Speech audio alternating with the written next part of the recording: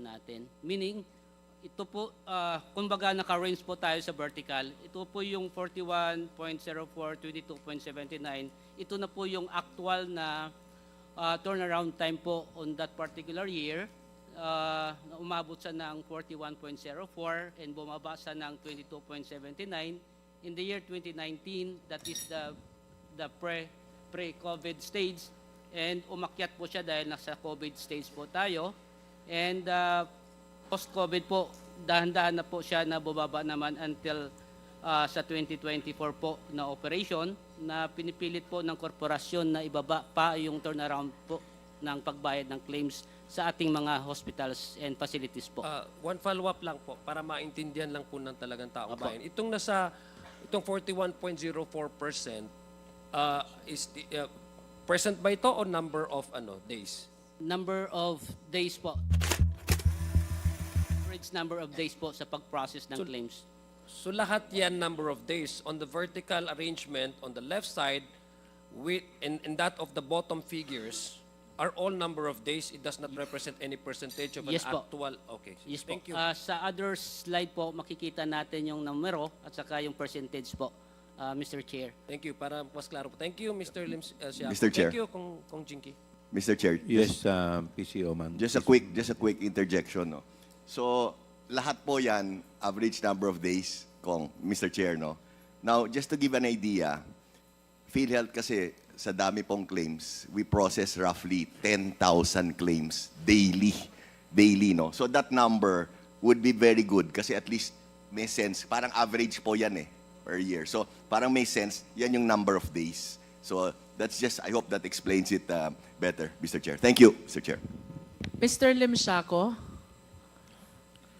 tama po Please. bang sabihin that your presentation pertains only to those claims which were paid already? Mr. Chair, Honorable Luistro, tama po, these are paid already claims. In other Ano papakita words, po natin? in your presentation, hindi po kasama etong 59.6 na pending claim against PhilHealth. Yes po. Ang sunod natin na slide po, ipapakita na po namin yung anong ibig sabihin ng 59.6 billion po na binanggit nyo po na mga claims po. Sunod natin. Can we bring back the slide, please? Can you please educate us? Paano po kayo nag-arrive dun sa 41.04? Please present the actual computation. Yes po. Ito po, ang 41.06 po ay total aggregate claims po na na-receive po natin. I understand. Pero ano po yung mga figures na finactor in nyo to be able to arrive at 41.04? Kinukuha po natin kung kailan ng PhilHealth po na-receive yung claims, and kinukuha din po natin kung kailan po na-checkeyan ang claims. So, Can you please present to us the actual computation of that 41.04? Mr. Chair, Kong Luistro, dito po hindi namin wala kaming data na nadala po, but we can come up with that computation po. Perhaps we can ask Yes po. your technical staff in the office, and before we conclude with our hearing today, Mr. Lim Siaco, you will be able to present to us the computation that you did to be able to come up with that 41.04. Pakibalik po yung first slide. Because only if nasusunod natin itong presentation being shared by PhilHealth with respect to all hospital claims, these are acceptable. 41.04 number of days, 22.7 number of days, 43.8 number of days, 47.5 number of days, 32.4 number of days, 34 and 23, all within the 60 number of days, which is mandated under your charter, correct? Is this correct, Mr. Lim Siaco? Yes, Mr. Chair. So Honorable if only this presentation is being followed really by PhilHealth with respect to all claims, I don't think we will be encountering this 59.6 billion unpaid claims. Mr. Chair. Mr. Chair, Mr. Before Chair, I recognize Mandy, the chair would like to recognize the Honorable David J.J. Suarez, Deputy Speaker from the 2nd District of Quezon. The chair would like to recognize also the Honorable Vice Chairperson Romeo Acop from the 2nd District of Antipolo City. Please continue. Mr. Chair, Thank you, Mr. Chair. Mr. Chair, yes, pardon me, Mr. Yes. Chair, just With before we allow- indulgence of Yeah, with the indulgence of Kong Chair Jiggy, would like to pasensya na po. recognize Gusto ko lang Congressman po Sia. maintindihan before we go to another slides, no? Pakibalik lang po yung first slide para we are on the same wavelength, no? Diyan sa baba, pasensya na po sabi niyo po that corresponds to the number of days. My question is, bakit mayroong 0.79? What's 79 and what 04, what 53 represent? Is it hours? 32.44. 34.20. Yeah. Sige po. Mr. Chair, Honorable Adjong, again, yung calculation po natin dito, kailan po na-receive ng PhilHealth and kailan po na-issuean ng cheque ng PhilHealth. Now, ibig sabihin, lahat ng mga claims na yan, kinukuha natin yung number of days and tinototal po, divide by the number of claims po to, and then we can get that 41.04.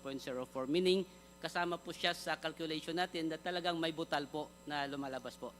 Yung butal kasi in terms of days, this is not an amount to be paid, this is number of days, no? Yung question ko po, yung sabi ni Kong Jinky, kasi gusto natin maintindihan talaga sa mga tao, what does the decimal point represent? Is it number of hours? If 41 is the number of days, what is decimal point represent? Is it hours? Mr. Chair, Honorable Adjong, meaning that butal po, that will represent a fraction of a day, meaning convert into hour po, pwede rin po natin siya ganun mangyayari po. So, kumbaga, nasa stamp po tayo ng pag-receive ng PhilHealth because automated na po to, and nakikita din po niya yung kailan na-issuean ng cheque po, and then add up and divide based on the number of claims processed on that day. Again po, on that year, I mean. Again po, this slide po, kung makikita nyo po, national good that, meaning these are good claims. Meaning, ibig sabihin nito, yung mga claims na pumapasok po sa PhilHealth na talagang quality niya ay mataas, ibig sabihin free of defects na siya kumaga, na through and through yung processing ng PhilHealth ng pag-process and pagbabayad po, Mr. Chair, Kong Adjong. I just want to make a comment to what Ma'am, you said. Ma'am, sorry. Can I address first so we don't get too far? Is it okay, ma'am? With all due respect, Mr. Ledesma, this has something to do with his earlier manifestation. If you are saying that those decimal numbers represent the fraction of day, then I wish to believe that they represent hour. Do you agree? Yes po naman. Yes po, Kong Honorable Luestro po. Thank you. Maraming Mr. salamat. Chair, Yeah. that Mr. Ledesma wished to manifest something. Thank you, Mr. Chair. Can I proceed, Mr. Chair? Please proceed, Yeah. Thank you. PCO Mandy. Mr. Chair, actually, I think one of the reasons, kasi ang gaganda ng mga questioning, no, it's all very excellent, no? But I think why maybe the committee, it's a little misleading yet, because I want to highlight, the slide Sernet showed is good claims, no? And the issue, I think what we're trying to discuss, Mr. Chair, is the 59.8 billion. Marami po dyan kasi is what's called denied and RTH, no? And actually, that will be explained in our next slide, no? So, I think, ma'am, medyo, it's a little confusing because, like you were saying kasi, ma'am, if with that amount of days, very good yan.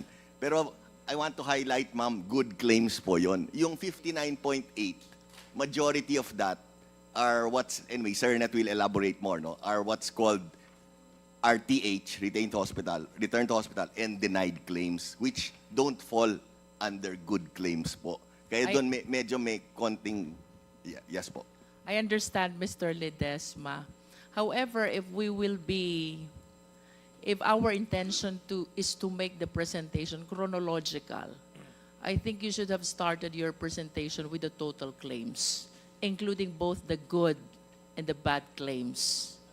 And then We'll you do that, ma'am. separate the good and the bad. We will do that. Understood, ma'am. Thank you, Thank Mr. you. Chair.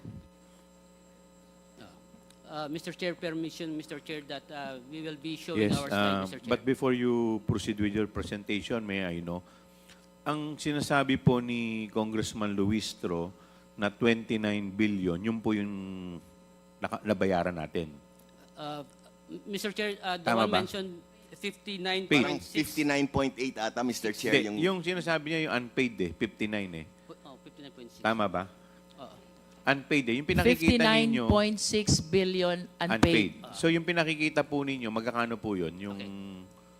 Yung nabayaran ninyo ng 23 days, ilan po yun? Mr. Chair, sa 29? presentation makita po natin dito po. Okay, sige. Kung magkanong amount po dyan for year 2024 po. Okay, sige, please. Initially po, before inaayos nila po yung ating slide, that 59.6 billion, Mr. Chair, as discussed in our previous hearing, ay denied and returned to hospital claims. So, 37.1 billion are denied claims.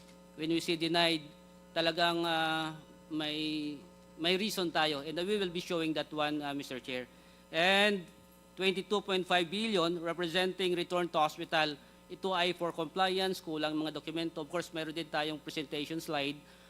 Ano yung mga rason po nito? So meaning, these are claims already in the hospital, binalik po ng PhilHealth. Kumbaga, because these are denied, these are returned to hospital. Mr. Chair, let me proceed to my presentation already. This one is the claims processing flow of good claims, Mr. Chair. So, hospital or health facilities submitting claims to PhilHealth to our regional office, and I would like to highlight, Mr. Chair, that we are using the e-claims already, meaning automated po yung submission of claims to PhilHealth. And it will pass through the medical prepayment review, adjudication review, payment preparation, and auto-credit payment to Land Bank, Mr. Chair. Now, as mentioned, in the year 2024, our processing time for the good claims is 23.35. And we have the definition of what is a good claim, what is a paid claim, and we have the turnaround time, Mr. Chair. Next slide, please. Of course, there are some instances, Mr. Chair, that there are defects in the claims submitted to us, Mr. Chair. So, pag adjudication, nakikita na may kakulangan, so return to hospital, and talagang pag hindi siya sumunod sa palisiya, bigger, kumbaga, ang kanyang defects to the return to hospital claims, i-denied siya kaagad. So, Mr. Chair, binabalik po natin sa hospital for them to comply relative to the return to hospital claims na maproprocess nila, makompleto nila, Mr. Chair, yung mga requirement ng PhilHealth.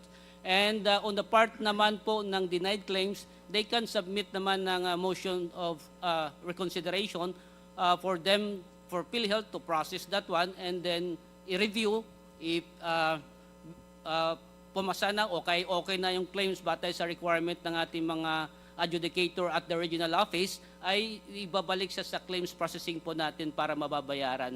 Pag hindi po, yung ating CRC at the regional office, pag hindi po siya pumasok o hindi siya inalaw, ibalik sa hospital, and our hospital or health facilities, pwede po sila mag-appeal at our protest appeal review department.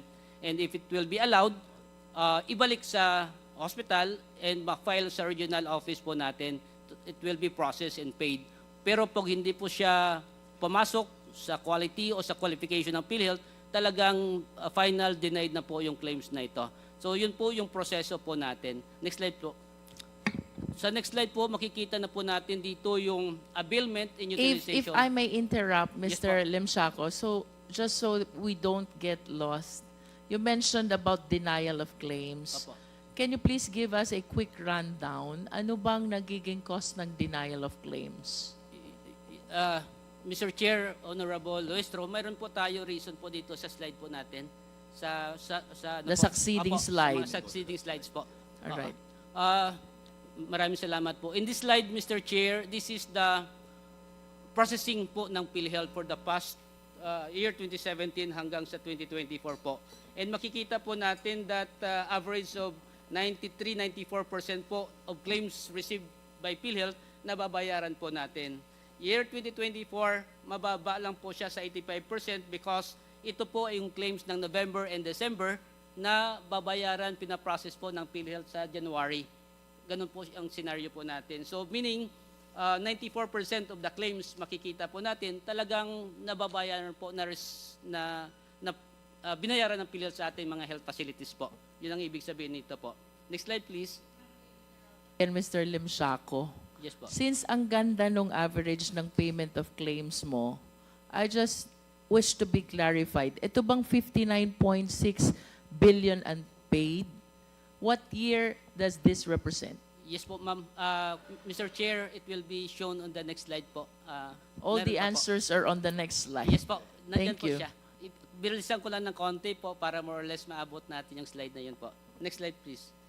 Ito naman po ay national din po yung datos natin, 2017 to 2024, of claims po na binayaran ng PhilHealth on that particular year. No? So 2017, 102 billion pesos.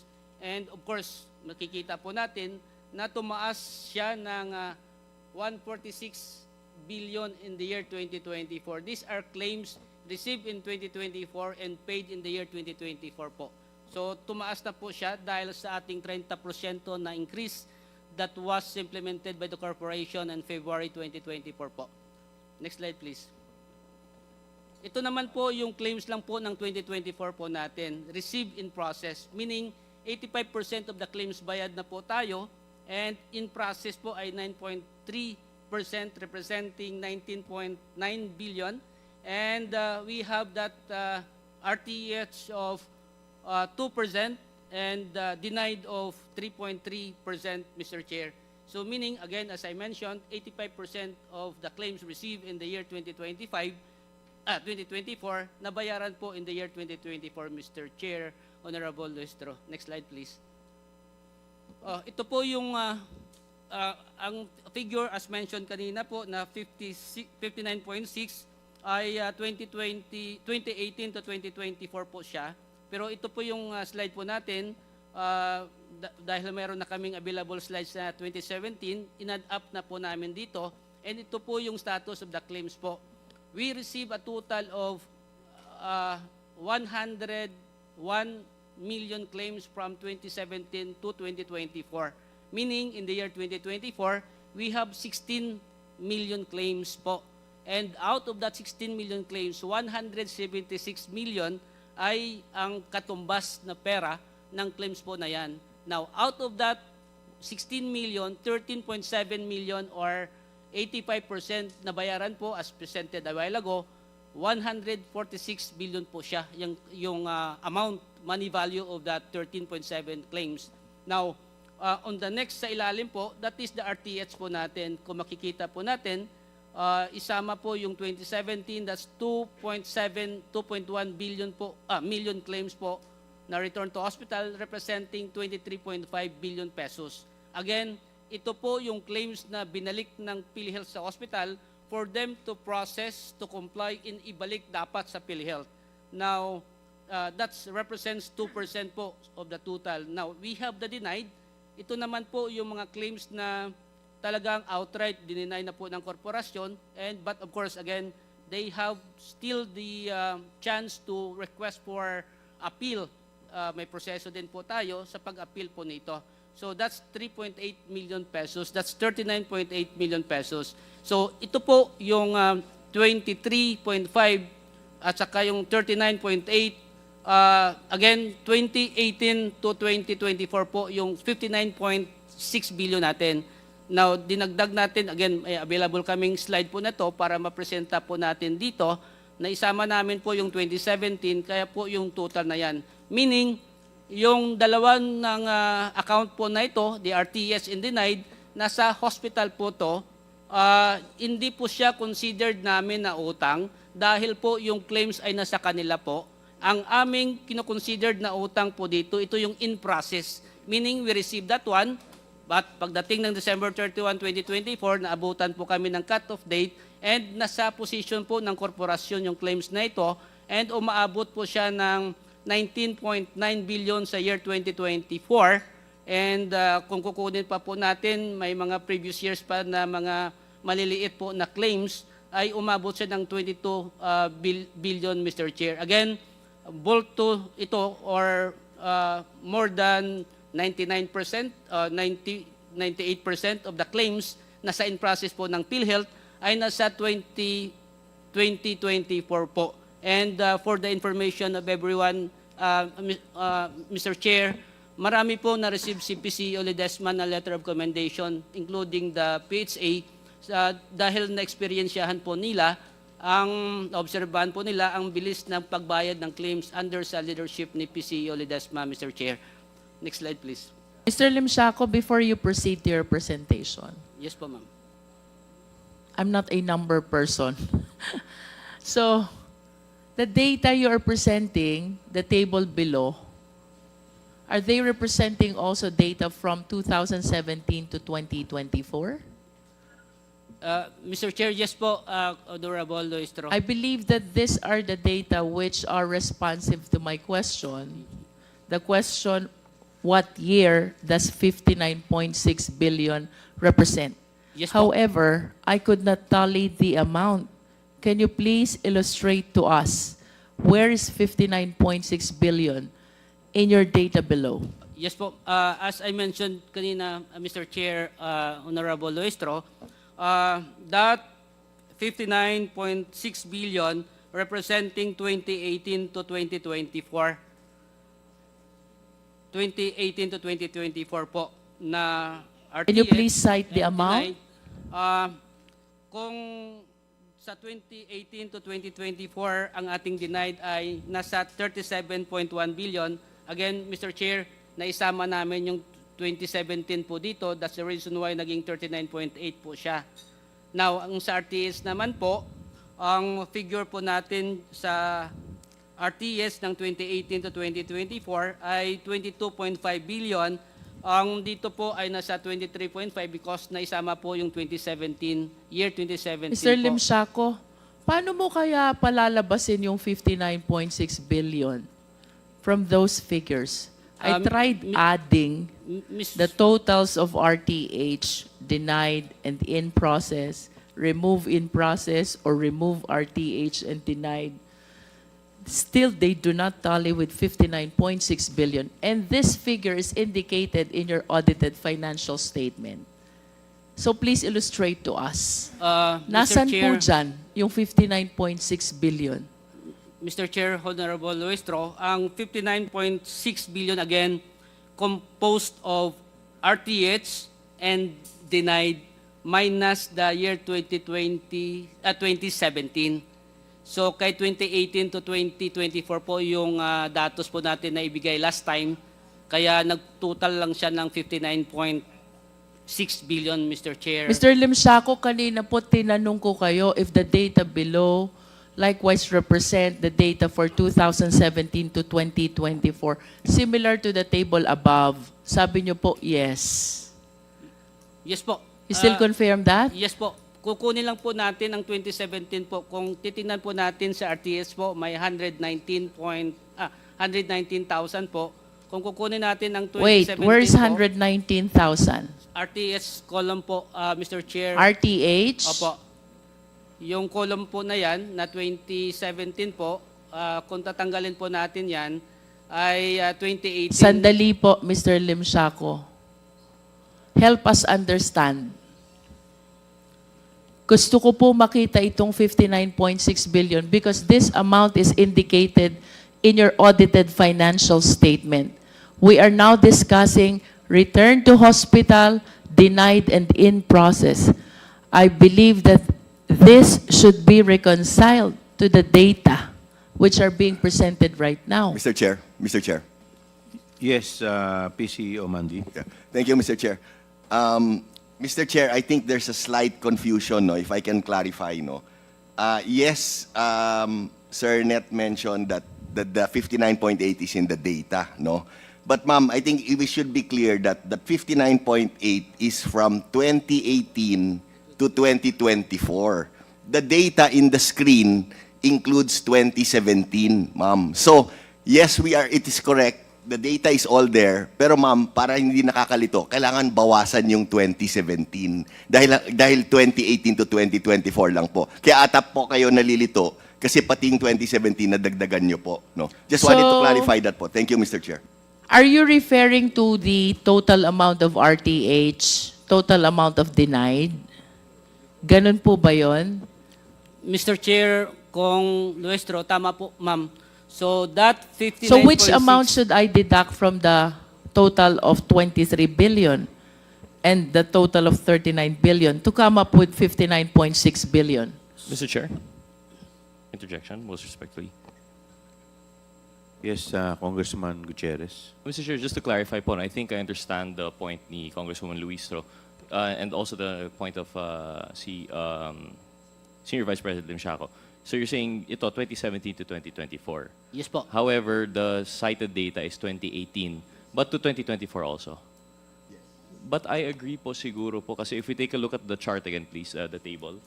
So I think the tallying would be you get the total of yung denied plus yung total of the RTH, deduct 2017 RTH and deduct 2017 denied. Tama po. So if you'd follow that, 23,521,711,694 na total RTH plus the denied of 39,871,703,000 minus yung sa 2017 for the denied, which is 2,447,728, 447,728,348 minus also for 2017 na RTH 897,558,734. Tama po ba that would be the formula to deduct 2017? The total is still 60 billion po. It's close to 59.8, but you have to understand, pag hindi po nagtatali, it does not inspire confidence in the numbers po, no? Mr. Chair, Kong Gutierrez, tama po, because again, as I mentioned, this data po, ang extraction date ay iba po siya, but nevertheless, pareho po yung prinsipyo po ng data po nito.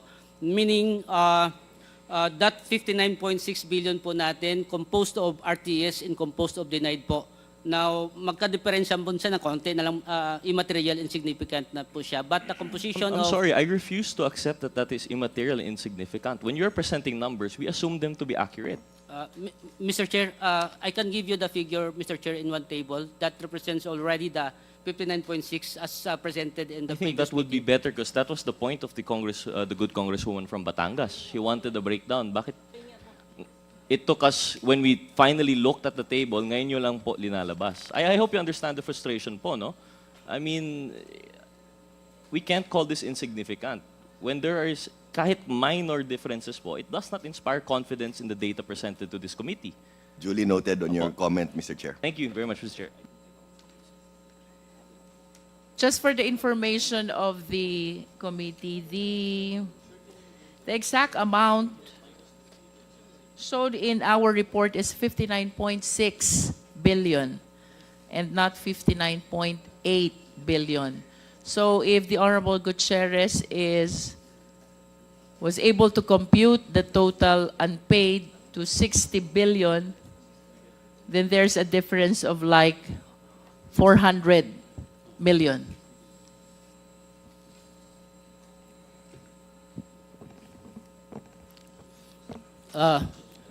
Mr. Chair, Honorable Luistro, tama po, as I presented kanina, I provided you with the details of that 59.6 already as presented in the previous hearing.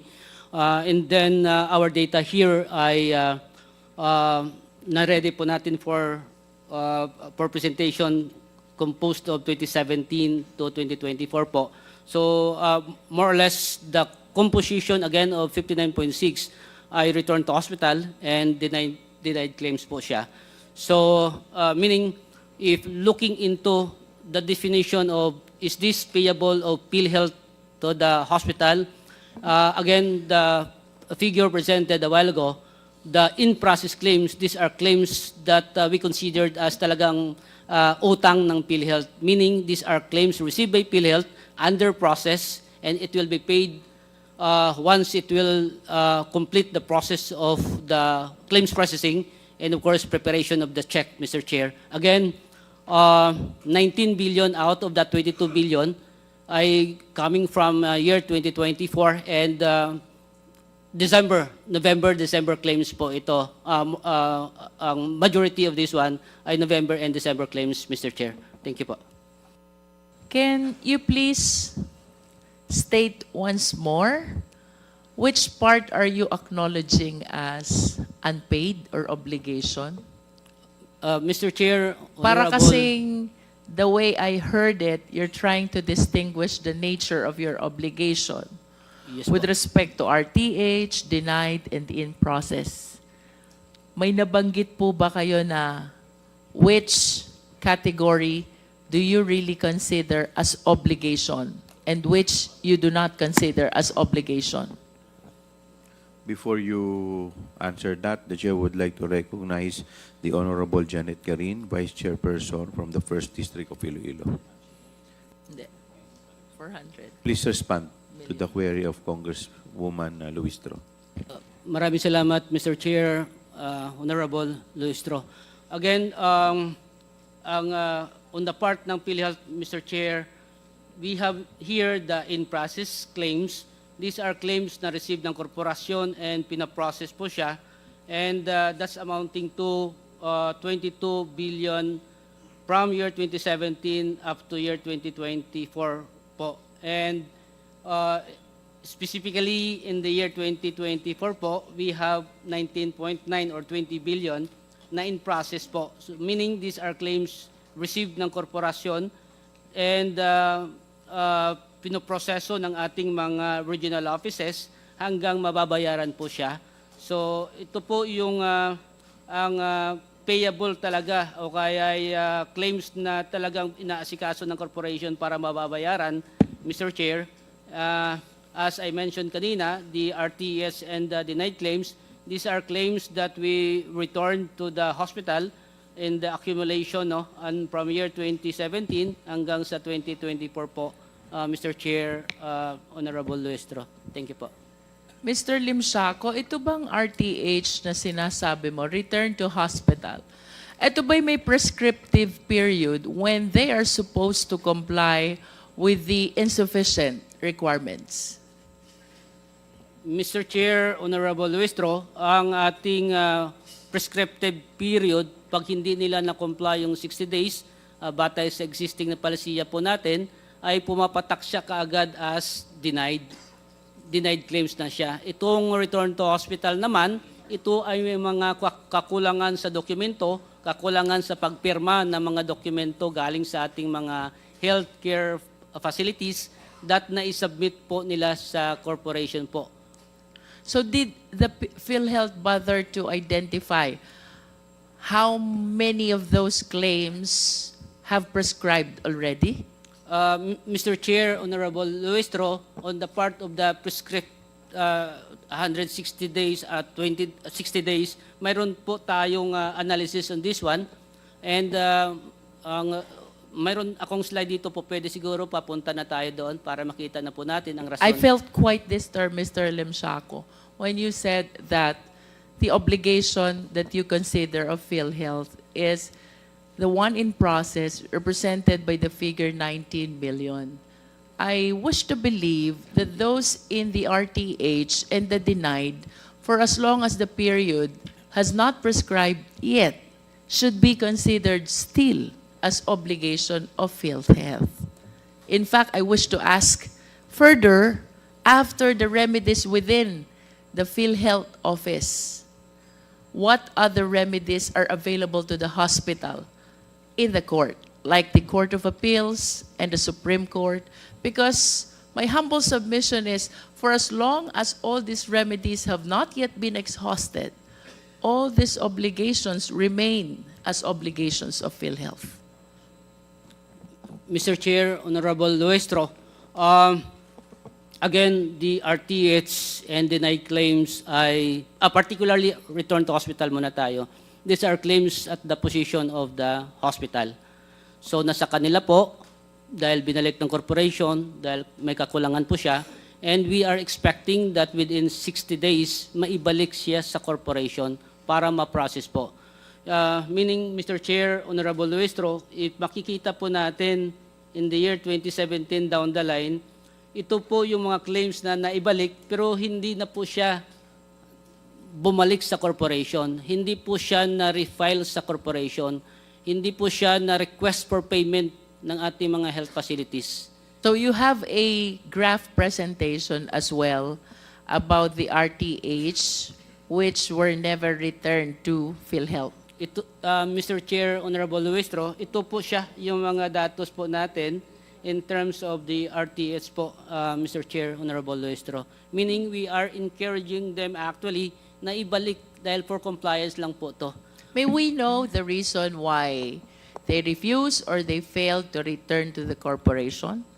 The RTH which are supposed to be returned with compliance with respect to the requirements. Mr. Chair, Honorable Luistro, may I request our expert in claims processing po. We have here Doc SVP Vargas. I just find it strange, no? Kasi pera na to ng hospital eh. Coverage ng PhilHealth, all they need to do is to facilitate the claim and they will be able to collect. That is a collection and perhaps revenue of the hospital. What would stop them or discourage them to return the claim with complete requirements? Quick interjection, Mr. Chair. Congresswoman Garin. Para lang po malinawan, yung return to hospital na claims, Mr. Chair, ibinalik sa hospital dahil may mga kulang na papel. And we are referring to 2017. Tama po? Mr. Chair, Honorable Garin, hindi lang 2017 but hanggang 2024 Yes. Pero present na datos. na-delineate ba natin magkano yung 2017 pabalik? Yun na yung sinabi mo. Opo. Okay. And from 2017 hanggang sa ngayon, hindi na sila, ano na lang natin, let's make it shorter. Let's say from 2019, hindi na sila nagbalik sa PhilHealth. Ganun ba? Mr. Chair, Honorable Garin, yes po. Okay. Pwede ba nating ma-delineate how much or how many hospitals in this pool that you are saying are government and ilan naman yung private? Puro ba pribado or puro ba gobyerno? Because that might, alam mo, we need to see the bigger picture. Yes, Mr. Chair, Honorable Garin, we can calculate that one and come up with a report po. At ilan dun yung bukas pa o nagsara na? Yes po. And do you also have a slide that will point us to ano yung mga kulang kaya siya binalik? Yes po. Yes. We have, Mr. Chair, Honorable Garin, reason bakit siya na RTH. Do you have a slide on that? Kasi Yes po. siguro para mapabilis tayo, let's move forward. Ano yung reasons ng RTH, or return to hospital? Ano yung reasons ng mga denial? Para makita natin kung doable ba o hindi ba. Opo. Mayroon If po the tayo. Honorable Luistro will be willing, okay, you have the slide now. Mr. Chair, Honorable Garin, this is the top 10 reasons for return to hospital in current year 2024 po. So, other documentary required, may mga documents po na hiningi ang ating claims processor na isupport doon sa mga claims ng ating mga health facilities po. Of course, discrepancies sa ating nakikita po ng processor po natin. Mr. Chair, can Mr. Lim Siaco expand more, define, ano po ang ibig sabihin ng discrepancy para po maintindihan? Mr. Chair, Honorable Garin, may I request Doc Ispot to respond if allow po ng Chair. Dr. Pargas, Mr. Chair. Vargas, you're recognized. Thank you, Mr. Chair. Yun pong halimbawa po sa discrepancies would be, halimbawa po is, doon po sa isang form, yung age ng pasyente is 15, doon po sa kabilang form ay 17. Or halimbawa po, yun pong name, doon sa claim form 1 is different from that of the claim form 2. So, binabalik po yun para po maayos at maging pareho po yung data, Mr. Chair. As an example lang po. If the Honorable Luiso is very much willing, Mr. Chair, just another quick interjection. Kasi kung kunyari minor lang, let's say dito sa isang form yung age ganito, dito sa isa yung age ganito, and makikita mo naman sa birth year, if these are really minor discrepancies, kasi minsan yung pasyente, pag tinanong mo, the informant, kunyari yung nanay ang kasama, o ilan yung mga anak mo, 4, anong year ng birthday, minsan birthday, hindi na nila matandaan eh. So these minor errors, maybe if we can be a little bit lenient on this will solve the problem. Kasi syempre ibabalik mo, kailangan yung hospital, baka hindi na matrace yung patient. We need to quantify. I am more concerned on the denied claims. Kasi pag denied claims, ang ibig sabihin nito is the possibility of fraud. Tama ba? Mr. Chair, that's one of the reasons po for the denial of claims. Sa denied claims nyo, how many % yung fraud?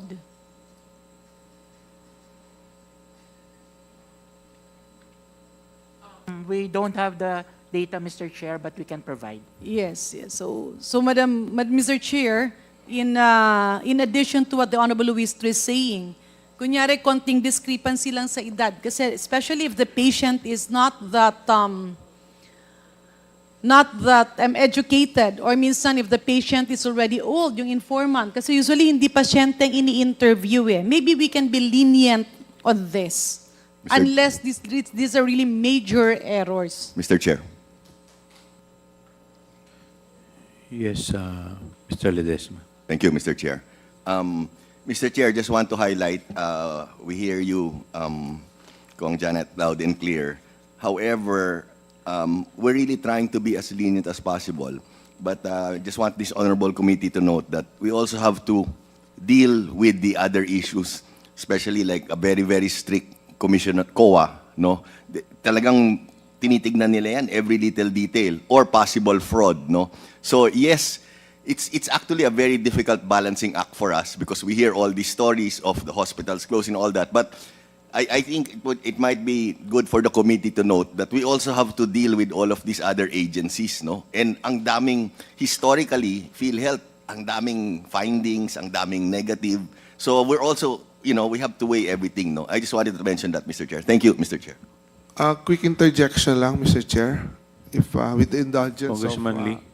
Well, for the information lang of the committee, Mr. Chair, I have filed the House bill giving amnesty to all this return to hospital, yung mga especially yung nabanggit ni Congressman na maliliit, no? That's why itong House bill sana Congresswoman Green would pave the way, no? Kasi hindi lang po itong mga return to hospital, pati po yung mga denied claims because of late submission, no? I think meron din pong mga denied claim, and gusto ko nga itanong later on kung magkano ba to, no, yung mga denied claims because of late submissions of documents, no? Kasi within 60 days daw kailangan i-claim, no? And useless po itong pinag-uusapang benefits lahat kung itong mga hospitals na to ay lahat po, no, ayaw po serve sa mga PhilHealth members, no? So, yun lang po, Mr. Chair, no? I just would like to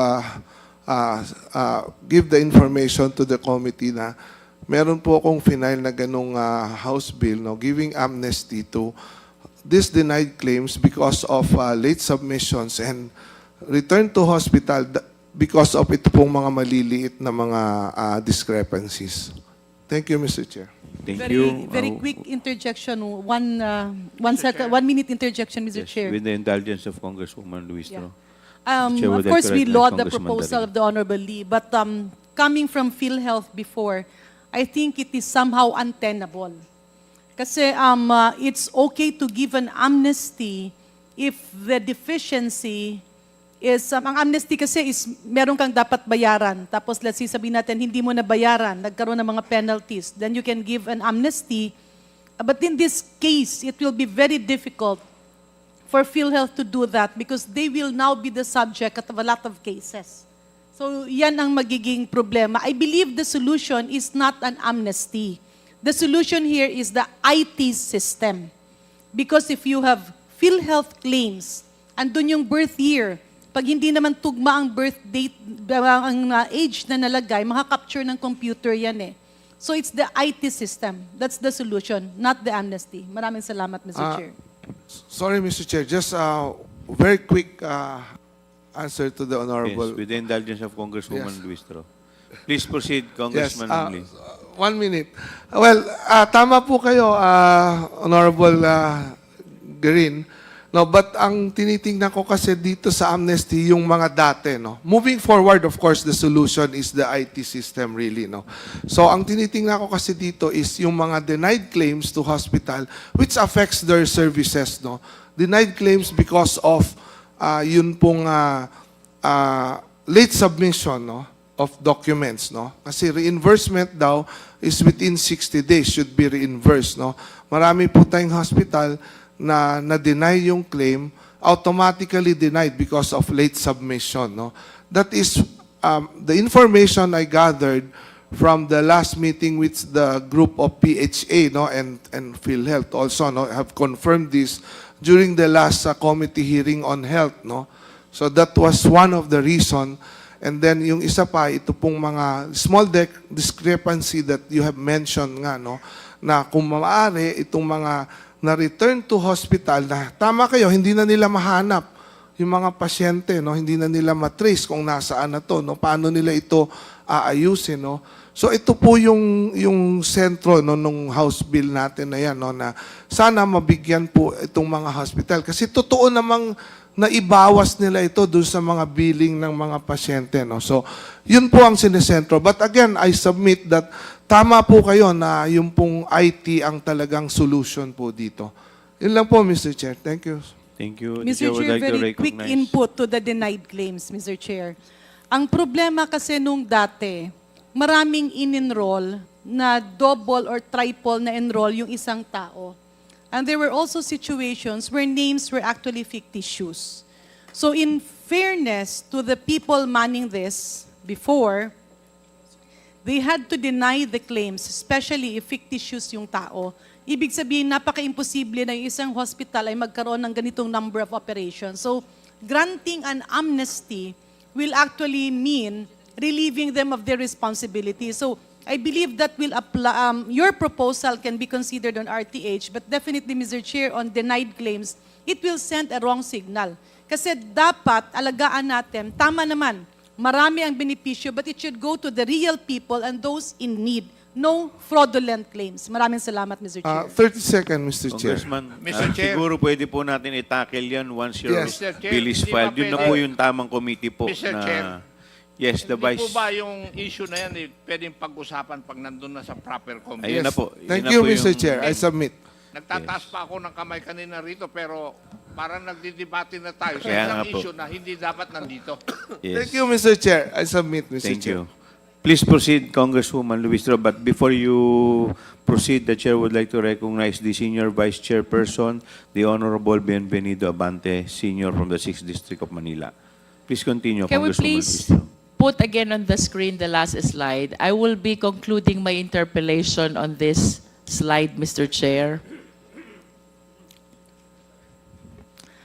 Going over the top 10 reasons for the cases of return to hospital, I observe that these are mostly documentary. Some are minor discrepancy. And I feel disturbed that the purpose of our universal health care is being defeated because of the issues of documentary requirements or minor discrepancies, when in fact, these claims are legitimate claims, I wish to believe. Now, I wish to ask PhilHealth, ano po bang countermeasures ang inyong ginawa, itinulong sa hospital to facilitate this RTH and in order to give what is due to the hospitals who have rendered the services already to the patients? Mr. Chair. Yes, PCE Yeah. Omandi. I will reply, Mr. Chair, and then if I can allow COO Eli Santos to continue answering the query. Ma'am, we hear you loud and clear. What we are doing is we are encouraging, strongly encouraging, actually doing it, face-to-face reconciliation with the different hospitals and doctors. We are doing capacity building also. Kasi what we've found out historically after we have these face-to-face reconciliations, palaging very successful. Something good always comes out of the meeting. But aside from that, ma'am, to address your query, can I ask CEO to elaborate on the other measures we are taking po to address this. Yes, Attorney Dino Santos. Mr. Chairperson, Honorable Representative Luistro, in line with the recommendation earlier of Honorable Representative Garin, PhilHealth is also improving its system. So this system, Mr. Chairperson, Honorable Representative Listro, involves front-end evaluation, meaning the evaluation, the filtering itself is done in the front end. What we are doing right now, the process You mean is- in the hospital?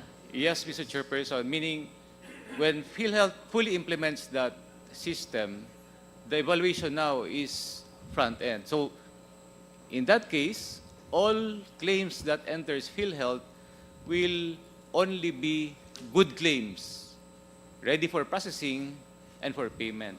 And if that happens, there will be no more RTH. That's correct, Mr. Because Chairperson. no claim will be reaching the PhilHealth if the claim is not compliant with the requirements. That's correct, Mr. Chairperson. But I Honorable wish to Representative- hear also, anong pong assistance ang binibigay nyo sa hospital, sa patient, to avoid non-submission or non-referral of claims to PhilHealth?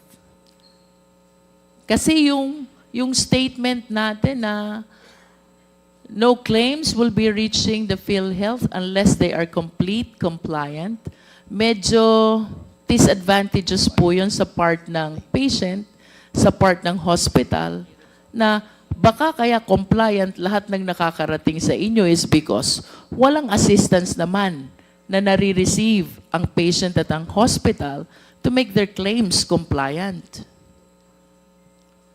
Before I recognize you, the Chair would like to recognize the Honorable Robert Ace Barbers from the 2nd District of Surigao del Norte. Please continue, Attorney Santos. Mr. Chairperson, Honorable Representative Luistro, at present, we have, in addition to the strategies mentioned by our beloved President and CEO, Sir Manny Ledesma, we also implement this program called Reach Out. So, Mr. Chairperson, Honorable Representative Luistro, we monitor the level of RTH and denied claims of each facility so that when it reaches a level above 3% or even 2%, Mr. Chairperson, we immediately contact the provider or the facility and inform them of that situation. So we reconcile data and immediately implement measures to prevent these from happening again. So we coordinate closely with the providers so that they will correct their practices, Mr. Chairperson. Probably what they need is more orientation, more training, more education on how to prepare and process claims from their end. So that again, the submitted claims will improve, Mr. Chairperson, Honorable Representative Luis. And if I may add, Attorney Santos, I hope we can provide also a PhilHealth focal person, hospital-based, who can actually and physically assist both the hospital and the patient in accomplishing all your requirements. And for my second point, I hope there are still chances to simplify the requirements in the process. Kasi kamukha po nung sinabi kanina ni Honorable Garin, if the patient is not so educated, it might be very difficult for him or for her filling in all those forms. But if we can simplify them, kung tawagin ng iba, user-friendly ang form, madaling unawain, I think we will be able to avoid itong mga RTH or non-submission of claims. And for my last point, PhilHealth, kanina po may nabanggit kayo, out of the total number of RTH, a significant number were never returned anymore to PhilHealth. May I know the percentage? Mr. Chair, can I address the question? Yes, Sir Mandy. Thank you. Thank you, Mr. Chair. Ma'am, before Sir Renet gives you the figure, no, I just wanted to add to your earlier query. We have what's called PhilHealth Cares. So we have a number of personnel that are nationwide of more than 500 people. Are they hospital-based? Who are here to assist all of those in the hospitals, to walk them through and to help them on anything and everything. Hospital-based po ba sila? Hospital-based po. And we are planning to, marami na po yan, more than 500, pero i-expand pa namin yan because we understand po the importance of... Does it include private hospitals? Yes po, yes po. Kasama pong private hospitals po. I hope you can provide to all, average to big, Yes po. both private and government hospitals. Yes po, we realize the importance po. And like I said, although we currently have more than 500, we will expand it even more And po. I hope you can come up also with the necessary remedy with respect to small hospitals if the number of your field personnel are not sufficient anymore to cater the same service to small hospitals, especially in the provinces. Yes po. Noted po. Balikan ko po, Mr. Ledesma, yung question ko.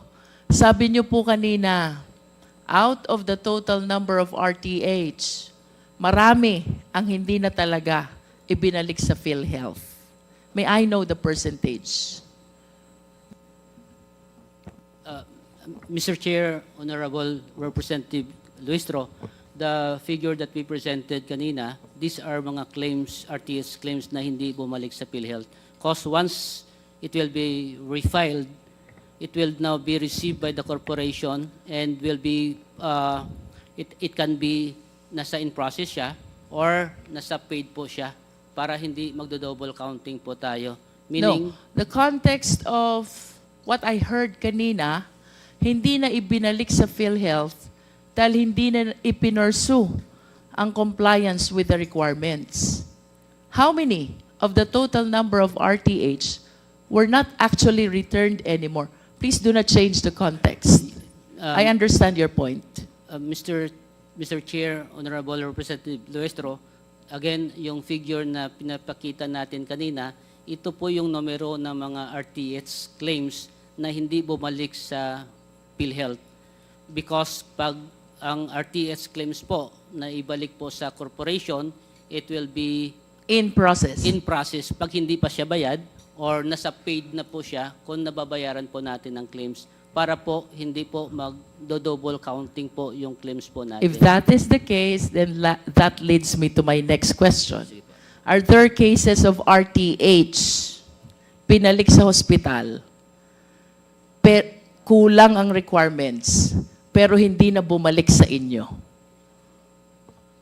Mr. Chair, Honorable Representative Luistro, ito po yung numero na hindi I na talaga understand. bumalik sa Please be PhilHealth. responsive to my question, Mr. Limsiaco. I understand you were saying na yung figure na present nyo for RTH ay napupunta either in process or paid already. That is very clear to me. But the context of my question is, suppose the reason for the RTH is kulang ang requirements. Reason why you return the claim to the hospital. Mayroon po bang ganyang mga cases ang PhilHealth claim? I believe that the question is answerable by yes or no, Mr. Limsiaco. Mr. Chair, Honorable Luistro, this figure 2.174 million claims under RTS as presented earlier, ito ang claims na hindi na bumalik sa PhilHealth.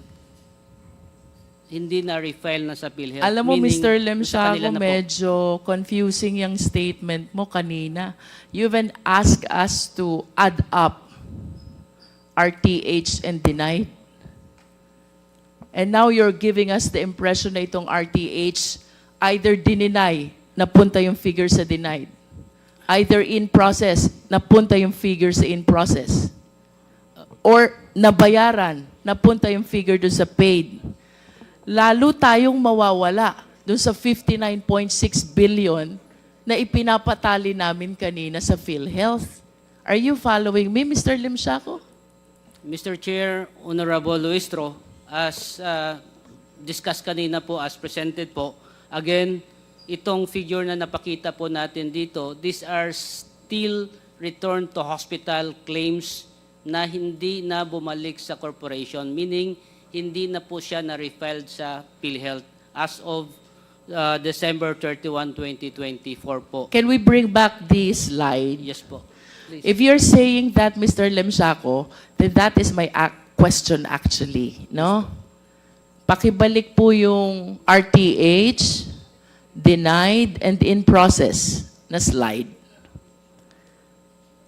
You just stated, Mr. Lemshaco, na yung RTH mo, correct me if I'm wrong, hindi na talaga binalik at pre-process sa PhilHealth. Do you confirm that? Yes, Mr. Chair, Honorable Luistro. If you're saying hindi na binalik at pre-process sa PhilHealth, then why?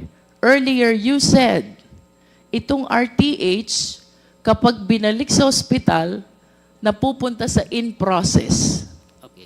Or kapag nabayaran na, napupunta sa paid. So which is which?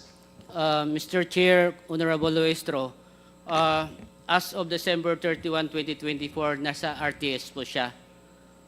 The 4,499 million, the RTH. Yes That's po. 2024. 2024 po. As of December 31, RTS po siya. Now, once the hospital will comply, submit the compliance to PhilHealth, pagdating ng January 2025, that claims, pag-extract po natin, pagkuha natin ng datos ng January 2025, ma-receive ng korporasyon, hindi na siya ma-reflect as part of the return to hospital, but it will be in process po siya. Dahil yan ay may compliance na on the requirement that PhilHealth requested the hospital to submit, Mr. Chair. Yes, I'm Honorable following po. you, Mr. Limshaco. Yes po. So out of the total of 4,499,000, suppose hindi lahat bumalik sa hospital. Suppose ang bumalik sa hospital is only 4 billion. Where will I see the remaining 499 million? Naka-RTH pa rin. Di ba? Nasa RTS po siya. By Mr. January Chair. 2025, the succeeding month after December 2024, ang bumalik sa hospital ay 4 billion lang, nalipat yung 4 billion dun sa in-process, yung 499 million na hindi bumalik, I will be seeing that in January 2025 data. Kasi RTH pa rin ang status niya. Tama? Tama po. So, I wish to be confirmed. May mga cases ba talaga, like the one I illustrated, totally hindi na bumalik? And what is the percentage of those cases out of the total number of RTH? Mr. Chair. Dr. Pargas. Yes, Honorable Luistro, I think what SVP Limsiaco said that the first condition is actually the process, wherein we evaluate the claims. If the claims is okay, then it will be paid. Otherwise, it will be returned to the hospital or otherwise denied. O And kaya then- nga, Opo. I perfectly understand what Mr. Limshaco said, Dr. Pargas, no? Ang tinatanong ko lang, in actual, mayroon ba talagang hindi na bumabalik? Meron po, and actually, Ano I- pong sorry. percentage? According to the statement of SVP Limsiaco earlier, those numbers are the numbers that were not actually returned to us. They were returned to the hospital but were not refiled. That 4 billion, 499 million? I am confirming with the statement of SVP Limsiaco, and he said yes. That is huge. That is huge. And can you please cite the reason why? Ang laking pera nito para hindi balikan ng mga hospital. Di ba? Mr. Chair, Honorable Luis. We are on the same page, Mr. Yes. Limsiaco. Yes po. As of December 2024, the total of return to hospital is 4,499,000,000. And to laymanize it, ito'y mga ibinalik sa hospital, to this date, hindi pinaprocess sa PhilHealth. Now, what are the reasons bakit hindi sila nagko-comply, hindi nila binabalik sa PhilHealth para makaklaim sila? Yes po. Paano sila makakaklaim kung hindi nila ayusin yung kulang at ibabalik sa PhilHealth? Maraming salamat po, Mr. Chair, Honorable Luistro. As mentioned by PCO Ledesma a while ago, we are engaging the hospital for the claims reconciliation. Now, dito po, inahanap yung mga claims po natin. Dito po nalalaman kung saan yung mga claims. And of course, dito rin po instances wherein the hospital, nalalaman niya na may mga claims pala na hindi binalik kay PhilHealth. And dito po, there are some hospital owners na nagagalit sa harap ng PhilHealth representative, bakit hindi nyo binalik sa PhilHealth ang claims na ito? Kaya po, that's the project of PhilHealth in the year 2024 po that we continue right now because nalalaman po ng hospital owners during that discussion, during that confirmation, na may mga claims pala na na-denied na hindi na ibalik sa PhilHealth. Now, yes sir. Sorry. Mr. Chair, if I... actually, ma'am, we hear you. The number is very big. Like you said, no, it's a big number. But maybe to put it in context, if you don't mind, Mr. Chair, this honorable committee, the percentage of total claims of RTH is less than 2%. So I know the number is big, ma'am, but if you look at it in percentage terms, that's less po than 2%. But at the same time, ma'am, we hear Can you say it again, Mr. Ledesma? Because you're saying the RTH number, it's a very huge number. I'm not denying that, ma'am, but I also want to say, just to put things into context, the percentage of total claims of RTH is less than 2%. So the number you mentioned, ma'am, is less than 2% of total claims. Nonetheless, that's still a huge amount. Yes, agree, ma'am. We agree. I just want to share my apprehension in conclusion of my interpellation, Mr. Chair. We have received reports that because of delay in the payment of claims, some hospitals have ceased in continuing the certain services of the same. Some fully closed already. I am apprehensive that perhaps one of the reasons kung bakit hindi sila bumabalik is because the hospital shut down already. And for us to be enlightened, Mr. Limsiaco, I hope you can give us the details of that total amount of RTH. At least for one hospital, I can personally share with you that there is one hospital in my hometown, Mabini, Batangas. I hope I am wrong, but you can verify. I used to be one of the stockholders. The reason why they shut down is because of the delay in the payment of PhilHealth. That's from the point of view of one of the stockholders. Sana wala nang ibang hospital na ganito. Because you know what? That is the lone private hospital in my hometown. And when it closed, it really affected the healthcare system in my hometown. No? And it is hard to understand why the PhilHealth, the partner of the government, in implementing this mandate on healthcare system, is the reason why the hospital institutions will be closing.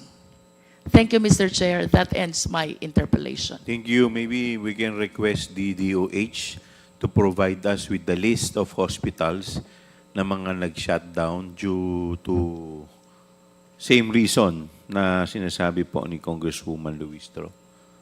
Mr. Chair, Yes, the Vice Chairman Abante is recognized. with due respect to the President, whom I have known personally, even before your time, 2004, I've already been here since the 13th Congress. It has always been a nagging problem on the delayed or non-payment of PhilHealth to hospitals. I would like to find out what the real problem is.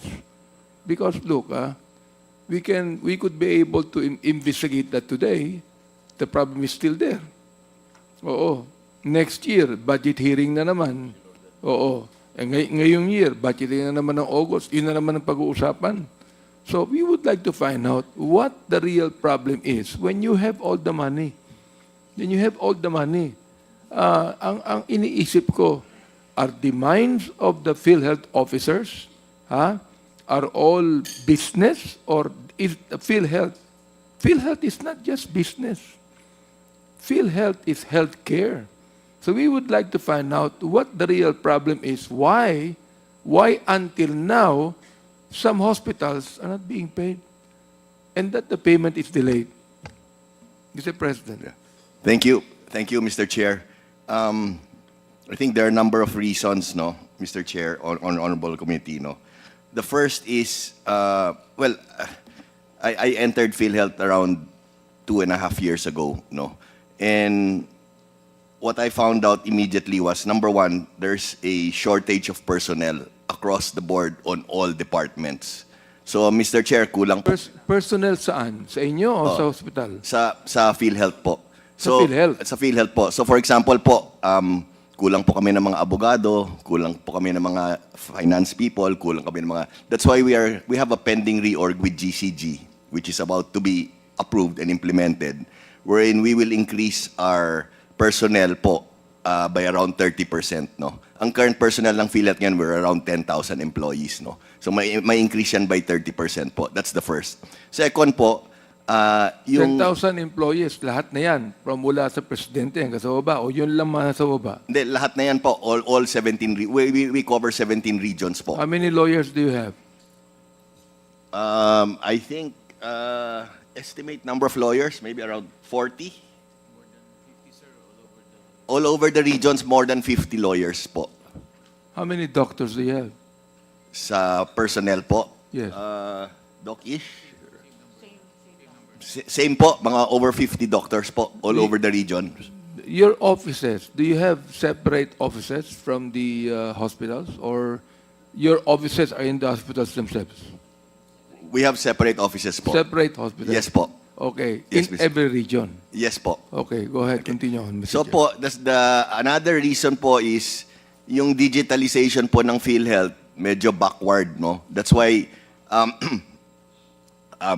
that's one of the advocacies, and talagang tinutulak po kami ni beloved President Marcos, no, to focus on our digitalization, no.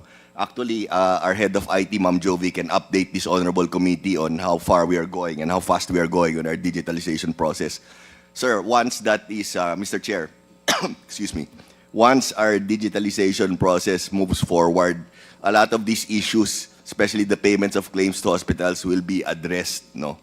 And, excuse me, Mr. Chair, I'd like to think also, like I mentioned earlier, we have improved immensely, no, in our payments of claims to hospitals. Now we average almost more than 15 billion a month in payments, and for the 1 year period, we've increased by more than almost 30 to 35 billion increase in payments of claims to hospitals. So we still have long ways to go, Mr. Chair, pero we can see we are really improving substantially, no? And as Sir Net mentioned earlier, we get a lot of commendations from the different hospitals associations that they are happy with the improvement and the acceleration of our payments of claims to hospitals. Maraming salamat po. But still, okay, Mr. Chair, we would like to commend you on the improvements, no? But as you have mentioned, there's still a lot to do, di ba? So let me ask the IT about the digitalization of PhilHealth. Find out kasi digitalization not only speed up the payment, but also it actually checks on the corruption, di ba? So let me ask about the digitalization. Mr. Chair, may I respond po? Yes, may I know your, please identify yourself. Yeah, I'm Jovi Argona, the SBP. Jovi Aragona po. Aragona, you're Yes po. recognized. Okay. I would like to talk about the digitalization initiative as well as the roadmap of PhilHealth. So right now we have we call legacy systems. Some are automated but not fully. Evidence from the fact that there are documents still being submitted. For the legacy systems, we have actually identified 4 of that major system. Yung po yung tinatawag na health insurance system, the automating of the core processes po ng PhilHealth, everything about the processes, accreditation, membership, contribution, collection. Then we have also the business intelligence for our data analytics. We have the internal system support services management information system. And as far as the requirement of the UHC, meron pong National Health Data Repository. Now, the strategy for the integrated health insurance systems actually focuses on the following strategies. So meron po tayong tinatawag na process streamlining of the processes operation. Because if we talk of IT, we don't automate what we have in the existing, but there will be some process automation in that. Number 2, we have client-centric applications wherein we have notification and information immediately after a transaction is conducted in PhilHealth, reduction or totally elimination of all the paper transactions in PhilHealth. Yun po yung naka-timeline sa aming automation. Introduction of technological advancements like artificial intelligence and machine learning, and a lot more. So ang status po ngayon, we are in the stage of outsourcing via managed services yung 4 na systems na mention, no, na sinabi ko po, while we are maintaining po yung legacy system. Last year po, we bidded out these projects. Yung health insurance system po, we have 3 bid fail, pero ang status po ngayon, ika-4th bidding na po namin. So there's 1 who passed the technical and financial evaluation already, and hopefully we will come into negotiation and post-qualification. For the business intelligence system, ito po yung mga data analytics na pwede nating ma-run yung artificial intelligence. So nagkaroon po tayo ng bid fail, no, last time sa support services. Pero ngayon, meron isa, pero ongoing technical evaluation. And then yung ating National Health Data Repository, na bid out last year, na bid fail naman ng 1 time, and then it will have to be rebidded out still this year. So, hinihintay po namin, ang timeline po namin, since may mga bidded na projects last year na nag-fail, first quarter of this year, we are pursuing rebidding, negotiation, no, and everything. Second quarter and third quarter of this year, the development po of the projects, no, via those firm na ma-outsource natin. And then beginning fourth quarter of this year, we shall be doing modular deployment. Until by 2016, marireplace na po natin yung ating mga legacy system. By modular deployment, together with the assistance also of the DICT, we shall be migrating na po to the new systems that we have. So those po yung mga key strategies and mechanisms that we have lined up po for our, what we call the Integrated Health Insurance Digital Transformation System. So it will not be totally internal who will be doing it, but we are going to outsource it via the managed services. And technology-wise, so again, example of the technology adoption, we're moving into the cloud implementation, no, and deployment also. Managed services because we need key expert to be introduced, no, and to help po the internal staff of PhilHealth. So those are among po the strategies and mechanisms of the Integrated Health Insurance Digital Transformation System. Thank you. Yes, with the indulgence of Congressman Suwan, The Honorable Barbers, Ace Barbers, you are recognized. Just a short question kasi just following the statement made by Ms. With regards to the digitalization of the whole system, correct?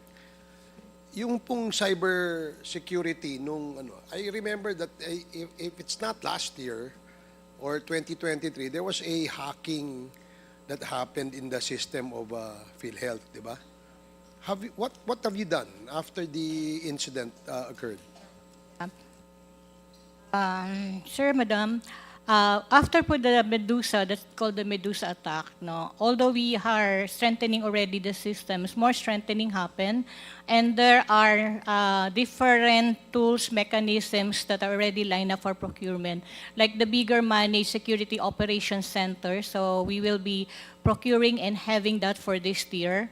That's one. And then the total data encryption of all the systems and all the data that we have. So we have an office, which is the Information Security Department, which is looking into this one. And they have actually presented the Managed Security Operations Center, which this is a big amount actually. And together with that, and together with the innovative systems that we have, so we hope, or we shall be part of those should be part of the digital transformation. So Security is a prime consideration, sir. Thank you. So we will be assured that there will be no more data breach or hacking that will happen in the system of the PhilHealth. That's the target, sir. That the target in terms of the performance with those innovations that we will be introducing. Oh, napaka-importante po niyan kasi yung data niyan can be used for other cyber crimes.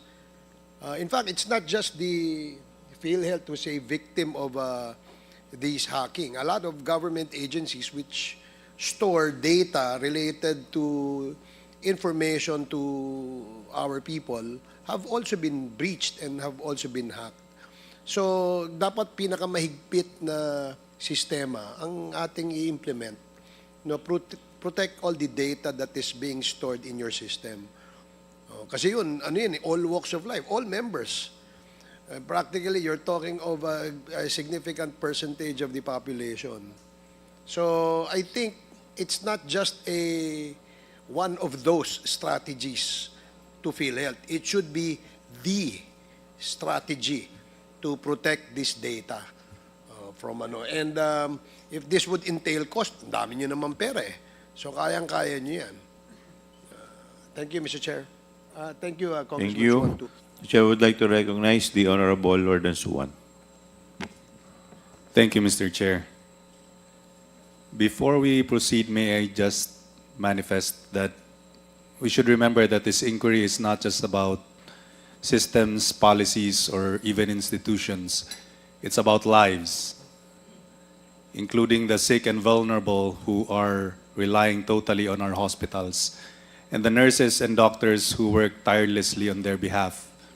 And of course, the dignity of every Filipino who deserves a health system that works. And so I have a few questions regarding the effects of delayed payments by PhilHealth as to our hospitals. And I hope PhilHealth would be able to answer these. Sir, how much on average do you think is the revenue lost by hospitals due to delayed payments from PhilHealth?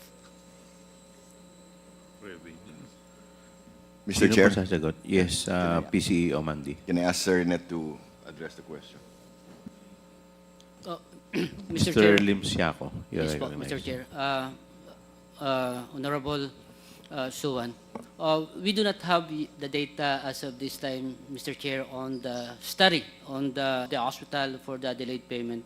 What we have, Mr. Chair, as presented kanina, that in the year 2024, upon the instruction of PCO Ledesma, somehow PhilHealth finds ways to address this one, and again, as presented, 23.35 days turnaround time posted or recorded in the year 2024 po, Honorable Suwan, sir. So you're saying that there's only 23 days delayed? Or That's the number of days that we That- are processing the claims, Honorable Chair, Honorable Suwan, sir. but do you consider those, for example, those return to hospitals as delayed payments? Mr. Chair, Honorable Suwan, these are claims returned to hospital because of the claims defect or may mga kailangan i-comply. Now, these are claims in the hospital that we are expecting them to return to PhilHealth within 60 days so that PhilHealth can process immediately. We are always expecting or informing the hospital that they should submit these claims to us so that we can process and pay on these particular claims, Mr. Chair, Honorable Suwan. Yes, Mr. Limsiaco, but that already has an effect on the revenue of our hospitals. Is that correct? Yes, Mr. Chair, we understand that one very well, Mr. Chair, and it's now the instruction of PCEO to further fast-track the claims processing and look for ways in order for us to address this one. Fast-track the claims processing, reduce the turnaround time, reduce the RTS, and reduce the denied, meaning strengthen the information drive, capability building sa ating mga hospital, and of course, with the relationship of PhilHealth and the Philippine Hospital Association, and of course, we have the Philippine Private Association and other organization.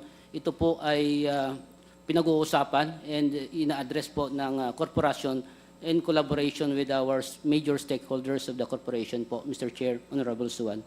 Mr. Limsiaco, do you think there are other financial effects on the hospitals because they were not able to process the return to hospitals, which they were supposed to return to you after they were denied due to the grounds? Yes, Mr. Chair, Honorable Suwan, we understand that one very well. That's the reason why we are requesting the hospital, Mr. Chair, Honorable Suwan, two things po. To submit the claims quality, meaning as much as possible compliant to the requirement, and pangalawa, mas mabilis po. As the hospital has also 60 days, we are encouraging them to submit the claims in less number of days so that pagdating sa PhilHealth, maipaprocess din po natin ng mabilis, Mr. Chair, Honorable Suwan, sir. Do you think that smaller or rural hospitals are more affected compared to hospitals in larger cities due to these return to hospitals or delayed payments? Mr. Chair, the way we see it, tama po kayo.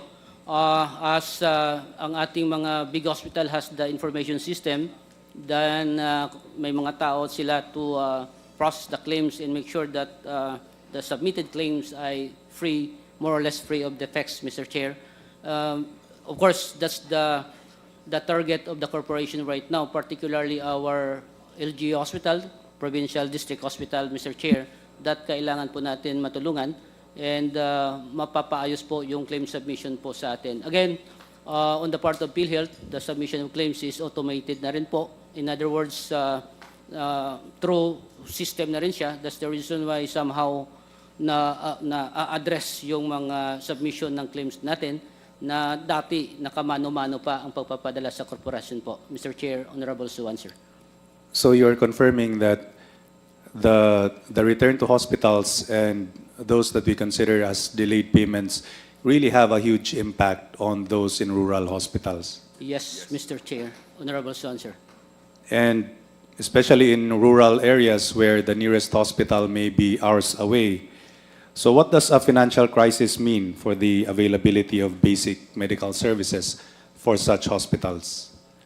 Mr. Chair, Honorable Suwan, of course, it will redound to, even though mayroon silang budget, sabihin natin, district hospital, provincial hospital sa probinsya, but of course, the money coming from PhilHealth is very critical as well in their operation as mas malaking huge part of their cash flow ay manggagaling sa corporation po. Kaya klaro po sa amin, sa corporation po, with the instruction of PCEO, na babayaran po natin ang claims ng mas mabilis at saka maayos po yung claims processing po natin. Mr. Chair, Honorable Suwan. So you understand that the the payment of claims to rural hospitals is very important. Yes po, very clear po on the part of PhilHealth, Mr. Chair, Honorable Suwan, sir. Do you have any idea how many rural hospitals are on the brink of closure because of this issue? Mr. Chair, Do you have any Honorable Suwan, data? we do not have that information right now, Mr. Chair, Honorable Suwan, sir. Mr. Chair, do we have any representative from the associations of hospitals? I think they may have more information or data regarding these questions that I am asking. COMSEC, do we have any representative?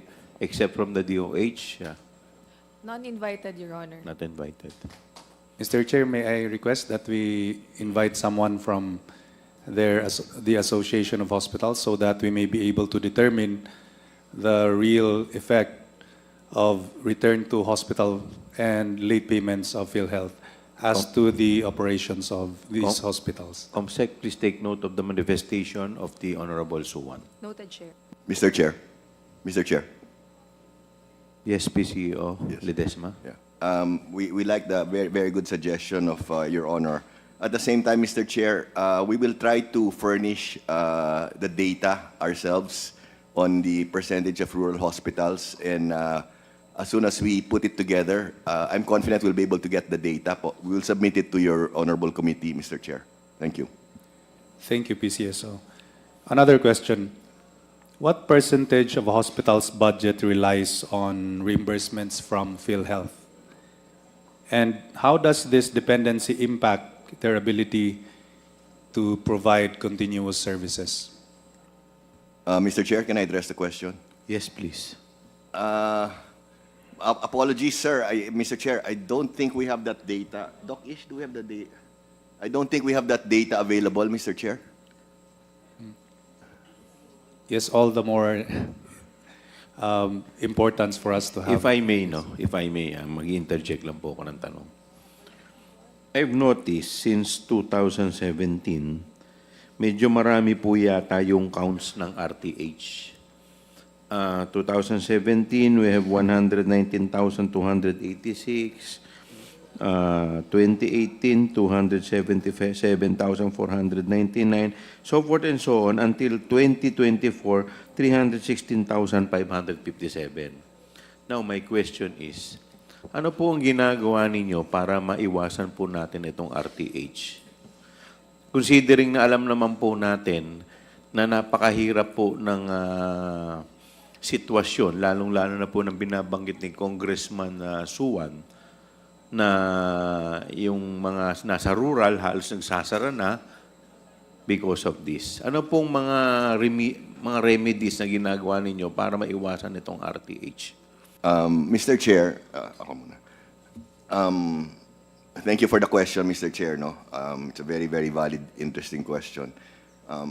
First of all, Mr. Chair, once our digitalization improves, vastly improves, most of these issues, turnaround time, RTH, and I, will be addressed, no? Including fraudulent claims. So we are working as fast as we can on that, no? Led by Ma'am Jovi Aragona of our IT, our head of IT, no? And we feel that once we get these things moving fast, it will, the effects will be immediately improved, no? There are even some companies who are presenting the AI, artificial intelligence, on claims payments. No, again, once we can start using these, I think the effect will be felt immediately. No, and talagang mag-improve lahat yan. No, turnaround time, RTH, denied, all of these. No, number of claims processing, fraudulent claims, all of them. Sir, I think computerization is being implemented already in some other hospitals. So doon po sa mga iba, tingin ko, po pwedeng connect na lang po sa inyo. Tama po ba yun? Correct, sir. Okay. Mr. But Chair. in some other hospitals na medyo backward pa, let's say sa mga rural, sa mga far-flung areas, if I may recommend, pwede naman tayo magpalagay ng tao dun or mag-training tayo. Para hindi na po dadalhin sa inyo. Lahat po ng mga dinadala sa inyo, dapat na-check na, na-verify na, naayos na. So, may iwasan natin yung RTH. Kasi na-inspection na eh. Agree, Mr. Chair. In fact, as I mentioned earlier, we are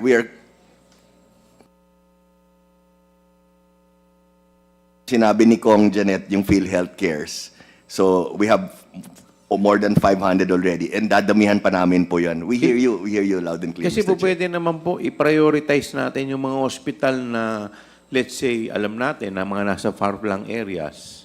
So doon talaga i-prioritize. Kasi sa Metro Manila, halos lahat naman po yata yung mga hospital dito nasa computer na kailangan lang siguro i-connect doon sa, like what you've said, more than 2 years na po kayo. But this problem has been going on since 2017 or mas matagal pa. Even further. So, Yes, Mr. for 8 years, medyo ang tagal na po yata na itong problema to. And yet, hanggang ngayon, di pa nasusolusyonan. E samantalang simpleng-simple lang. Kung kulang kayo sa tao, mag-training kayo ng mga staff ng ospital para i-check lahat yung mga pinipilapan. 2 lang ang pipilapan, may Tagalog, may English. Pag marunong mag-Tagalog, pag hindi makaintindi ng English, Tagalog na forms, yun po ang pipilapan. Pag medyo maalam naman po, English. So, ganun lang naman po kasimple yun eh. Hindi ko po alam kung ba't kailangan pa natin ipa-complicate. Yes, Mr. Chair. Tama po ba yun? Yes, Mr. Chair. Correct, Mr. Chair. In fact, Mr. Chair, if I may add, what you mentioned, as I mentioned earlier, we're doing a lot of capacity training and capacity building aside from increasing the number of PhilHealth cares people. So you hit it on the dot, Mr. Chair. Gagawin po namin yan. We will even move more aggressively on that, Mr. Chair. Yes, kasi sa totoo lang, ang laki po na itong count natin, kahit sinasabi po natin 2% lang, but still, malaki pa rin po. At siguro mostly po dito, baka mga nasa far-flung areas. Noted, Mr. Chair. Okay. Please, Thank you, Mr. Chair. please continue, Congressman Suwan. Thank you, Mr. Chair.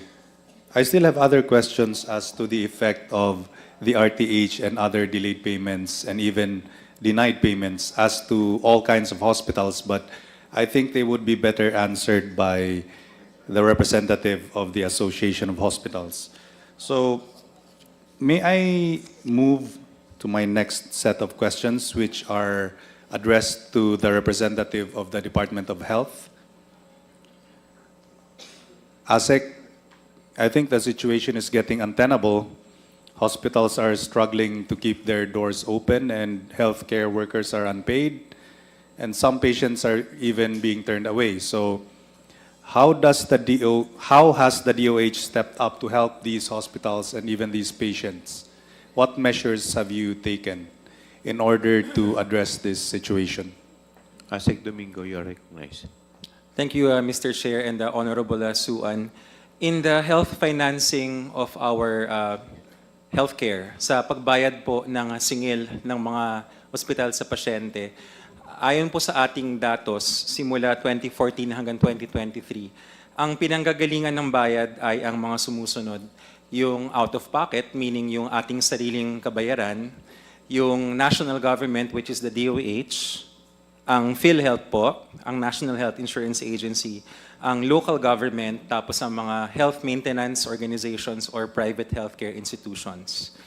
Sa pinakahuling datos na available, 2023, ang binabayaran po ng ating mga kababayan ay sa bawat 100 piso, 44 pesos. Ang binabayaran po ng Department of Health ay 23 pesos sa bawat 100 or 23%. Ang binabayaran po ng PhilHealth ay 10 pesos, 10%. Ang binabayaran ng mga local governments ay 9 pesos. At ang binabayaran po ng mga HMOs ay 13 pesos.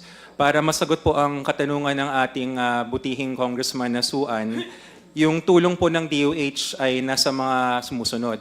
Una po yung tinatawag na quantified free service. Madali pong makuha ang no balance billing sa DOH kasi pag sinabi po ng ospital, lalo na po sa mga ward nito na hindi nasisingilin yung pasyente, nakakarga po yun sa budget ng ospital. Ang binibigay po ng Kongreso, salamat po sa Kongreso, yung ating GAA for the hospitals. Kung kulang naman po yun, pwede namin siyang punan nung ating tinatawag ngayon na medical assistance for indigent and financially incapacitated patients. At meron rin pong tulong kung yari pag sa mga local government hospitals, yung kanila po namang mga local government budgets. Depende ho sa local government. Pag mataas po yung antas ng syudad or munisipyo, nakakayanan po nilang punan yung bill. Tapos sa ating pong mga may kaya, yung mga middle class pataas na nakakabili ng HMO, yun po yung tinasabing 13 pesos out of 100. So total, Mr. Chair, Congressman, ang tulong po ng DOH ay dun sa aming budget na galing rin po sa Kongreso, ang GAA line item, ang MAIFIP na galing rin po sa Kongreso. Tapos syempre, meron rin po naman tayong kinukuha sa PhilHealth. Yun nga lang sa ngayon, yung performance kailangan pataasin kasi yung pinakahuling datos, 10% lamang po. Thank you. Are these measures that you have just mentioned, do they apply to private hospitals also, or are they only applicable to public hospitals? Yun pong, Mr. Chair, Honorable Suan, the share of the DOH may not be applicable to the private hospitals kasi wala naman po silang direct access sa ating line item budget. They are private entities. But because of the special provisions of the General Appropriations Act allowing for a memorandum of agreement between the DOH and private hospitals, yun pong MAIFIP or MAIP na itatawid po natin sa private. Basta po sila ay mag-agree sa memorandum of agreement ng DOH. Okay. So from the perspective of the Department of Health, what do you think are the most glaring failures in PhilHealth's reimbursement system? Thank you, Mr. Chair, Honorable Suan. Yun pong reimbursement system, actually, I was keenly listening to your Honor's line of questions, and we do agree na malaki yung financial impact kapag hindi nakabayad ka agad. There is cost of money. So kahit sabihin natin na maliit na hospital, and I'm quickly just keying up PhilHealth data, mula po sa stats and charts ng PhilHealth, there are 332 level 1 government hospitals, 449 private level 1 hospitals. Ito po yata yung hinahanap ng Your Honor kanina na data. Mula rin po ito sa website ng PhilHealth, stats and charts as of June 30, 2024. Having said that po, the larger hospitals, the tertiary ones, especially the urban large hospitals, merong yung revolving capital, if I may use the term loosely. So kaya nilang maghanap ng financing and they do charge a lot of out-of-pocket, kaya nagfo-float sila. Pero kung yari... What do you mean by out-of-pocket and then nagfo-float? Kaya po nilang mag-antay na hindi sila mabayaran agad ng PhilHealth kasi yung mga pasyente nila kaya magbayad. Okay. So doon sila kumukuha ng main income source nila. Pero para sa isang maliit na rural hospital, kabilang doon sa 332 na accredited ng PhilHealth, level 1 government hospitals. What do you mean by level 1 government hospitals? Are these the lowest ranked hospitals? Yes, Mr. Chair, Honorable Suan, sa licensing system kasi natin, yung pinaka-basic na hospital is level 1. Yung pinakamataas, I'm sorry, there is an infirmary pa pala, if I may supplement the data. Level 1 hospitals are 332. Yung mas mababa pa is yung infirmary, 337. So if we add 332 plus 337, that's roughly 669. Yun yung sabihin na nating mga rural na hospitals. So yun po yung pinakamababa na level, Mr. Chair, Honorable Suan. And to answer the question, a lot of them rely on, shall we say, mga routine na procedures and cases. Like example, nagpapaanak. So yung maternity care package, kung mabilis yung bayad doon, nabubuhay po sila. Sa private sector naman... Mabilis ang bayad ng PhilHealth? Opo, ng PhilHealth. Kasi po, because of the nature of their patients, na karamihan ay nagre-rely talaga sa PhilHealth, hindi kaya magbayad ng out-of-pocket eh. So talagang kung anong sabihin ng PhilHealth na case rate, yun na lang yung aasahan nila. Kung maganda, and to answer His Honor's question, ano yung mga possible kumbaga points for improvement, kung maganda kasi yung costing, yung pag-estima nung package, maganda yung bayad eh. Case in point, dialysis. There is no perfect case rate. There will always be... What do you mean by case rate? Case rate. Ang case rate po, Your Honor, is yung pinaka-package rate na ibabayad ng PhilHealth for a defined disease. Okay. So for hemodialysis, right now, the case rate is roughly 6,350 per session. That is uniform all over the country. Yes, Mr. Chair, Honorable Suan, that is uniform across the country. So, yun pong dialysis, konti lang ang nagrereklamo, mas marami ang satisfied at mas maraming pasyente, dialysis patients ang kayang no balance. Talagang lumalabas ng dialysis center na walang singil kasi tama yung pagka-cost ng PhilHealth. Extensive yung consultation, sinulat nila na ito yung mga kasama malinaw sa pasyente at sa ospital kung anong babayaran at anong hindi. For the other case rates, and there are roughly 9,000 of them, some of them are costed properly and the corporation is catching up. Umaayos na po, kakalabas lang ng mga sa acute myocardial infarction, sa heart attack, yung sa mga iba pang heart procedures. But there are still arguably a lot na kailangan pang ayusin yung costing. And why do you say that the fixing of this case rate will have a huge impact on the rural hospitals? Thank you, Mr. Chair, Honorable Suan. Because for the rural hospitals, this is most, if not their only source of income, PhilHealth.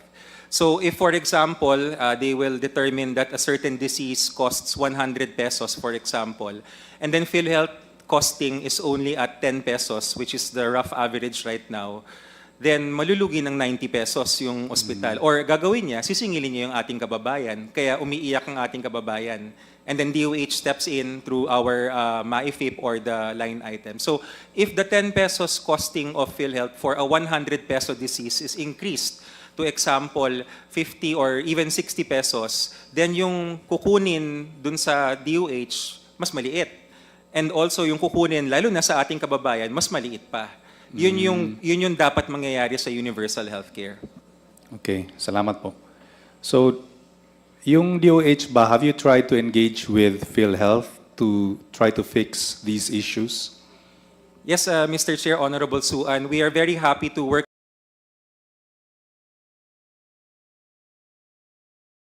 with PhilHealth. In fact, yun pong, so organizational arrangement, the Secretary, two committees now, yung Governance Committee and yung Committee on Appealed Administrative Cases. Yun pong Benefits Committee, which is the key committee na nag-handle nung pag-costing, nung pag-check ng mga case rates. It is the Secretary himself, Secretary Erbosa, who has been sharing for almost 3/4 of a year, halos 1 year na rin. So siya yung nag-chair mismo nun, and it is through that interface. And also informally, they will ask us, or maybe the PhilHealth technical staff will get in touch with us, will convene meetings, we will attend the meetings.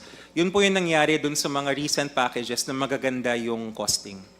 Okay, so at least the DOH is already doing something para maano tong sinasabi yung case rate na problem, tapos yung costing of package. Meron na kayong mechanism ngayon. Yes, Mr. Chair. Very quick interjection, Yes, Mr. Chair. with due courtesy to indulgence, our representative Congressman from Suwan. the DOH. Yes, Congresswoman Garin is The recognized. review of the case rates has been initiated in 2016. This is not something new. In fact, there was a body created. The DOH was represented by Undersecretary Lilibeth David, and PhilHealth also had a representative officer, and the officers that we are seeing here now are very much aware of that, except of course President Mandi and Attorney Santos. In other words, yung pinagsasabi po ni ASEC Albert Domingo has long been instructed and implemented years ago. Hindi po ito bago. I believe the problem started when that coordinating body was collapsed. Diba? Let's call a spade, ASEC Albert. Hindi kasi natin pwedeng paasahin yung mga tao sa salita lamang. You have to walk the talk. If you remember during the APRO oversight hearings, this was also discussed. And the DOH promised that in 1 month's time, there will be proposed solutions. pero walang nangyari. And these were pre-budget deliberations. Now, Mr. Chair, I don't want to prick the bubble of ASEC Domingo, but to be factual about it, yes, you are saying that Secretary Herbosa is the chair of the board at doon na pag-uusapan. But mind you, Mr. Chair, again, let's be factual about the real situation. Yung walang maraming icing. Because I cannot swallow the responses to our dear colleague, Congressman Suwan, na tila pinapalabas natin na hindi masusolusyonan yung problema ng case rates. Kasi ang chairman is the Secretary of Health. No, Mr. Chair. That does not happen. Why? The Board of PhilHealth will discuss an agenda related to resolutions. They do not discuss step by step, one by one, the case rates. Apologies for this, Mr. Chair. I have to correct that. Being former chair of PhilHealth, hindi na kaya ng Secretary of Health yan. Huwag nating lagyan ng icing na hindi ka panipaniwala ang mga pangyayari. The immediate solution here is first, to stop the internal fighting between PhilHealth and DOH. Kasi kaming mga pasyente at yung mga tao ang nagiging kawawa sa walang hintong bangayan ng DOH at PhilHealth. Let's call that situation a fact. Kasi dun sa board meeting nyo, nagkakaroon ng awayan ang chairman, the Secretary of Health, and the President of PhilHealth. And I think that is injustice to the Filipino people. The first solution there is, yung mga nag-aaway, di wag i-involve. Let's put back the career officials who were supposed to examine the case rates. First question, why was that collapsed? Second question, yung case rates na yan, napalpak ang pagpagawa, alam na alam yan ni Dr. Pargas. Kasi dalawang tao lang yung umupo sa mesa at nag-drawing. Kaya nga, ginawan yan ng amendments and I did issued order to invite all representatives from patients, stakeholders, hospitals, and medical professionals and specialists. Pero sa dami-dami ng mga meeting, nasan yung output? Because expenditures of government on meetings, travels, and hotels and anything should have output. So I just want to make that clear, Mr. Chair, na hindi po totoo na during the board meeting, iniisa-isa yung mga case rates. This can be done by a technical working group that was initiated already before, unfortunately collapsed, and inviting stakeholders kasi hindi pwede na yung isang tao may expertise ng lahat. Hindi na kaya ng Secretary of Health yan. That is why the liaison of DOH to PhilHealth should be a person that can work together with PhilHealth, not fight with PhilHealth. I hope I said my piece, Mr. Chair. Yes, please continue, Congressman Suwan. Thank you for that enlightenment, Congressman Garin. Mr. Chair, With the indulgence of Congressman Suwan. yes, Mr. Yes, Chair. the chair would like to recognize the Honorable Congressman Acop. Narinig po natin yung mga sinabi ni Honorable Garin. May I ask Phil, totoo po ba? Yung mga sinabi ni Honorable Garin.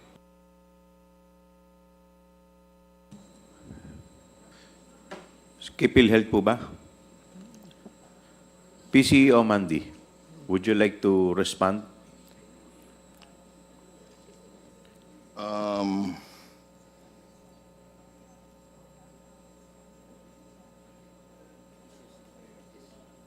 Pwede ba, Mr. Chair? No comment muna ako.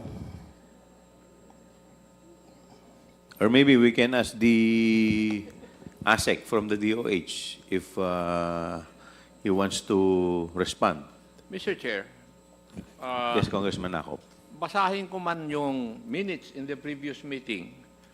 Yung statements ni ASEC Domingo ba yung kwanon? Kontra rin dun sa mga sinasabi ng PhilHealth eh. Kababasa ko lang dito sa mga dokumento na nasa harapan ko. That is why I'm asking kung totoo po yung sinabi ni Kwan ni Honorable Garin. Kasi how can we solve a problem if we do not know the real score? Di po ba? Basic yan sa problem solving. Now, if we do not accept that there are problems, how can we solve that problem? Siguro mag-conduct tayo ng inquiry in aid of legislation para ma-contempt natin yung ayaw sumagot. Di po ba, Mr. Chair? Yes, Congressman Ako. If they're not going to answer that, I will file a resolution, Mr. Chair.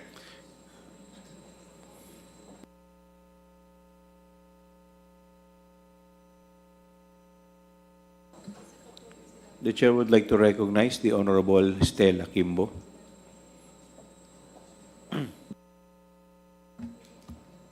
Mr. Chair. Mr. Chair. Yes, PCO Ledesma. With your permission, Mr. Chair, can I go back to the issue being addressed by Kong Suan on the rural hospitals? Mr. Chair, point of order. Yes, Has my Congressman concern Ako. been addressed already?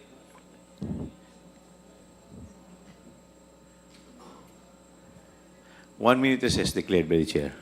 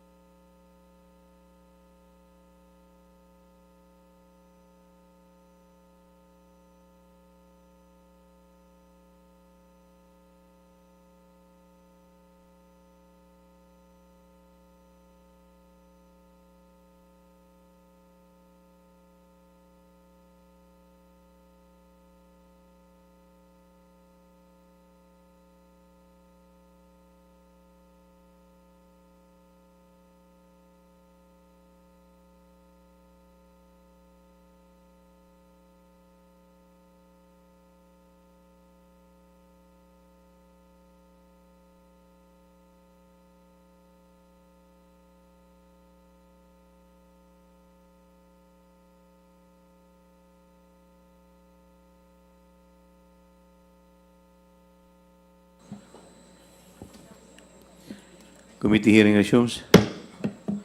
The Chair would like to recognize PCO Mandy Ledesma.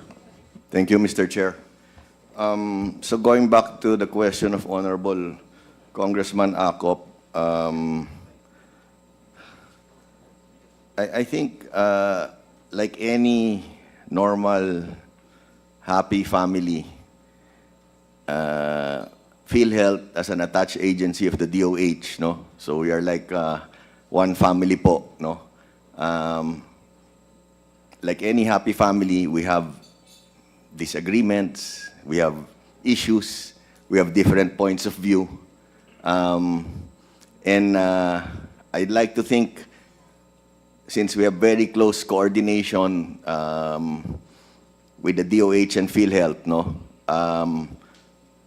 I think both sides, no, both parties. Point of order, Mr. Chair. What is the point of order of the Honorable Abante? I don't think it's a happy family. It's an arguing, quarreling family. Actually. Please continue, Honorable Ledesma. So, what I wanted to mention, Mr. Chair, is that yes, yes, we have differences in policy direction. Yes, maybe we have differences in personalities, but I'd like to think, no, since we all work for, we all have the same boss, no? We all work for the beloved President Marcos. I think we have learned, both of us, no, have learned to find ways to work together and to try to put as much harmony and courteousness in our dealings with each other, no, and also our dealings between PhilHealth and DOH and vice versa, no. So we are working hand in hand with Secretary Herbosa, no, and again, I will not deny that there were policy differences, maybe also personality differences. Mr. Chair, while I still have work, no, I'd like to say this. Your boss is not the president. Your boss are the contributors of PhilHealth. I am contributing 2,500 a month for PhilHealth. That is your boss. Correction. Mr. President. Correction, and sir. Chief So- Executive Officer. Yeah, so it's the Filipino people. Correction, Your Honor. Therefore, iwasan na natin yung mga happy family niyo. I mean, tinan nyo na ang pangangailangan ng contributors ng PhilHealth more than anything else. My goodness, why would you always have this argument in the board meeting when the Filipino people are actually suffering? Di ba? Yes, Your Honor. Yes, Again, please continue. again, my apologies, Your Honor. It's the Filipino people who we are working for. So that's basically it, Your Honor. Again, I categorically I will not deny that there have been differences, policy differences, and like I said, maybe a difference in personality. But I think both sides have found ways to work together, no. And I think I'm speaking not just in behalf of myself, also in behalf of Honorable Secretary Ted Herbosa. Thank you, Mr. Chair. Well, I think we have a representative here from the DOH. Maybe we can also get the side of the DOH. Would you like to give your brief comment? Thank you. Dr. Domingo. Thank you, Mr. Chair.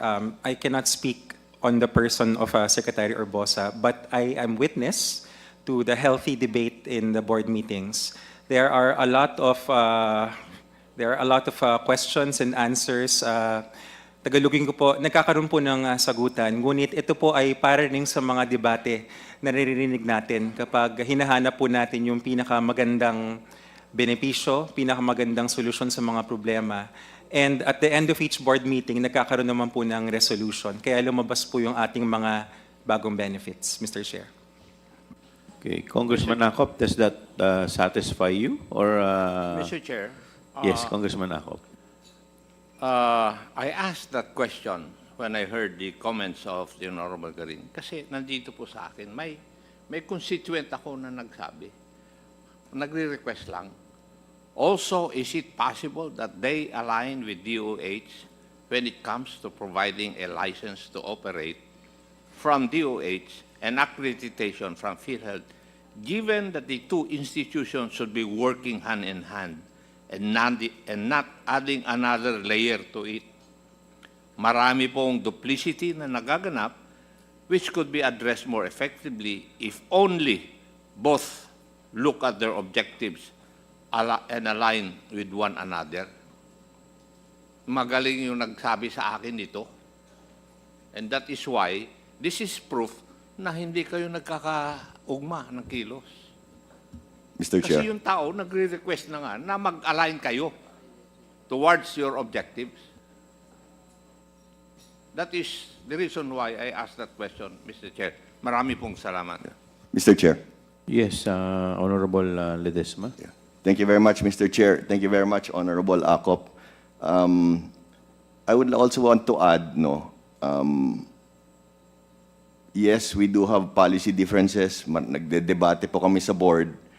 Pero I think if we also look at the good things that has happened in PhilHealth in the last 2 years, or even in the last year, since Secretary Herbosa has been secretary for a little over a year, marami po kaming nagagawang positive accomplishments, no?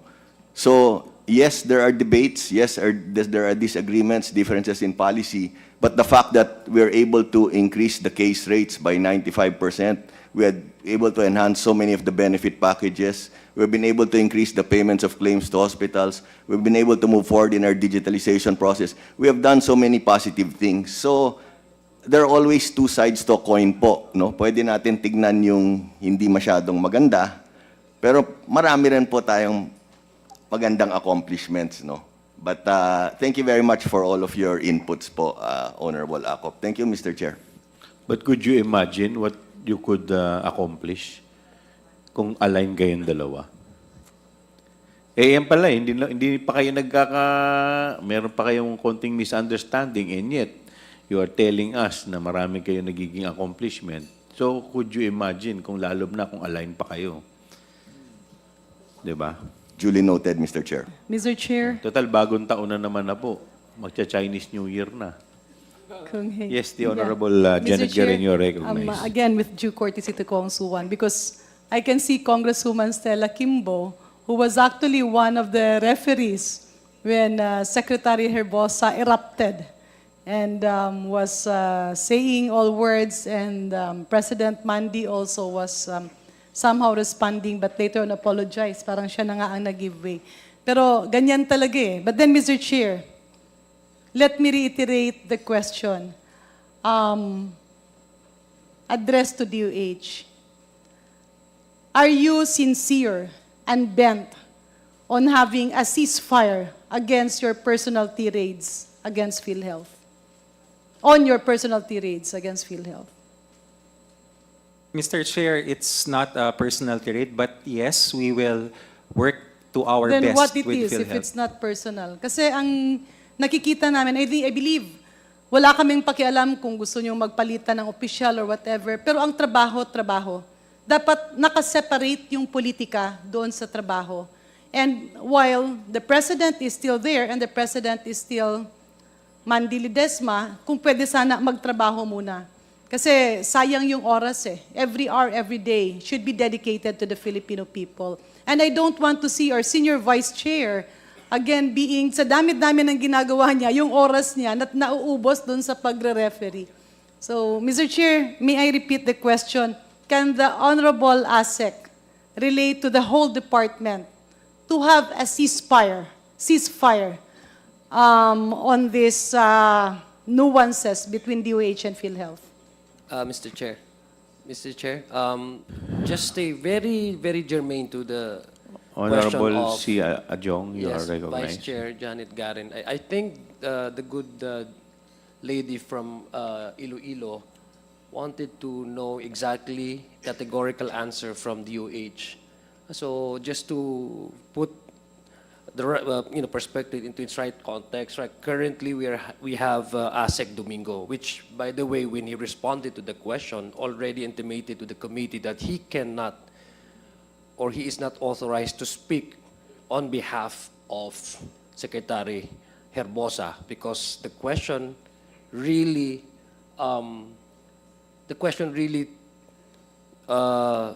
delves around the issue on personal dynamics between Secretary Herbosa and President Mandi. So just to be fair to our resource person, if he answers the question,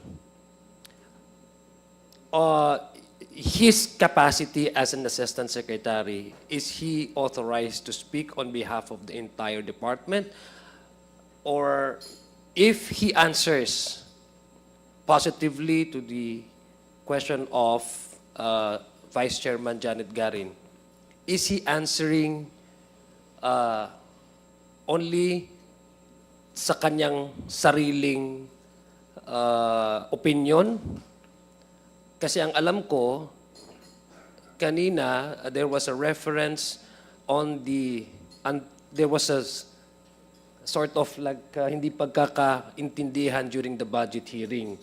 And Chairman Stella Kimbo was witness to that. Na-trauma ata na victim siya. But it was not ASEC Domingo who was involved in that scuffle. It was Herbosa. So in reference to the particular happenings during the budget hearing, can he speak on behalf of Secretary Herbosa para at least ma-tone down at saka mapanalig itong committee na to na hindi makaka-apekto sa magiging direksyon ng PhilHealth at DOH. Just to be fair to our guest right now, si ASEC Domingo. Just to put things into its right perspective po. Thank you, Mr. Chairman. Asik Domingo. Thank you, Mr. Chair. Thank you, Honorable Alonto. When it comes to the personal dynamics, I cannot speak, Mr. Chair, because it is between the two individuals. But I am fully authorized to speak on behalf of the department, and I wish to assure the Honorable Committee, Honorable Garin, that moving forward, we are very much going to work as we are working now with PhilHealth. And the proof po is the release of new benefits and acceleration in payments. Thank you, Mr. Chair. Mr. Chair, Before I recognize the Vice Chairman, the Chair would like to recognize Congressman J. Konghon. Yes, Honorable Vice Chairman. unless we invite the Secretary here in this committee, I don't think that we're going to have a real answer to the query that have been put into. So I would like to make a motion that in the next hearing, we should invite the Secretary of Health to be present in this committee. I move, therefore. Thank you. Is there any objection? Duly seconded. Is there any objection? Hearing none, the motion is carried. The COMSEC is requested to invite the Honorable Secretary Herbosa in the next scheduled hearing. Yes. You still have some more Mr. Chair, query? in relation to the question of Congressman Suwan, so may we ask now, kasi yung question niya kanina is on the case rates and there was a long answer from ASEC Domingo citing praising the good secretary, but the question has not been answered. Has the committee dealing with this, the one that was created before, aligning DOH and PhilHealth, has it been revived or not yet? When do you intend to revive it? Para masagot yung tanong ni Congressman Suwan. Yes, ASEC Domingo, you're recognized. Thank you, Mr. Chair. I am sorry, Honorable Green, Honorable Chair, that was before I came into the department. I am not aware of the specific coordination committee. To my knowledge, current operations, the Benefits Committee is the one that coordinates PhilHealth and the DOH, Mr. Chair. Honorable Green. And who in DOH, Mr. Chair, who is the representative of DOH, Mr. Chair, in this case? It is the Secretary himself who has been sitting since July or August, Mr. Chair. With that, Mr. Chair, again, in relation to the question of Congressman Suwan, let me just, for the enlightenment of the Honorable Committee, the purpose why a committee was created, represented by a USEC, is that we know how busy the Secretary is. That time, it was represented by USEC Lilibeth David, who also heads policy in the department, who has been a long career officer of the department, and who also is very much aware of the stakeholders, hospitals, patients, and specialists. Yung committee po na yun, ang tumutok na i-review isa-isa yung case rates. Yan din ang tumutok ng no duplication. Because for the information of this August body, marami ring mga gamot, commodities, devices, ang binibili ng DOH, pinamimigay sa hospitals, including chemotherapeutic drugs, at yung mga hospitals na nabigyan nito ay clinic claims sa PhilHealth, which should not be the case. So that committee actually aligned things. Ang binibili ng DOH, hindi dapat nire-refund ng PhilHealth. Ang packages ng PhilHealth ay hindi nagdodoble sa packages ng DOH. Just if we go back to COVID testing, Mr. Chair, bumili ng bilyones na testing kits ang PSDBM. Pinamigay sa pribado at government hospital. Pero napakamahal naman ng singil at nire-reimburse din ito ng mga hospital papuntang PhilHealth.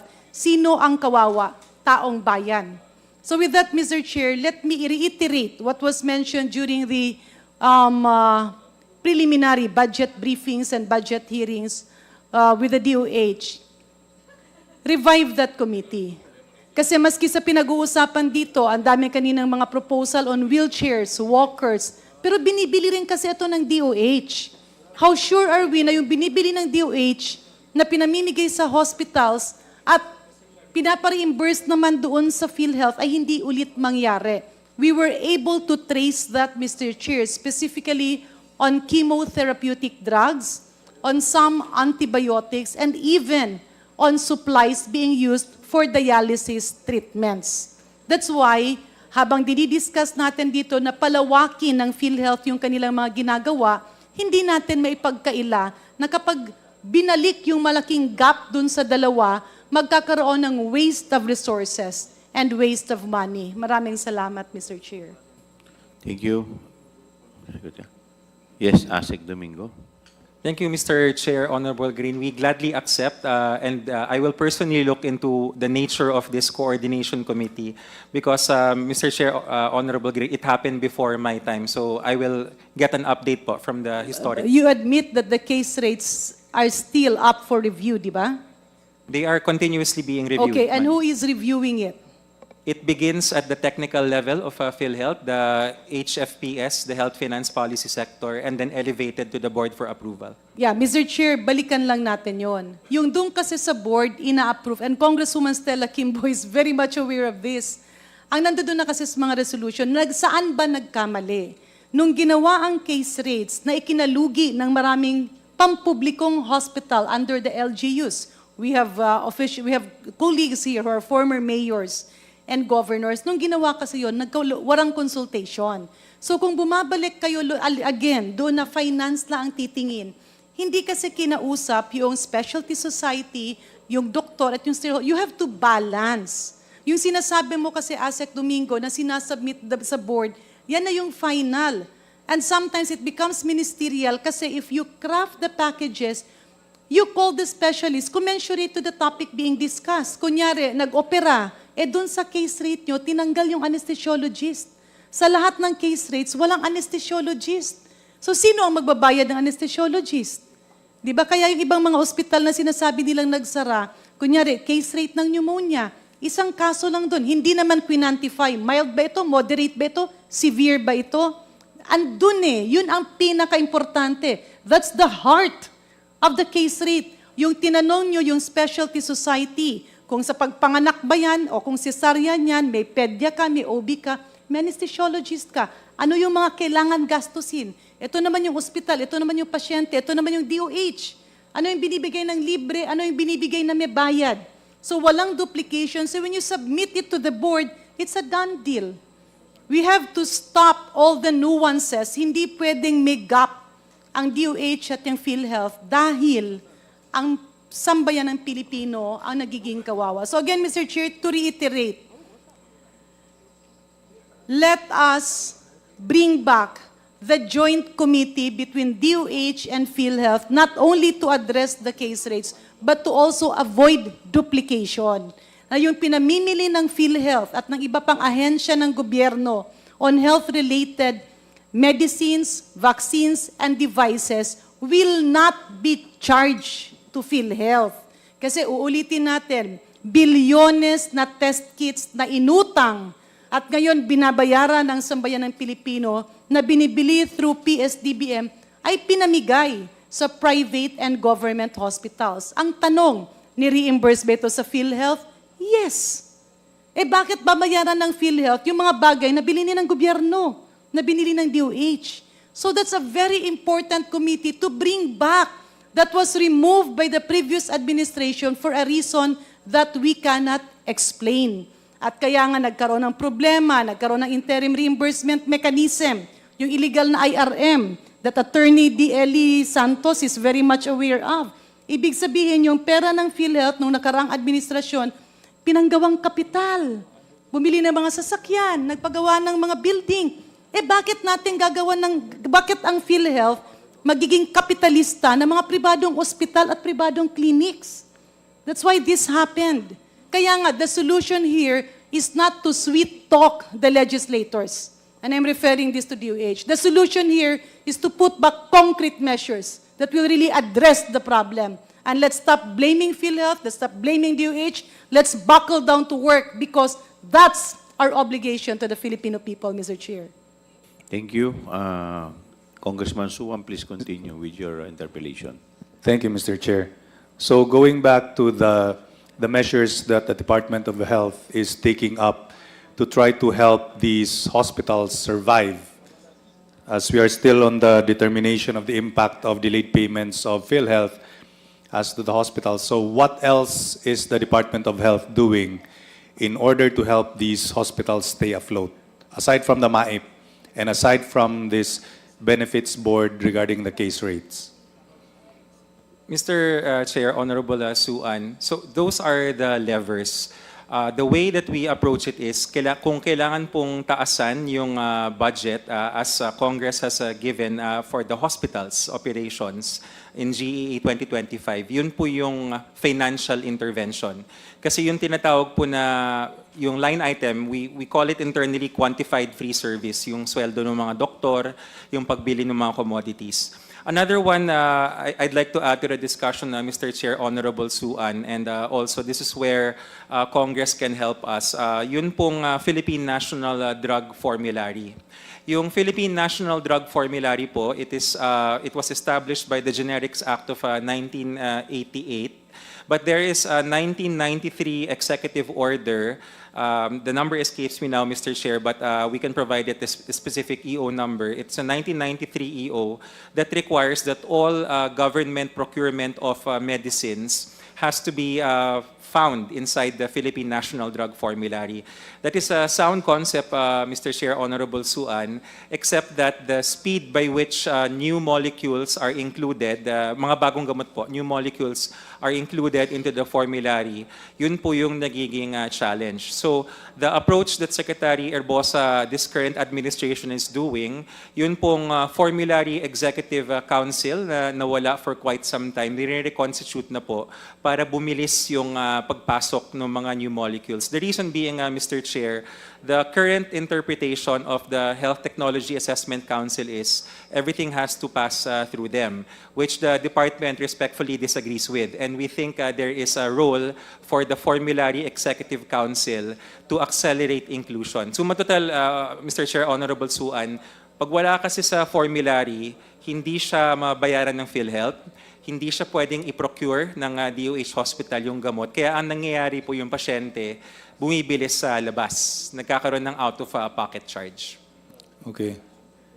Thank you for that. So I guess that what the Department of Health is doing is there is not much that the Department of Health is doing right now to help these hospitals, aside from your suggestions of increasing the budget of the DOH through Congress and through this formulary. Mr. Chair, just a couple more questions which I would like to address to PhilHealth. Sir Ledesma, do you know how many hospitals have shut down because of the RTH or delayed payment or failure to pay? Mr. Chair, we'll try to get a copy. We don't have the data currently, but we'll try to furnish the data and then submit it to this honorable committee. Okay, sir. I will ask for that during the next hearing. Yes. Mr. Chair, sorry.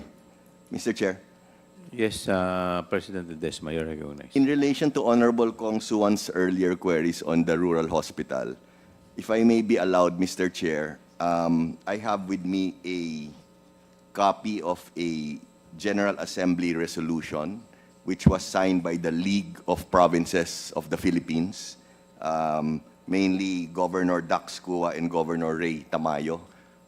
With your permission, Mr. Chair, it's related to your queries. It's a little wordy. Is it okay if I read it very quickly? Can you summarize? Basically, okay. It's congratulating and recognizing the performance of the Philippine Health Insurance Corporation under the leadership of its President and Chief Executive Officer Emmanuel Ledesma and all its current officials. And then there are 7 or 8 whereases, no? Maybe if I can read the first few ones. So the first one is, whereas PhilHealth has long been a partner of the LGUs in ensuring that all their constituents have access to basic and quality healthcare services as mandated by Section 17 of Republic Act Number 7160 or the Local Government Code of 1991. Second one, whereas over the past year, PhilHealth has accomplished a lot in terms of improving its services and increasing the benefit packages of its members under the leadership of its President and CEO, Emmanuel Ledesma, and all its current officials. The third whereas is, last year, PhilHealth launched the Primary Care Provider Network, PCPN, contracting arrangement through their Consulta package in selected sandbox sites to prepare LGUs for the implementation of the Special Health Fund under the Universal Health Care Act. And I'll read one more whereas. The next one is, PhilHealth has also started the digitalization of its key processes to ensure more efficient delivery of services such as accreditation of healthcare providers, premium collection, and members registration.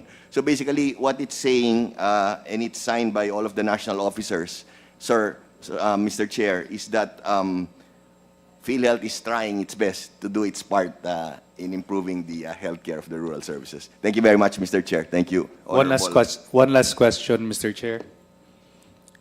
I would like to thank you for that information, PCO. Yung mga concerns ng mga hospitals when they say that they have not been paid or yung mga RTH, dumadating po ba yan sa inyo na may mga hospitals na in dire straits because they have not been paid or because of delayed payments from PhilHealth? Yes po, marami. In fact, a lot of them, I get straight by an SMS messages or actually a phone call. No? Yes po. And how do you help them? Do you provide immediate solutions? We do, yes po, we provide immediate solutions and we try our best to go through whatever we can do to help them. No? Talagang tinatrabaho namin yan po. And, Specifically, how? Mr. Chair, if I can ask our COO, Eli Santos, to elaborate, Mr. Chair. Mr. Chairperson. Yes, please.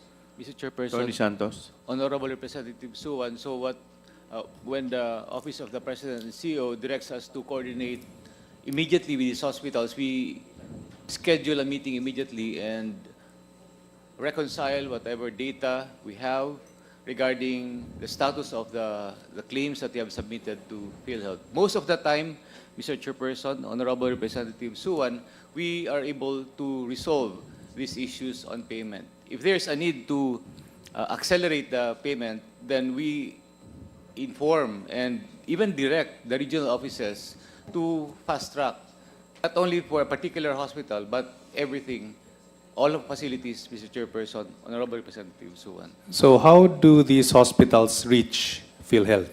Sino yung tinatawagan nila? Paano yung mga tao na, yung mga hospital owners na walang direct contact kay PCO? Usually, Mr. Chair, usually, Kong, they go to the 17 regions yung PhilHealth. Each region has a regional vice president who oversees the region, no? So usually po, yan yung first point of ano nila. Kumokontakt sila sa RVP ng region nila.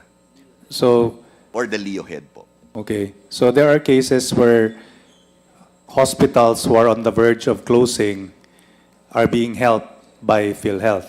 So mga ilang percentage po yung mga hospitals na yung nangangailangan ng tulong and you are able to help them, help prevent them from closing?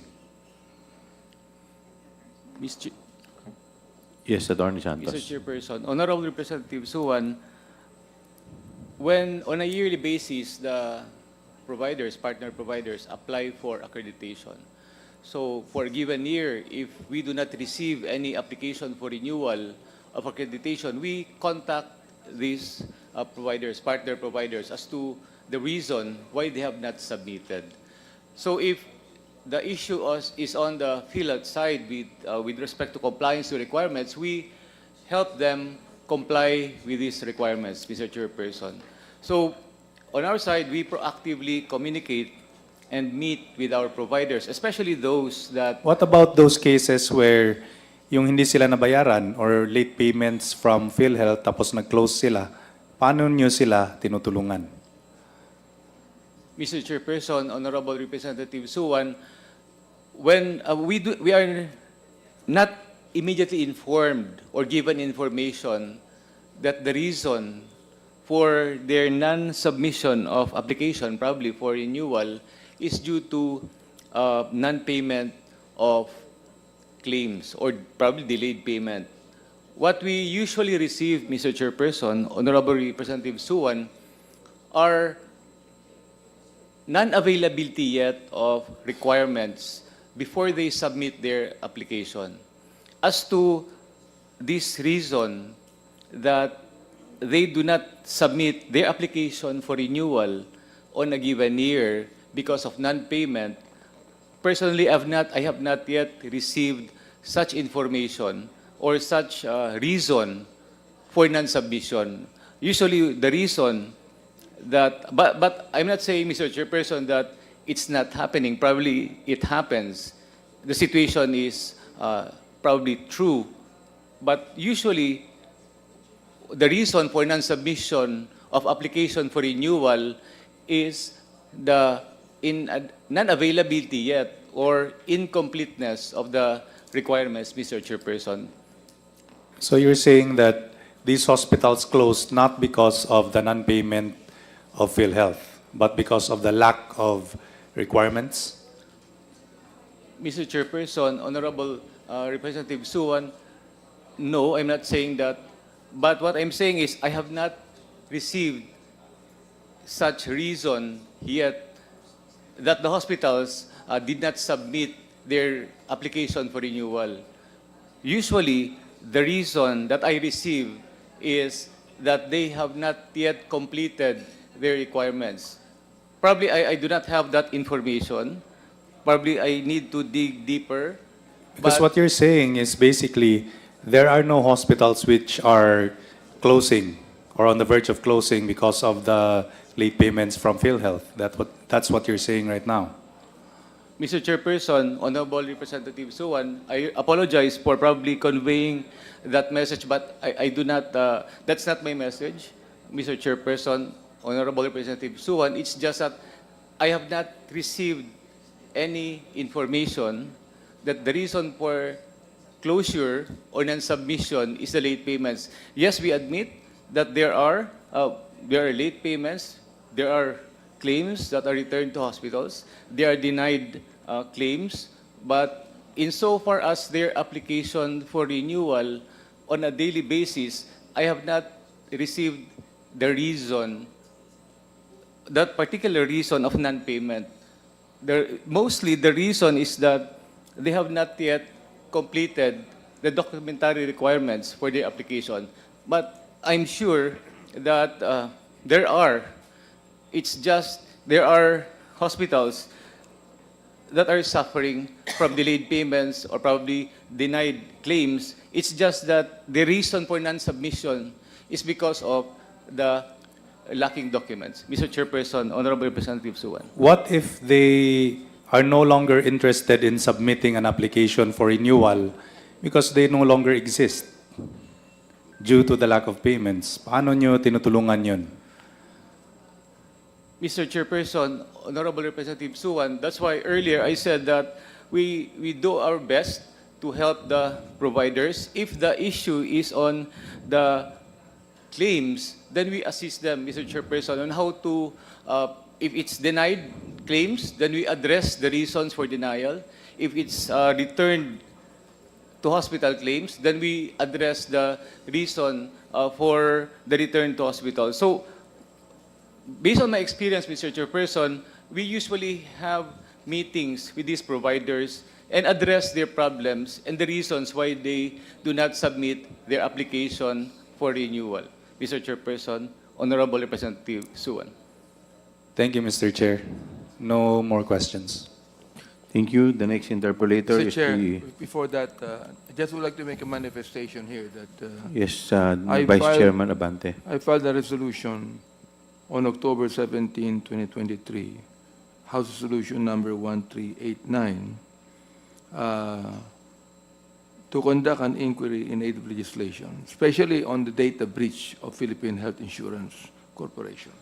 I just would like to make that manifestation, Mr. Chair. Thank you. The chair would like May to... I also submit to you the resolution? Thank you. The next interpellator is the Honorable Z. Alonto Adjong. Thank you, Mr. Chairman.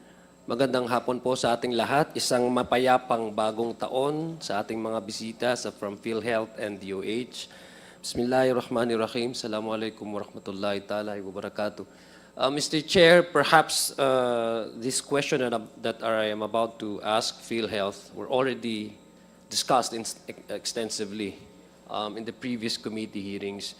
But just allow me, Mr. Chair, to lay the premises of my questions on the investment strategies of PhilHealth, because this would speak out the financial vitality of PhilHealth in order to be fitting to respond quite fitting to the medical demands of the public, no? Especially the members of the PhilHealth. So these are just basic questions, and I'm sure President Mandy can accurately respond to. No? Para lang po sa ating mga kababayan, tagalugin ko na lang po, Mr. Chairman, President Mangy, ang aking mga katanungan. No? Meron po tayong tinatawag sa PhilHealth na reserve funds. No? Ito po yung isang portion doon sa hindi nagagamit na pondo na yung nakokolekta po ng PhilHealth diretso po sa ating mga mga members, no, mga contributors, at yung mga ibang na-identify na po na pwedeng pagkunan ng koleksyon ng PhilHealth. Tama po ba yun, President Mandy? Yes po, Mr. Chair. Yes, okay. Ito pong reserve funds na ito, asan po normally ito ginagamit at may limit po ito? Paano po natin madetermina yung isang amount na nakolekta ng PhilHealth para masabi po natin ito ay reserve funds? Ito ba ay excess doon sa yung costing nung for example, expenditure or costing ng PhilHealth sa buong isang taon, tapos kung meron po siyang sobra, ito po ay magiging reserve funds? Tama po ba ang aking assessment? Tama po, Mr. Chair. It's basically accumulated revenue minus expenditures. Mr. Chair, if it's okay, pasa ko na lang kay Sir Renet. Kasi siya yung finance para mas mabilis, Mr. Chair. Thank you, Mr. Chair. Just before I recognize Mr. Lim Siaco, the chair would like to recognize the Honorable Bosita from the One Rider Party List. Okay. Yes, please proceed. So, yes, may dadagdag pa po ba kayo doon sa kasagutan ni President Mandy? Yes, Mr. Chair. Honorable Representative Adjong, tama po yung sinabi ni PCO Ledesma. Our reserve fund is nasa 280 billion pesos, Mr. Chair. This is the 2 years reserve fund as provided in Section 11 of the UHC Act or Republic Act 11223, Mr. Chair, Honorable Representative Adjong. Okay. So, ibig po sabihin, Mr. Chair, ang pagdidetermine na po dito sa reserve funds, meron na pong provided na po ito o nailathala na po, no, nailahad na po dito sa batas na inyo pong ni-refer, no? Itong Universal Healthcare Act. Tama po ba? Yes po. So, magkano po yung pagdidetermina nitong reserve funds? Sino po yung nagdidetermina dito? At anong amount po yung pwedeng sabihin natin na pwede na ma-set aside for the reserve funds? Mr. Chair, batay po sa Department of course, General Appropriations Act ng 2024 po, and mayroon silang provision doon, special provision, that the Department of Finance will issue the guidelines on how to determine the reserve fund, Mr. Chair. As ito po ay kasama ang Department of Finance, na-determine po natin ang 280.57 billion. As ibig sabihin po nito, ito po ang pangangailangan ng korporasyon sa 2 taon po ng kanyang pag-ooperate, both sa benefit po natin at saka sa admin cost po ng corporation. So that is 140 billion kada taon, so multiplied by 2, so nagiging 280.57 po ang computation dito. But of course, mayroon po siyang calculation po dito na weighted po ang kanyang average weighted yung ginamit ng Department of Finance po dito, na nakaabot po tayo sa figure po na 280.57. Ito po ay reserve po na again in compliance sa 11223 po, section 11 po. Okay. Mr. Chair. So, bigyan lang po ng halimbawa, Mr. Chairman, para po maintindihan ng ating mga taon bayan. Tinatagalog ko po, Mr. Chairman, dahil pinag-usapan po natin ang pera ng ating mga members and direct contributors, no? Para po maintindihan nila. Sa makatwid po, Mr. Chairman, magbibigay lang po ako ng halimbawa. Halimbawa, kung ang medyo babaan ko lang po yung yung amount na iseset ko na example para maintindihan po. Halimbawa, merong kailangan ng PhilHealth sa kanyang pangangailangan sa loob ng isang taon ng 10 million. You multiply that into 2 years kasi yung actuarial estimate niya is for 2 years. Tama po ba? Opo. So kung halimbawa, pumasok po na revenue is 12 million, tapos ang pangangailangan ng PhilHealth is 10 million lang sa isang taon, yung 2 million, yun po yung reserve funds. Tama po ba? Mr. Chair, Honorable Representative Adjong, papasok po siya sa reserve fund pag hindi po siya nagagamit po natin. Tama. Po. Yun nga yung sinasabi ko. 10 million halimbawa yung pangangailangan ng PhilHealth, tapos ang pumasok po na revenue, yung nakolekta ay 12 million, may 2 million na reserve funds na po pwedeng iset aside. Tama po ba yun? Tama po. Okay. Tama po, Kong Adjong. So meron po din po tayong tinatawag, Mr. Chairman, na investable funds. Tama po yun. Paano po natin ito ikumpara doon sa reserve funds para maintindihan po ng ating mga members at direct contributors? Mr. Chair, Honorable Representative Adjong, ang ating reserve fund ay ang kanyang cash backup. Kumbaga, ano ba ang nagko-cover sa ating reserve fund na ito na asset, na pera, because reserve fund na siya, may corresponding siya na pera. So ito po yung investment portfolio po natin. Ito po yung investment fund po natin. So itong investment fund natin po ay as of December 31, 2024 ay umabot sa 492 billion pesos po. Ito ay mayroon ho tayo special savings deposit na isang 100.7 billion. Mayroon tayong government securities, meaning pumasok po ito sa ating treasury bills, treasury bonds, na umabot ng... Mr. Chair, para po maintindihan natin, simplihin na lang po natin, Mr. Lim Siangco, yung sabi nga ni Congressman Janet Garin kanina, laymanize po natin kasi ang purpose po ng pagtatanong ko ay para maintindihan po ng ating mga members. So, sa makatuwid po, may reserve fund, halimbawa, paano po i-compute yung sinasabi nating investable funds? Mula doon sa sinasabi po nating reserve funds na yun. Natanggal muna yung pangangailangan ng PhilHealth, yung kanyang gastusin sa loob ng isang taon, tapos meron pong sobra, yun ang sinasabi nating reserve funds, iset aside natin yon. Paano po naman natin po makakadetermina kung alin doon sa porsyon nung pera na iyon, na reserve funds, na excess, ang po pwede nating sabihin, partly na pwedeng gamitin as investable funds. Ibig sabihin, yung gagamitin ng PhilHealth para ilagay niya kung saan-saan mang po pwede niyang ipalago itong pera na ito. Yes, Mr. Chair, Honorable Representative Adjong. Meaning, ang ating reserve fund, as mentioned kanina, na 280.5 billion, Mr. Chair, Honorable Adjong, ay may nakaakibat na investment po na nakatago po siya sa ating government securities. Sabihin natin po, because 375 billion po yung ating pera po, naka-reserve po siya and ready po siya in the event may pangangailangan po tayo na gagamitin ang korporasyon.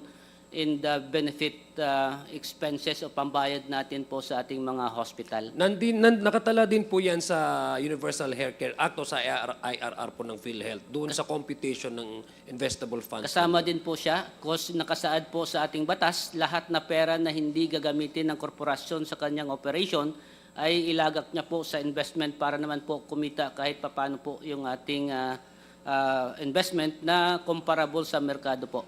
Okay. Base po, Mr. Chairman, Mr. Lim Siangco, base po doon sa nakaraang September 2024 po na budget hearing po natin, lumalabas po na may excess funds ang PhilHealth. Kasama po doon sa funds na ito yung investment, no, na umaabot na 700 billion. Tama po ba yung figure ko?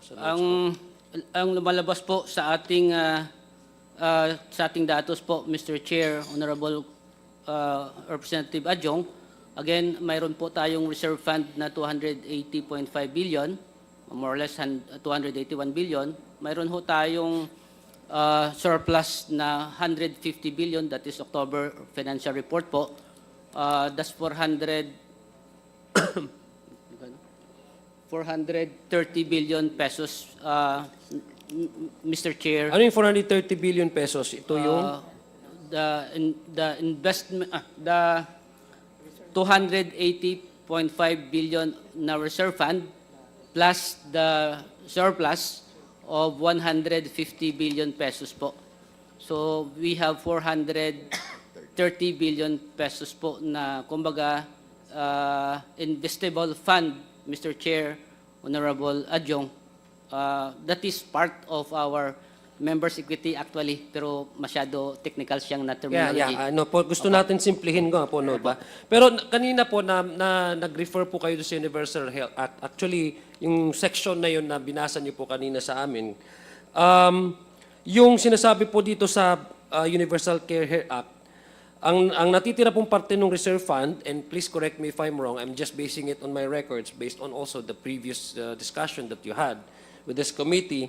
Yung reserve fund na hindi kailangan sa current expenditure obligation ng PhilHealth, no? Tama po, in-explain niyo po kanina, ay pwede ngang i-invest. This is the investable funds na sinasabi ninyo. Out of the 700 billion, magkano po yung calculation niyo for the investable funds? Ang ating investment portfolio po, again, as of December 31 po, ay 492.2 billion pesos po, Mr. Chair, Honorable Representative Adjong. Okay, meron ba kayong terms din na yung sinasabing investment reserve fund, or are we talking of the same thing? When you say investment fund, it's just the same thing same thing with investment reserve fund. Anong pagkakaiba nito? Ito na po yung ating investment fund po na minimension po natin, sir. So yung sinasabi po nating investable funds, ito po yung mga possible na category na po pwede nating sabihin na iyon yung pwedeng pero pag sinabi pong investment reserve funds, yun yung actual kung ano po ang hawak natin. Yes po. Tama po yung aking... Okay. Yes po, investment portfolio po natin, Mr. Chair, Honorable Representative Adjong. Okay. Gusto ko lang pong malaman, Mr. Chair, kasi kanina, ang sabi ko, nais ko pong ipa-explain sa PhilHealth kung ano po yung mga investment strategies na ginagawa po ng PhilHealth ngayon para makita natin kung gaano ka husay, halimbawa, mag-respende at maka-accumulate at magpalago ang pera ng PhilHealth, no? So nais ko lang pong malaman, Mr. Chair, kung ano po yung mga sektor na ayon sa PhilHealth ay naaayon para doon po nila i-invest ang kanilang investable funds sa ngayon, currently. Yes po. Mr. Chair, thank you, Sir Net. We're very strict po yung investments ng PhilHealth, so we're only allowed to invest in AAA bonds. So AAA bonds or better, no? So lahat po ng investments namin, the Honorable Committee and the Filipino public can be confident and comfortable that we will not risk the money, no? Kasi AAA bonds or better lang po. We will not expect less from PhilHealth, no? Yes, po. But I have here the list of all those possible sectors that you may be required, or again, probably part of a part of the areas where you can invest your funds. Nag-invest po tayo, are we allowed to invest in this following, no? Interest-bearing bonds, sinabi niya nga po yun kanina, securities or other evidence on debt net of the government, debt securities and corporate bonds. Sa makatuwid, yung mga nilagyan niyo po doon, pakiulit nga po, Mr. Mandy, ano po yung tatlong areas na ito na sa ngayon, currently, no, na nila pinaglagyan po ng pondo ng ating ng PhilHealth? So, Mr. Chair, there are 3 areas, no? Basically, the first is special savings deposits. The second area is government securities po, further broken down into either treasury bills or treasury bonds. And then the third one is corporate bonds po, which is broken down to either property sector or banking sector. Yun lang po. Sa itong tatlong areas po ito, President Mandy, kung i-identify po natin itong pondo, lahat po ba yan in one sector na ininvest natin or meron pong sa tatlong area na to spread across all these 3 areas kung saan po natin ininvest yung ating pondo? At magkano po ngayon pondo currently ngayon na na-invest natin? Ito muna yung, yung total investment funds, roughly na lang po, 500 billion. Okay. Mga 492 to be exact. Gawin na nating 500 po, no? Now, ang breakdown po sa tatlo na sinabi ko po, special savings deposits, 70% land bank, 30% DBP is roughly, Mr. Chair, 20% of the total. And then 76% is roughly in government securities, that's treasury bills and treasury bonds. And then the remaining 3% is in corporate bonds, broken down 75% property sector, 25% banking sector po. So to make a total of 100% po. Okay. Yung basis po ninyo to determine kung yung how much is to be invested in this area, meron po kayong adopted, like for example, a portfolio guidelines on how you invest these funds, this money? Mr. Chair, gusto ko lang pong malaman, alinsunod ba ito sa anong particular na polisiya? Yes po, we follow to the letter po the policy on Section 11 of the Universal Healthcare Act. With your permission, Mr. Chair, Yes, you want me please. to read the provision? No, I just would like to ask, perhaps just in the interest of time, baka meron po kayong kopya dyan, no?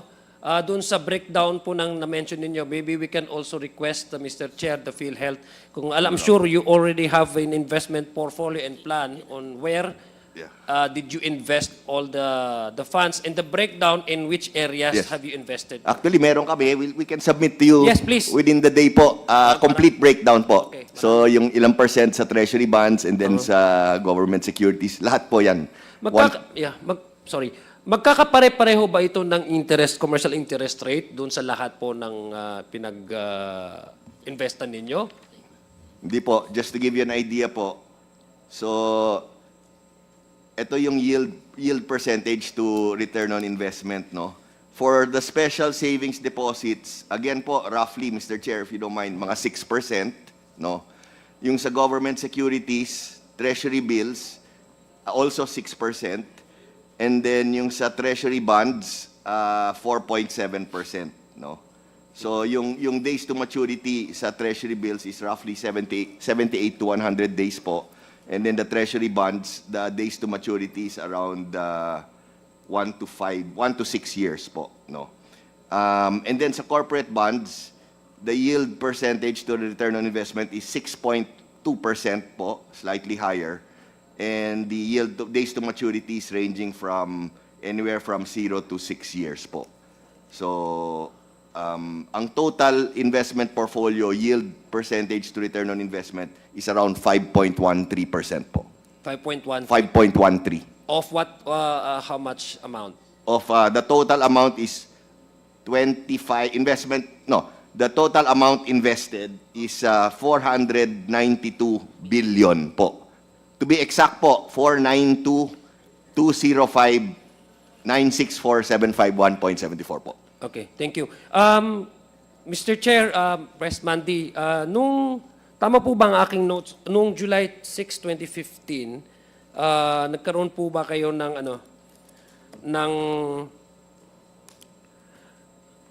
investment management agreement with the Banco de Oro? BDO, Unibank.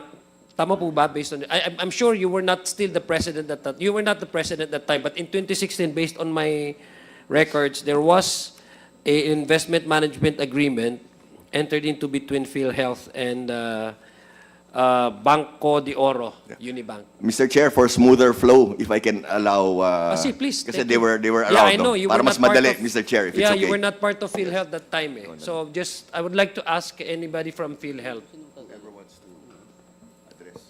Mr. Chair, Honorable Adjong, mayroon po fund manager na pinocure si PhilHealth and then na-implement po siya. And eventually, nasara din siya, na-close din siya. May, of course, isang provider lang po to and hindi na po siya tinuloy. Mr. Chair. Ilang providers po ba yung pinurchase ni PhilHealth dun, under the itong IMA? Isa lang po, Mr. Chair, Honorable Representative Adjong. Ano yung gusto ko lang pong maintindihan. So what was the result of this? Kasi ang pagkakaalam ko po, you procure yung manage under the under po dito sa investment management agreement, the BDO would be acting as the one who would instruct, for example, or plan out your investment portfolio. Tama po ba? Tama po ba akong pagkaintindi? Mr. Chair, very sorry kung Representative Adjong, during the time wala pa ho ako sa fund management sector and hindi ho kami preparado sa report na hinihingi niyo po. Can you- yes, We can will you- submit the report if possible po. Yeah, Mr. Chair. I think it's important, Mr. Chair, that we request PhilHealth to provide us with this document. This was done. It was entered. Perhaps si Attorney Eli Santos, can you provide us an information on what has been achieved or what has been accomplished or what were the benefits that PhilHealth get from entering into this IMA with the Banco de Oro on July 6, 2015? Mr. Chairperson, Honorable Representative Adjong, Yes. I returned to PhilHealth only in 2020. In 2015, I resigned from PhilHealth Regional Office 11, Mr. Chairperson. So at that time, I was not yet with the PhilHealth Central Office. But to reiterate the manifestation of SVP Renette Lim Shaco Jr., we will submit the required documents, Mr. Chairperson, Honorable Representative Adjong. Okay, thank you very much, Attorney Eli Santos. It's important, Mr. Chair, that we get the documents that I am requesting. Kasi nakala naman din po ito doon sa under section 11.7 po. Doon sa ayun po doon sa Universal Health Act, yung implementing rules and regulation po ng Universal Healthcare Act, no? That the PhilHealth, maaari naman pong kumuha ang PhilHealth ng institution na may valid trust license bilang external local fund managers, no? And I think that's the basis, legal basis for the PhilHealth to enter. But we just want to know exactly what was the result of that agreement, no? Why do you need to come up? Why did PhilHealth need to come up with hiring or purchasing these services from BDO? Gusto ko lang po malaman, Mr. Chair, Your Honors. So let me proceed po. Again, meron po bang investment guidelines o rules na naging gabay sa pag-invest nitong current funds na to, Mr. Chair? What Yes, are the Mr. guidelines? Chair. Kasi I was asking earlier kung which areas that you have invested your money into. But I just want to know exactly kasi when we talk about investment portfolio, it covers many things, including those guidelines. Mr. Chair, gusto ko lang pong malaman. Actually, Mr. Chair, yes, we do have. In fact, we can furnish this honorable committee a copy of the investment guidelines within the day po. Can you explain maybe briefly on what are the salient points Yes. under these guidelines that may require the attention for us to understand correctly? Kung Sure ano po, yun? Mr. Yes, Chair. Thank you. Sure po. Mr. Chair, Yes, Mr. Lim Siako. Maraming salamat, Mr. Chair. Honorable Representative Adjong, again, PhilHealth is following Section 11 of the Universal Healthcare Law, kung saan po tayo papasok ng ating investment po.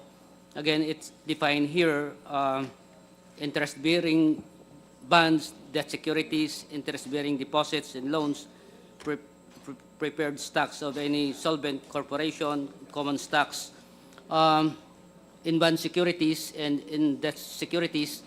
May mga nakaakibat din po dito na maximum amount of money na po pwede po natin ilagak sa mga investment windows po natin, kagaya po ng government securities. Hindi po siya not less, shall be at least 50% of the reserve fund. Ibig sabihin, hindi po siya bababa sa 50%, and we are complying this one because ang ating investments sa government securities ay umabot ng 76.26%. Ano po yung 76 point?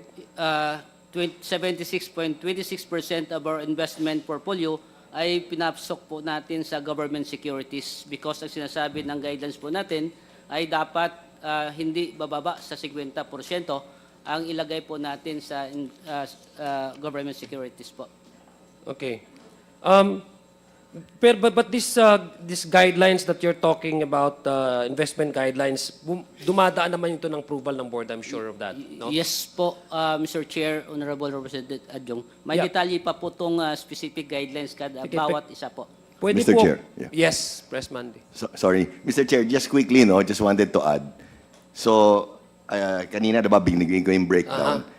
Nung binabasa po ni SVP Renet, we are also allowed to invest in equities and stocks, no, common stocks. Pero because of the riskiness of those investments, hindi po namin ginagalaw yung equities and stocks, even if we are allowed to, para lang mas safe yung investments, less risky. So lahat naka-treasury bonds or corporate bonds. So wala pong investment ng PhilHealth ngayon sa mga stock exchange? Wala po. Hindi namin po ginagalaw yan kasi mas risky po yun pera ng taong bayan. So just wanted to highlight that to this honorable committee po. So Thank you. I guess there's no need for PhilHealth to hire for brokers, no? Wala naman po sa mga investment transactions ninyo. Actually po, when I just joined, a year after I joined, there was a proposal for PhilHealth to invest a certain amount in common stocks and at the same time to hire a fund manager who we will be paying 5% to choose which stocks to invest in. So sinuggest ko, well, hire pa tayo ng manager and then mag-invest pa tayo, riskier investments, baka mawala pa yung pera. So I just suggested that we just stick to the plain investments of corporate bonds and So time lock ito ng mga investments ng PhilHealth sa ngayon. sorry po. Time lock ito. You don't need to hire any brokers whatsoever. Because Wala it po. never changes. Wala. Wala. So you categorically say that there's no investment of PhilHealth in the stock exchange. Wala po, wala po. At saka yung maturity, as I mentioned earlier, Mr. Chair, around up to 5 to 6 years, 0 to 6 years maturity po. Naka-time lock, yes po. Naka-time lock nga siya, Yes di po. ba? Yes po, yes, Mr. Chair. So yung sinasabi niyo po, can we go back to your response kanina lang, just what you just heard earlier, just now? Yung fund managers, ito po yung isa sa mga dinidiscuss ninyo or was it discussed in the board? It was discussed in the EXECOM po. In the EXECOM? EXECOM, yes. Okay. Among internal PhilHealth EXECOM. Would this be a same replica of the one that I just mentioned and asked you about, the Banco de Oro? No po. Sorry. I thought kasi po, remember I mentioned that PhilHealth is allowed also to invest in equities and stocks. Yeah. No? So sorry, nothing related to the Banco de Oro po. Kasi all three of us were not around when that happened po. So we will look into it po and just furnish your good office with a copy po of our findings. Okay. Gusto ko po lang pong tanungin, and let me go straight to your audited financial statement, no, in 2023. Meron pong 580 million pesos which is lodged under identified as expenses for other professional services. May we know, would this be connected with hiring or procuring services for PhilHealth to invest its reserve investable funds? Mr. Chair, Honorable Representative Because you've said Adjong, there's no need for PhilHealth to hire a middleman or broker in anything like that because you've never invested in a stock exchange. 'di ba? Time Yes, lock naman yun eh. So Yes po, can yes. we gonna check our record, Mr. Chair. Tingnan We have po now? namin. Meron po kayo? Tingnan Ah, namin sige kung po. meron kaming dala po dito. Okay.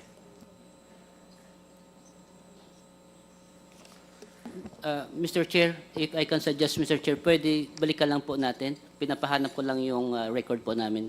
Hindi, because that's material to my next question, Mr. Chair. I just want let's give him time, Mr. Chair, to perhaps we can also may request for a 1-minute suspension so para may, ano po, 1 break. minute suspension is Thank declared you. by the chair.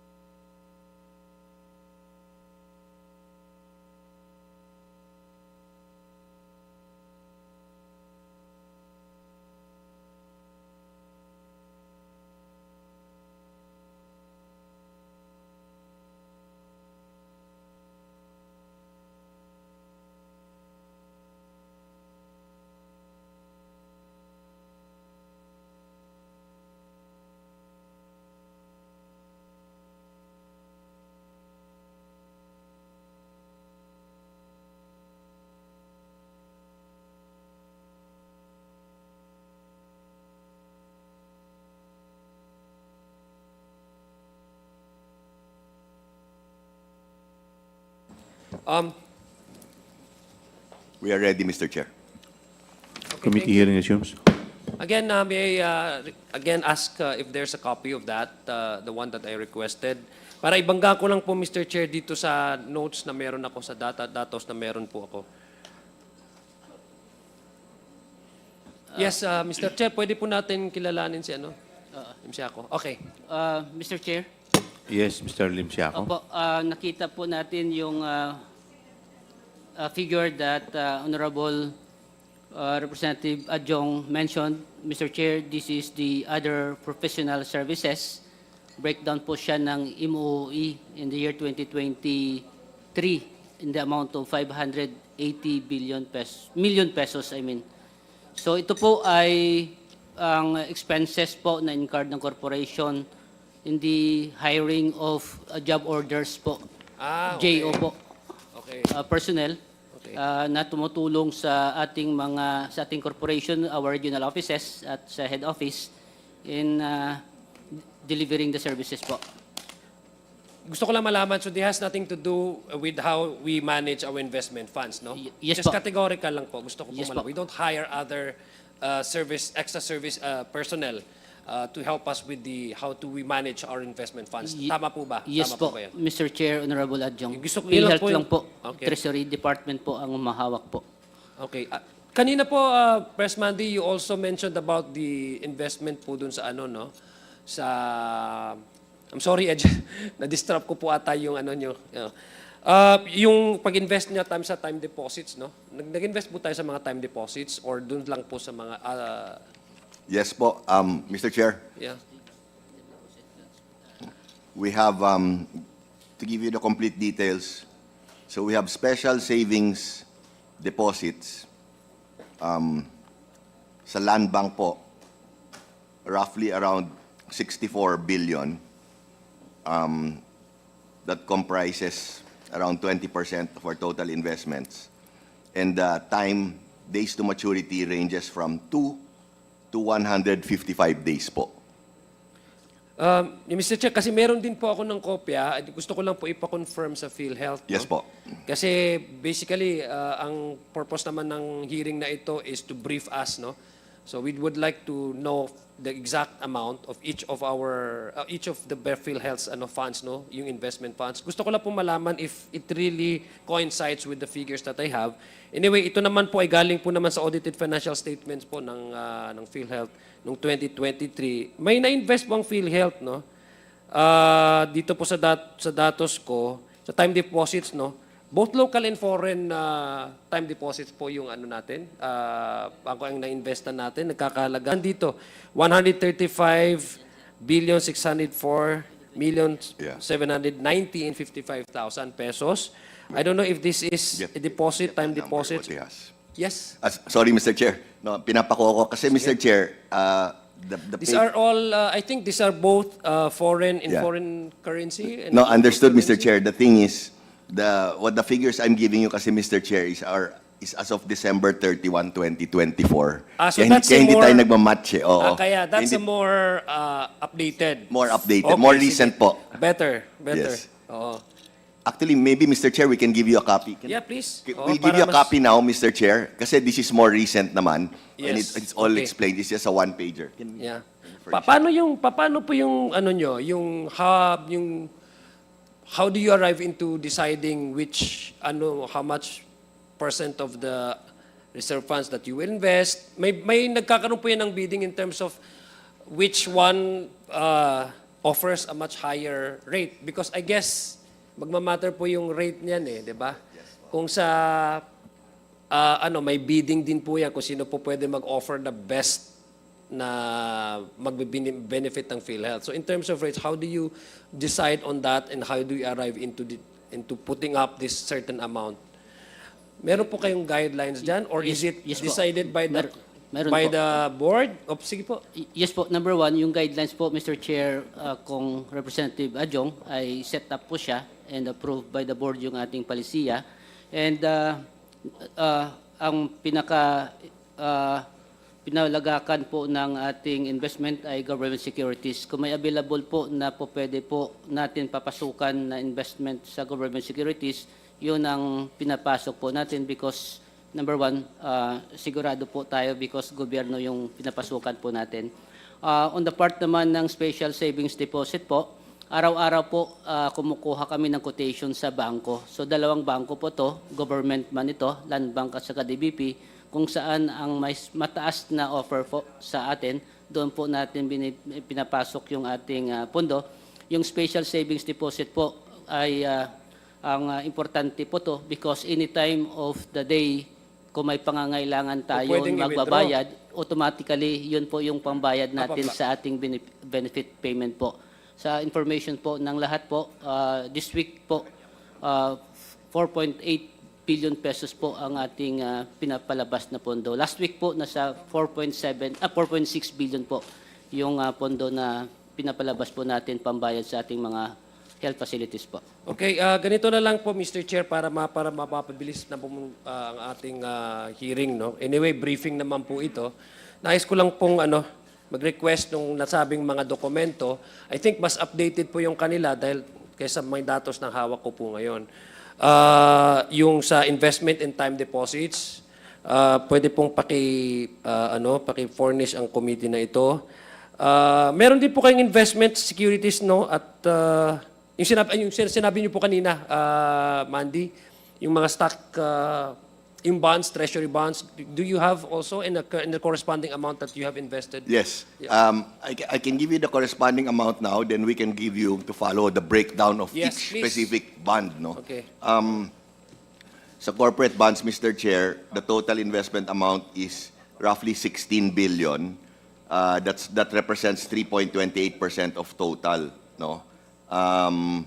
And that's broken down to roughly 50% into properties and 50% into banking. Now, the breakdown of the specific company names, we can furnish you within the day po, a copy, no? And how much per name, how much investment per name. You also identified the Press Mandy at 3 areas, no? Sabi, mayroon pang ano pa yung banking, So, Mr. Chair, special savings deposits, yan yung unang Yes. area.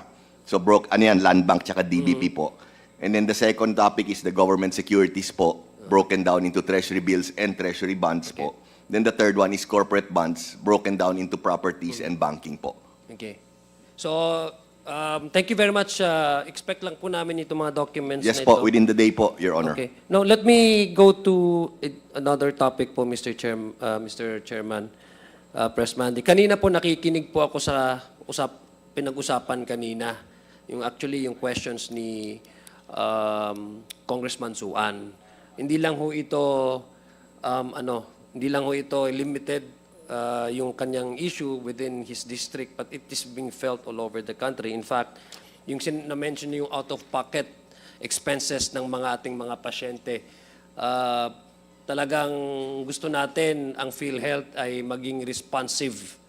Meaning to say, pag responsive ay yung talagang intensyon ng batas ng Universal Care Health Act ay maibigay natin. That's why napag-usapan nga po, nagkaroon ng medyo apprehension or yung fear ng ating mga publiko nung napag-usapan about the zero subsidy. Tama ho ba? And I thank President Mandy for coming out with this statement na tama po ba yung pagkabasa ko dun sa statement ninyo na may enough funding naman ang PhilHealth despite the zero subsidy para tugunan yung mga pangangailangan ng ating mga members at contributors at ating mga kababayan. Tama po ba?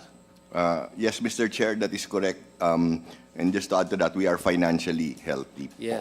That's the reason why I was premising my questions on how you manage the funds of all the members, no? Saan nyo nilalagay yung mga pondo? Kasi that would also spell out how financially, yung financial vitality ng PhilHealth para mag-respondi po sa pangangailangan. Now, I'd just like to ask,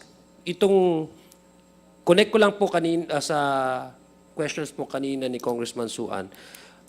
Aware po ang PhilHealth ng mga cases where ang patient, kasi nangyayari po ito and I have talked with several of my constituents, pag sila po ay lalabas ng hospital and ask for a billing, pag hindi nila sinabi na PhilHealth, mababa yung medical bills.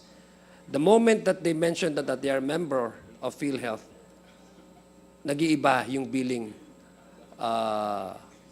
medical bills. Are you aware of this? Because this is something controversial. I'm Mr. talking Chair. about yung out 10%. Is that correct? Let me ask again, ASEC. Meron kang na-breakdown na percentage yung sinishell out ng government assistance doon sa ating mga pasyente, yung MAIP, etc. 10%, kumbaga kung 100, PhilHealth will be is paying 10 pesos. Yes, Mr. Chair. Yeah. So, if that would be the case, and with all these complaints that I'm receiving from my constituents, is PhilHealth aware of this, that once they request for a billing, for discharge, pag di-discharge po nila, pag sinabi nilang members sila ng PhilHealth, medyo tataas daw. I just want to know from PhilHealth, kung have they, or are they aware of these complaints? Do they know that there's some, I would call this exploitation ng ating mga pasyente? Can we hear from PhilHealth? What's the response? Mr. Chairperson. Attorney Santos. Mr. Chairperson, Honorable Representative Adjong, I have heard reports, similar reports as manifested even before the effectivity of the universal healthcare, because at that time we have certain requirements for premium contribution before a member can avail of PhilHealth benefits. But at present, those similar reports are very rare, considering that everyone, all Filipinos, are already considered members and can avail anytime of PhilHealth benefits, Mr. Chairperson. But before the effectivity of the universal healthcare, there were reports. In fact, I received similar reports before, Mr. Chairperson. Honorable So what did Representative you Adjong. do with that? So we Complaints. conducted investigation, Mr. Chairperson, Honorable Representative Adjong, but the reports turned out that indeed there was a difference, but still the patient or member was able to avail of PhilHealth benefits, Mr. Chairperson. Upon submission to the provider, When did you hear about this complaint? How long ago? Mr. Chairperson, Honorable Representative Adjong, I was investigator of PhilHealth Regional Office 11 until 2015. So there were reports, similar reports during that time. Again, before the effectivity of the universal healthcare. At present, I have not received similar reports, Mr. Chairperson, Honorable Representative Adjong, because of the universality of the UHC right now. All Filipinos are considered Yeah, but members. apparently, Mr. Chair, Mr. Chair, the same problems, ngayon lang sinabi mo in 2015, the same complaints and the same problems have reached the attention of this representation. That's why it's very alarming. I think the PhilHealth needs to do something about this. And maybe in the next committee hearing, I would require, Mr. Chair, a assessment or report on this, no? Kasi sabi mo, this has been happening nung panahon pa, pero Attorney Santos, nangyayari pa hanggang ngayon. So gusto ko lang po magkaroon ng konkreto na measures. Nag-investigate, pina-investigate niyo po ba ito? Mr. Chairperson, Honorable Representative Adjong, yes, sir. We conduct investigation on all complaints filed in PhilHealth, Mr. Chairperson. Okay. Honorable Representative Adjong. Thank you. I think for my last two lang, Mr. Chair, just wanna, again, gusto ko lang po din tanungin kanina, yung case rate po na sinasabi ni Congressman Suan at saka ni Congressman Janet Garin. Yung determination po, yung pagbabayad po nung klaseng medical services, base po doon sa, halimbawa, sa disease or sakit, no? Flat rate po ba ito? Halimbawa, kung pneumonia, tapos nag-avail ka ng isang medical assistance first, yung based on yung licensing accreditation level ng hospital ay na-acquire lang niya is level 1. And then, kung halimbawa, yung packages na binibigay natin sa ibang levels of hospitals, flat rate lang ba ito halimbawa? Mr. Halimbawa sa pneumonia, kung halimbawa, for example, 15,000, the same lang din sa level 1, level 2, level 3 na hospitals, flat rate ito? Mr. Chair, before I allow Doc Ish to give you the details of your query, I just want to highlight to this committee yung case rates. So there are total of around 9,000 case packages. Now, we did last year on February 14, we did a 30% increase almost across the board. And then last month, we did an additional 50% to the 30% increase almost across the board. Dahil compounded yan, that's a total of 95% increase on almost all of the 9,000 case rate packages. Now, with regards to your query, Mr. Chair, if I can ask Doc Ish to... Yes, President Mandy, ang gusto ko lang pong malaman, I'm not asking you about the percentage of how much or the volume of patients that already been serviced by the packages. I'm asking about kasi yung ibabangga ko ito dun sa out-of-pocket expenses ng sariling tao, pasyente. Halimbawa, pumunta ako sa isang tertiary level hospitals. Of course, we expect a more advanced in medical care, mas mahal kasi meron silang equipments, etc. Tapos, kung flat rate lang, halimbawa, pneumonia, 15,000, example lang. And then I availed of other services because tertiary level hospitals are more equipped with other services. They have far more advanced compared to the secondary, tertiary. Naturally, mas mahal yung ibabayad ng pasyente. Ang tanong ko lang, kung flat rate siya, at kailangan kung mas malaki yung out-of-pocket expenses na isang pasyente, hindi naman ako po pwedeng, or kung doon naman ako sa primary, yung pangangailangan na kailangan kong medical attention, hindi naman nila may bibigay. So wala akong choice but to go to a more tertiary level hospital.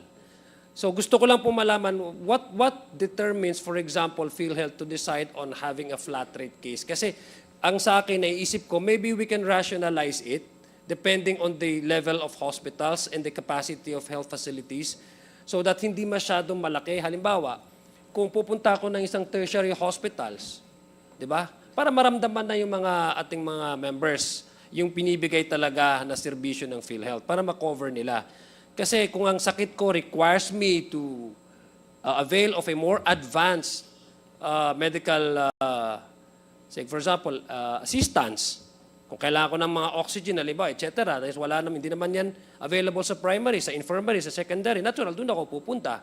Pero flat rate yung kanyang pagbabayad sa mga hospital, regardless whether you're primary, secondary, tertiary. So, kumbaga, have you ever decided maybe rationalizing the case, the expenses and the subsidies and the packages that you are shouldering for these patients according to the capacity of medical facilities? Actually, Mr. Chair, that's an excellent question. Dr. Ish heads our health finance policy sector. He's in charge of all of these case packages. Now, Doc Ish, can you address the query? Yes, Mr. Chair. Yes, Representative Adyong.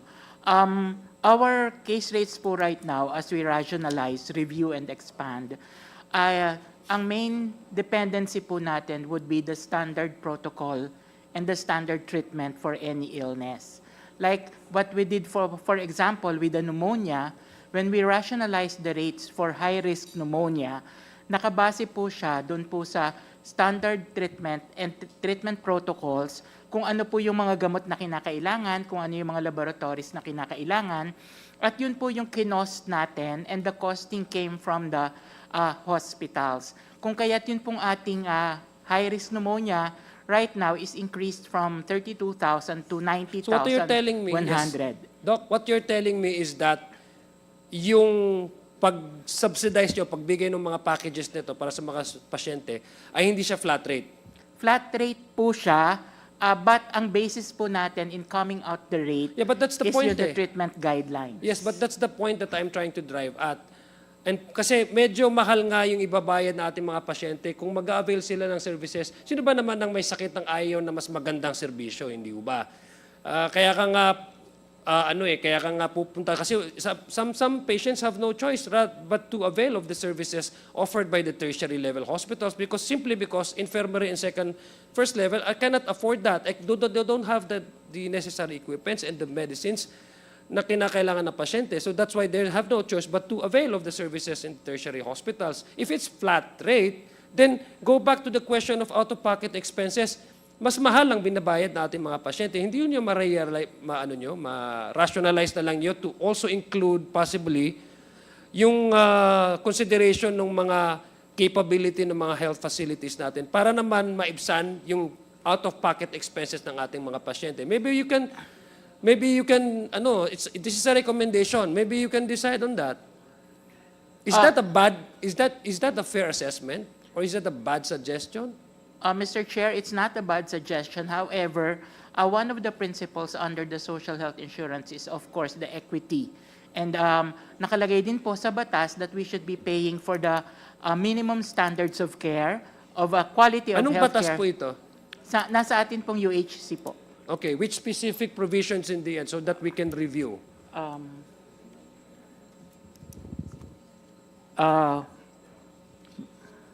I will provide, Mr. Chair, sorry. I don't think the Universal Care Act wants to at least Yun nga, hindi ko alam sa minimum standards. Check mo lang kayo. limit the packages or to kasi that would tantamount in that's the opposite. I think what you're saying is the opposite of the intention of the UHC. Kung if I get what you're driving at, yung point po. Kasi ang intention talaga ng Universal Healthcare Act is para matulungan ang karamihan sa ating mga, hindi lang matulungan, pero at least maibsan yung out-of-pocket expenses po niya. Hindi ba yun ang pinakaspirito ng Universal Healthcare Act? Hindi ba? Yes, Mr. Chair. That's why po, yung katulad po dun sa binabanggit ko sa pneumonia, ang atin pong magiging case rates is based on the treatment protocols. At yun pong ating costing na ginawa po is coming from the secondary and tertiary hospitals na kung saan sila po yung naging basis ng coming out with our healthcare cost. Kaya po lumabas na ngayon na 90,100 yung ating benefit. I'll give you a specific example po, President Mandy, para po ma-consider ninyo itong suggestion ko. Galing po ako sa isang rural area sa Mindanao. Karamihan po dyan, paswerte po kami, may Pakpak Medical Center, but I'm talking about 39 municipalities. Ilan lang po mga first level hospitals dyan. The tendency is that, minsan, yung flat rate kasi, yung mga first level hospitals, hindi na ho sila mag-avail ng accreditation for second level because pare-pareho naman ang bayad natin eh. Pare-pareho naman yung packages na binabayad. So sometimes it becomes a deterrent for this hospital to upgrade its services, which is detrimental to the health requirement and demand of those yung mga constituents. Yun po yung nangyayari sa akin. That's why I'm suggesting to PhilHealth, maybe you can also explore more on how we can assist the patients doon sa issue ng out-of-pocket expenses. I don't know how you can go about with this, but I think this is not a bad suggestion. Would you consider this as a fair assessment? Actually, Mr. Chair, it's not a bad suggestion. In fact, it's actually a good suggestion. So, Mr. Chair, maybe we can discuss this internally. We'll take a closer look into it. Actually, we welcome all inputs and suggestions and comments. No, so we hear you. We hear your suggestion. It sounds, to me personally, it sounds like a good suggestion. So maybe we will discuss it with the team and look into it and see how we can move forward with your suggestion, Mr. Chair. Thank you very much, President Mandy. Paki-ano lang po, paki-cite po yung specific provisions under Universal Healthcare Act po para ma-review natin. Baka naman din may limit din ng batas, di natin alam kung paano natin ma-explore yung possibility na ganun. Thank you po, Mr. Chairman. Thank you po, PhilHealth, for We look into it, sir, Mr. Thank you Chair. very much. Thank you. The next interpellator is Congressman Ortega. Thank you, Mr. Chair. Magandang hapon po sa ating lahat. Alam naman po natin na kahit ano pong preparasyon ng budget, syempre, it takes good fiscal management po. No? So, naiintindihan po natin na importante po yung paggamit ng pondo, yung utilization rate / yung yung burn rate po natin, naiintindihan po natin. Sir, Mr. Chair, with the indulgence of our chairman, maaari po ba natin na i-request po para sa isi-schedule po natin na committee hearing natin na makuha po natin yung comparative na utilization rates po for the past 6 years, Sir Mandy, yung previous administration saka yung current administration for the past 3 years para ma-compare po natin at saka makita po yung utilization rate po ng bawat taon. Kasi nga po, if I may read lang po, yung sa deliberasyon po ng proposed 2025 budget po under DOF Secretary Ralph Recto ay nasabi po na pati yung past administration opted to utilize the PhilHealth funds opted na imbis na gamitin po ay humiram po tayo ng pera ng previous administration. So parang ang unutilized funds po ng previous was amounting to 89.9 billion. So maganda po na makita to. Siguro when we present this during the hearing, parang table lang naman po, comparative lang po siya na table. Kasi I think that's where the problem was nung nag-decide po na hindi mabigyan po ng pondo itong PhilHealth for the next year. Siyempre, titignan mo po kahit anong budget pa po yan, kahit anong pondo naman po yan. Kung hindi nagpe-perform o nagamit ng maigi, doon po talaga nagkakaproblema kasi nagdadalawang isip sila kung kailangan pa bang bigyan ng pondo itong organisasyon na to, itong department na to, hindi naman nila magamit na maigi yung mga pondo. Sir, hindi ko na po dadagdagan yung mga questions ko kasi some were already taken up kanina. But again, may I request po sa COMSEC na rin na ma-prepare po yung documents na yun so that we can see parang may matrix po para mas madali pong ma-appreciate yung susunod po na hearing natin. Yeah. Mr. Chair? Yes. Can I respond? Yeah. Thank you, Mr. Chair. President Ledesma. Yes, we will be prepared to present it in the next committee hearing. And also in line with that, Mr. Chair, we can submit already to the to this honorable committee. For the next hearing po, Chair, it's 6 years utilization rate, no? So during the 4 years of PRRD and then the 2 years of PBBM, no? We will comply, Mr. Chair. Thank you, Mr. Chair. Yes, sir. Thank you, Mr. Chair. That's all. Thank you. The next interpolator is the Honorable Rodriguez. Gutierrez, sorry. Thank you, Chair. Honorable Gutierrez. If I had the charisma of the good congressman from CDO, okay na rin po sana. But good afternoon po, PCO Ledesma, and of course our SVPs together with our COO. Just a few questions lang po. No? I was hoping to ask our co-representatives because of course we're going throughout although this is not budget review anymore, but it was stemmed from the removal of the subsidy po. No? So we really wanted to get into the finances, but unfortunately, wala pa tayong representative COA. So I'll just make this very brief. Just a few points lang po siguro. First and foremost, coming from where Kong Adyong was coming from, I'd just like to ask, from the options, you've selected only 3 areas po. And I'm sure they're very competitive. You wouldn't settle for anything less. These are all tax-free po ba?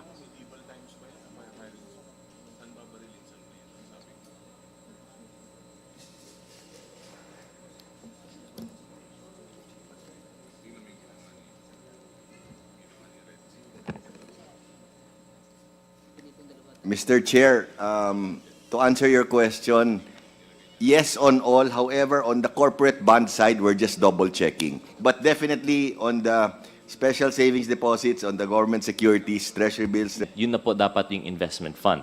Now, based on our contributions, it's around 200 plus billion, tama po, no? And the expenses we're basing po kasi on 2023, that's what I have. So I hope you'll bear with us, it's not the 2024 AFS that you have. So for 2023, it was around 180 billion yung cost. At that time po, ano po yung 2-year reserve fund estimate po natin for 2023? Tama po, no? The UHCA, the Universal Healthcare Act was already in place. 2018 pa lang po, that was signed into law, Yes, no? Mr. Chair. Yes. So by then, we should already have had an estimate kung magkano po yung reserve fund Yes, Mr. at the Chair. time. Okay.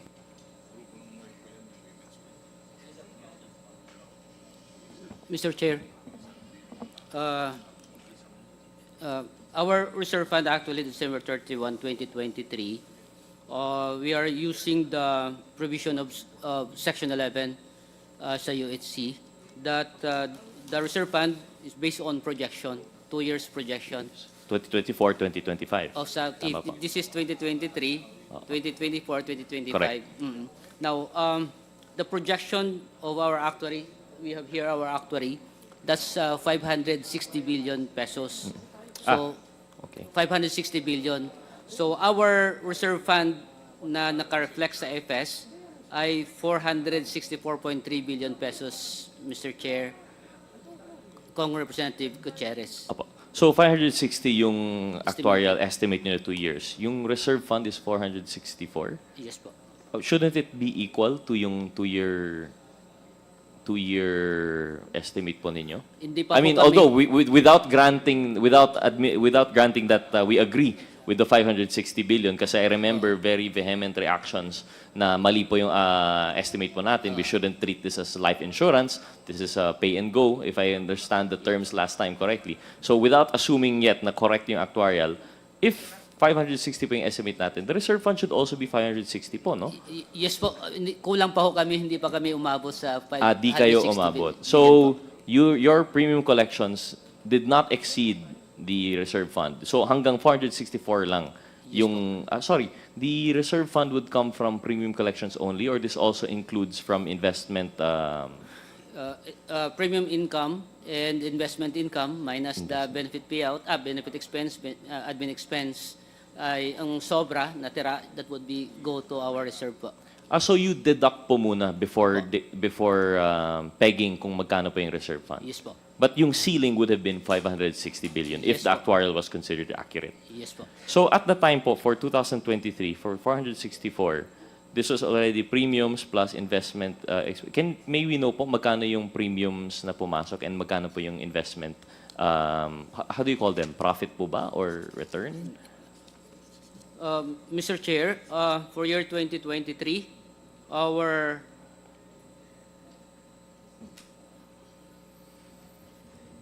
premium income amounting to 236.2 billion and our investment amounting to 21.5 billion pesos, Mr. Chair. And at the time po in 2023, were you also adopting a, how do we call it, conservative approach? This was all, what did you call it? The first savings? You had a term for that, no? It's out of the three po. no? This one, Mr. Chair, because this is income statement, we are adopting the accrual basis of accounting, Mr. Chair. I mean, the at the term, sorry, Mr. Chair, the term is special savings. Special. deposit. There we go. Thank you. Thank you, PCO. You understood exactly what I was going for. So, at that time po, in 2023, yun pa rin yung strategy natin. It was special savings, T-bills, and then yung corporate bonds. Yes po, Tama po. Mr. And it Chair. was roughly around the same percentage, no? It was 20%, 76%, 3%. Yes, more or less similar, Mr. Chair. And during that time, our investment portfolio ay 498 billion, Mr. Chair. Okay. So, this has been the strategy of the administration of PCEO Ledesma, which I personally appreciate. I'd rather that we have a conservative approach to this. But, and you see for the foreseeable future, for as long as during your tenure, you think we will be adopting a conservative approach? Most definitely, Mr. Chair. Okay. So with that conservative approach at this rate, 21 billion yung nakuha po natin for investment plus yung premiums of 236. Am I missing an income there? Because 236 billion premium contribution and 21 billion investment is only 277. Mr. Chair, the net income ng 2023 is amounting to 174 billion. This 174 billion, because we have the adjustment in our benefit expense due to the IBNR calculation ng PhilHealth. So, supposed to be our benefit expense amounting to 116 billion, but due to the calculation and adjustment in the year 2024, batay rin sa calculation of our external actuary, we recorded the benefit expense of 74 billion, Mr. Chair. That's the reason why net income natin ay 174. This 174, pumasok po siya as part of our reserve fund, Mr. Chair. So you mean to tell me the reserve fund is ongoing? Yes Kapag po, meron na continuing po. pumasok na reserve fund for this year, next year may ibang calculation for reserve fund, you will add them together? Yes po, this would be accumulated, Mr. Chair, Honorable Representative Gutierrez.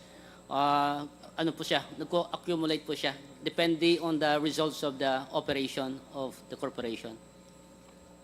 Perhaps I was mistaken. We'd have to review the intent of the legislation. But my understanding was if you have the 2-year actuarial for this year, that would be just a ceiling po, no?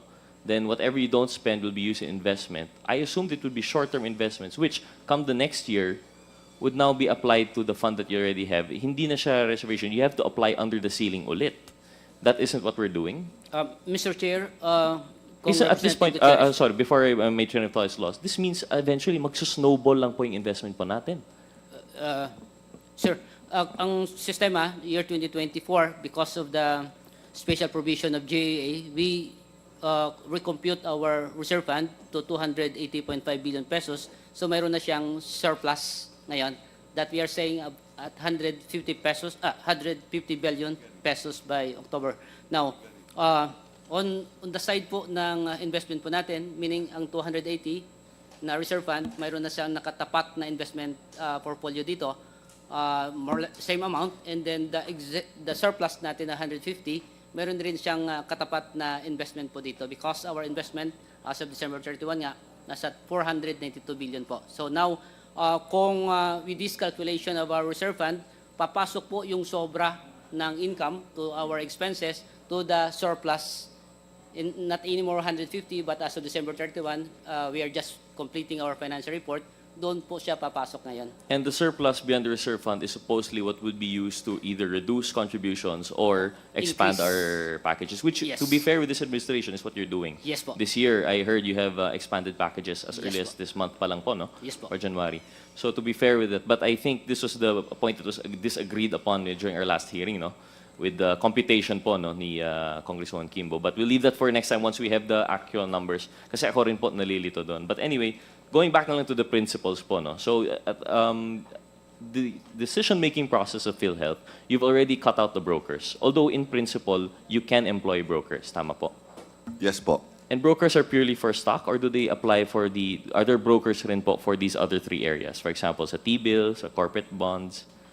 Actually po, for corporate bonds, if we were investing even in lower, kasi we only invest in AAA bonds or better. If there were lower than that, maybe we could hire brokers. But for AAA bonds and higher, it's not necessary, Mr. Chair. So this is purely, this is just a direct investment by the board, I suppose? You decide on this? Yes, Mr. Chair. And do they, I'm not sure if it's the proper thing, do they go through bidding or they just give competitive offers? Do you solicit to all AAA?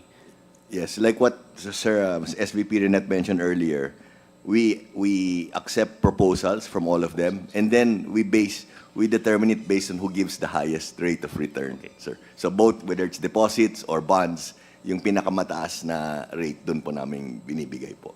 And so how many groups of companies? I know the different proposals might come from different corporations, but at least if we group them into their conglomerates po, no? So we have the general conglomerates, we know that naman po, no? How many have participated po by submitting proposals to PhilHealth? So I know we have, well, 2 categories is banking and properties. So Sir Renette, for banking and properties, how many conglomerates or companies, please? Mr. Chair, Sir PCO, maraming salamat. Mr. Chair, on the part of our corporate bonds, we have DBP, we have SM Prime, and I'm not mistaken, Mr. Chair, Robinsons. I'm not mistaken kung nandiyan pa yung Robinson, but sigurado ako SM Prime is part of that schedules of ours on the corporate bonds. I'll check, Mr. Chair. Yes, please. Apologies, I meant to ask po yung nag-propose po, no? Not just yung accepted offers. Because if I'm not mistaken, in your AFS for AFS, yung COA report for 2023, you even had Ayala. You had some Ayala, I think it was real estate pa nga po eh. So we'd like to know po how many conglomerates have participated by giving you proposals since the start of your term. Perhaps we'll just ask this as a document na lang po, no?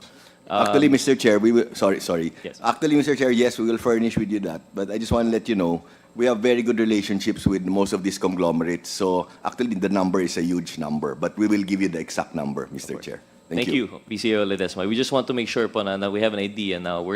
There are some perceptions po, no, that there are favored conglomerates, there are favored personalities, and we'd like to debunk that if, so we'd like to see po talaga how many proposals have we received, what rates were offered, and being an attached agency, being a GOCC, I'm sure this should be available to the public naman po. No? So we'd like to request that po for this committee na lang. No? Duly noted, Mr. Chair. Thank you. We Thank you, will PCO comply. Ledesma.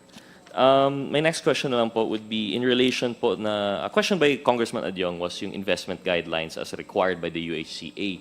I understand we don't have it on hand with us now and that you will be submitting to this committee. I likewise would second that request that we be furnished. Is this the same as yung ating PhilHealth CO number 2023-0050? Is that the investment guidelines po? Mr. Chair, Honorable Gutierrez, sorry po, wala kaming dalang reference. Maybe we can see the document po so that we can confirm po. Sige, I'll quote it to you na lang po, no? Yes Because po, I'm sir. reading from the COA report. So Yes for po. 2023, which I believe your office received, it was addressed to PCO Ledesma in September 11, 2024. So tapos na po to. This is talking about 2023. Yes po. And I was going to go into yung recommendations. And one of them was to revise or amend the PhilHealth CO number 2023-0050 and any other related PhilHealth issuances to ensure that the investment of the unused portion of the reserve fund occurs only after prioritizing the projected program expenditures, expanding benefit programs, or decreasing of the premium contribution. So I wanted to know po if itong binanggit na PhilHealth CO number 2023-0050 is yung investment guidelines po natin, or is this some other internal document? Mr. Chair, Honorable Gutierrez, this corporate order number 2023-005, this is PhilHealth guidelines po. This omnibus guidelines on fund investment po, revision 2, Mr. Chair. So this is what the UHCA was referring to as yung mandated na investment guidelines. Yes po, Mr. Chair. Okay. May we ask for this specific version also for this committee? Because I'd like to look into what the COA found. They did not agree with the PhilHealth in terms of the prioritization before the expenditures that came before the reserve fund. If I understand correctly, that was one of the recommendations po. No? So we'd like to request that document. Noted, Mr. Chair. Thank you. Thank you, SVP Limsiaco. And again, as I mentioned, wala po yung representatives natin from COA. We're going to ask, but what kind of coordination do you have po with COA in relation to? Because, do I understand this correctly? The pinaka-top official, of course, is the PCEO, but you answer to the board. There you have the chairman, which is the Secretary of Health. And how many members do we have in that board? It's a 13-member board. I sit as vice chairman, and then DOH Herbosa, Sec Herbosa, sits as chairman. Thank you, PCEO. Then we have like six ex officios, and then sectoral and expert panel. Thank you, Mr. Chair. Thank you. So it's a large board, but when you have board meetings, you don't go into the nitty-gritty of the financials po, no? This is mostly executive level. Your decisions on which bonds to invest in, the percentages that you would deem acceptable returns, this is usually in the executive level. Yes, sir. Yes, Mr. Chair. Who reviews your decisions po? Is there a governing body? Is the GCG involved, for example, in vetting your decisions on where? Mr. Chair, Honorable Gutierrez, our investment portfolio is one of the biggest account in our balance sheet. Mr. Chair, this one is being reviewed by the Commission on Audit, Mr. Chair. So it's directly to the COA lang Yes, po? There's no intervening body, wala kayong special committee to review? So, yes. On the part ng investment po natin, we have the risk committee, of course, on the part of the board. But on the part ng implementation po, we have the Treasury Department, the fund management sector, reviewing our investment document every day. May mapasok po tayo na place natin, particularly for the SSD po, Special Savings Deposit po. I see. So despite being GOCC, you're still answerable ultimately to the COA. Yes There's no intervening body. And your coordination with COA, is this only yung yearly report po natin, or do you have quarterly meetings or quarterly reportorial requirements? Mr. Chair, Honorable Gutierrez, I am happy to inform the body, Mr. Chair, that with PCO Ledesma, we have the strong relationship with the Commission on Audit po. Set up parati po yung meeting para po ma-trace out yung mga accounts po natin, maayos po yung preparation, including the system audit findings of COA, ay in-address po ng corporation. And we have the sharing of information, Mr. Chair, particularly yung mga bagong palisiya na in-implementar ng corporation so that we have the same level of understanding on the part of the Commission on Audit that conducting the verification, the audit of PhilHealth accounts, Mr. Chair, not only at the central level, but including, Mr. Chair, at the regional level, Mr. Chair, Honorable Gutierrez po. Thank you, SVP. While I do appreciate yung real-time coordination po ninyo with COA, I'm just curious about yung effects of that supposed coordination. Because I'm sure you're well aware in 2023 COA report, there were some recommendations. I just wanted to highlight 3. If you could please update this committee on your actions po, no? So the first is to prioritize the projected program expenditures for the next 2 years before investing the unused portion of the reserve fund, pursuant to Section 11 of the UHC. Number 2, revise or amend, this is what I read earlier, revise or amend PhilHealth CO number 2023-0050 and any other related PhilHealth issuances to ensure that the investment of the unused portion of the reserve fund occurs only after prioritizing the projected program expenditures, expanding benefit programs, or decreasing the premium contributions. And the third is directs the Actuarial Services and Risk Management Sector, ASRMS, to coordinate properly with the Treasury Department by regularly providing a report which includes the actuarially estimated 2-year program expenditures to ensure that PhilHealth's investment transactions strictly adhere to the UHC. I would assume that there was some result of this because binago niya nga po ninyo yung original 500 plus billion reserve fund, you've lowered it now to 260 plus, no? So maybe just have an update on these findings. Yes, Mr. Chair. Of course, we are following the Commission on Audit and our Treasury Department doing the compliance of this one, Mr. Chair, so that it can be addressed by the corporation. Of course, we are prioritizing, Mr. Chair, yung mga pangangailangan ng korporasyon para sa kanyang benefit payment, Mr. Chair. That's the reason why our money, we put 20% of our money to the special savings deposit because any time of the day na pangangailangan natin pambayad ay readily available po siya, Mr. Chair. And of course, on the coordination with the risk management, the actuarial office, Mr. Chair, we are closely coordinating with the Office of Mabneri on the risk management, Mr. Chair, so that maayos po ang ating pagtrabaho in terms of putting the money na ma-secured po siya as this is the direction of the board, direction of the PCO Ledesma, Mr. Chair. Thank you. Thank you, SVP Limsiaco. While I do appreciate that, not just sentiment po, no, but I'm sure those have concrete actions. I don't think they answer po, no, point per point, the recommendations of the COA. We'd just like to ask po na lang a submission of a report siguro from from PCO, please, to the committee, yung point by point. Kasi I think this is especially it's a special area of special concern po sa amin, yung reserve fund, because this is really goes into the meat of the Universal Healthcare Act and how do we interpret it. I understand, of course, to an extent, PhilHealth would prefer a larger reserve fund.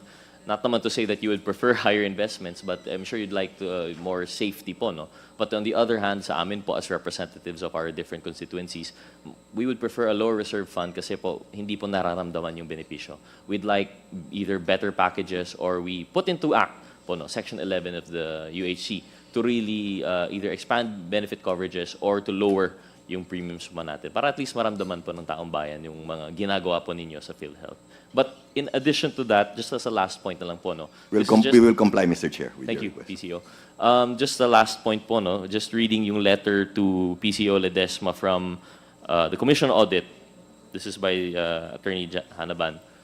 One of the things po that's troubling, at least for this representation, is yung consent finding. Although it does not, you know, it still is a qualified opinion. Pero yung palaging yung inaccuracy daw po ng data na nakikita. There are many paragraphs here that consistently say that the that put into doubt the completeness and accuracy of the contributions and premium receivables, that they doubt the faithful representation of premium contributions cannot be ascertained due to different deficiencies. They also made mention here of the premium receivable from direct contributors were overstated. And I think we've had an example earlier today when si Congresswoman Luistro pointed out po, no, the table that you presented us on how you came up with the previous report of 56.8 billion po ba? 59.8 billion po ba yun? Na, yeah, 0.6 na RTH plus denied, when in fact, when we took a look at the table that you presented to us today, even if we try to match it, there was a difference of 400 million or so. And that 400 million, I'm sorry, I know you didn't mean it, SVP Lim Siaco, but we can't just attribute this to just minor differences. Kasi po, that's 400 million of services that we're talking about. 400 million in medicine, 400 million in other aid that we could afford to our contributors, both direct and indirect. So, although it might seem small when you compare it to your investments, buhay ng tao po yung pinag-usapan dito. So I hope we can present a more accurate picture of what is going on in PhilHealth po, no? So with that, Mr. Chair, I'd like to yield to the next interpolator. Thank you very much po, PCO and the PhilHealth family. Thank you, Mr. Chair. Thank you. The next interpolator is the Honorable Janet Garin. Thank you, Mr. Chair. I believe the essence of this hearing is actually the briefing on the zero subsidy in the 2025 national budget. May I inquire, Mr. Chair, to PhilHealth, in the previous years, let's say if we backtrack the past 15 years, nagkaroon po ba, di po ba ang subsidy na binibigay ng national government is for the payment of premium ng mga members na hindi nakakabayad? Tama po ba? Yes, Mr. Chair. And this will cover sino-sino po, Mr. Chair?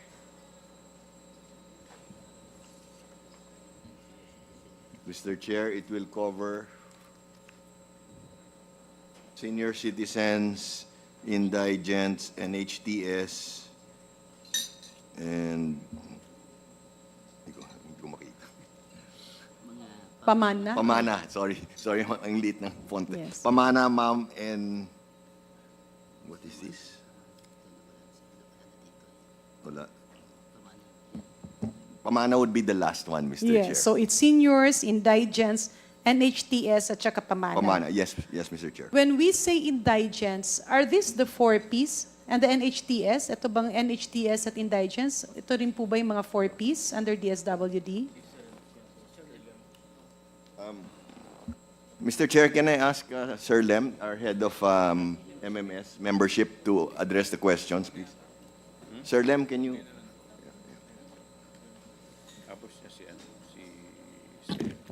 Mr. Chair, Madam. Yes po.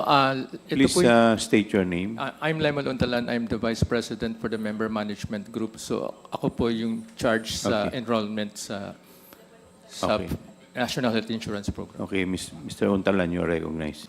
Thank you very much po. Yes po. Lahat po ng listahan coming from the DSWD, lahat yung listahanan, ito po yung National Health based on the National Household Targeting System. So the indigents, the NHTS is based on the DSWD listing, Mr. Yes Chair. po. Kasama Will po- you agree with me in saying that this is a moving list? Ibig sabihin, kung may namatay, natatanggal sila sa lista. Tama po ba? Yes, yun pong yung listahanan po is snapshot po as we have learned. It is conducted every 4 years. Ang moving po dito ay yung pantawid beneficiaries. And yes po, na yung list po, possibility kasi affected po yung list for 4 years. So possibly po, within 4 years, meron po namatay doon sa listahan binigay po sa amin. So ibig sabihin, Mr. Chair, kapag merong namatay at hindi na siya, syempre, tatanggalin siya dun sa 4Ps. Ibig sabihin din, yung premium nung taong yon, ang kasama yung kanyang pamilya, ay natatanggal din, supposedly, sa lista ng PhilHealth. Tama po kayo. Okay. Kapag naman pantawid ka, at ikaw ay nakatawid na, I believe there's like a certain number of years where you are allocated the monthly subsidy. Yung iba naman pag may anak na nag-aaral, kapag na-graduate na yung anak, or nalagpasan mo na ito, di po ba natatanggal ka rin dun sa lista? Tama po ba? Honorable Chair, tama po. Sa pantawid po, because of that conditionalities na hindi na po siya, yung kunyari po, this year, meron po siyang isang pantawid beneficiary, may below 5, pero next year's nag-upgrade na, tumanda na po. So, possible po na mawala na po sa listahan. At di po ba, Mr. Chair, merong iba, kunyari 4-piece ka, tapos nalaman na meron ka na palang magandang trabaho, or nalaman na marami kang bisyo, umiinom ka, nagsusugal ka, di po ba natatanggal sa listahan? Tama po ba? Tama po kayo kasi every year po, nagbibigay po ng Meron panibago. silang evaluation. Opo. So kapag natatanggal sila dun sa list, paano po yung kanilang premium sa PhilHealth? Dahil po every year, binibigay po nila yung updated list of pantawid beneficiaries. So hindi po siya... So in simpler terms, pasensya na po kasi may iba pang magtatanong, paano po ang kanilang bayad sa premium? Kung wala na sila sa listahanan o sa pantawid, ibig po sabihin ay natatanggal na rin sila dun sa lista na binabayaran ng national government in terms of premium payment. Tama po yun, Mr. Okay. Chair. Just to laymanize, Mr. Chair, yung premium hindi po ba yan ay bayad sa enrollment? Tama po yun. Okay. So moving forward, how about the senior citizens? Hindi po ba na ang senior citizens, merong iba dyan, syempre nagtatrabaho, may sariling negosyo, o yung mga lifetime members sila, kasi marami naman tayong working senior citizens. O yung iba, let's say, nagiging elected official, or kagaya ng ating mga kongresista na senior citizen, di po ba yung premium nila ay sariling nagbabayad ang kumpanya, o yung employer, or sila mismo kapag self-employed? Tama po ba? Mr. Chair, tama po yun until they have reached the age of retirement.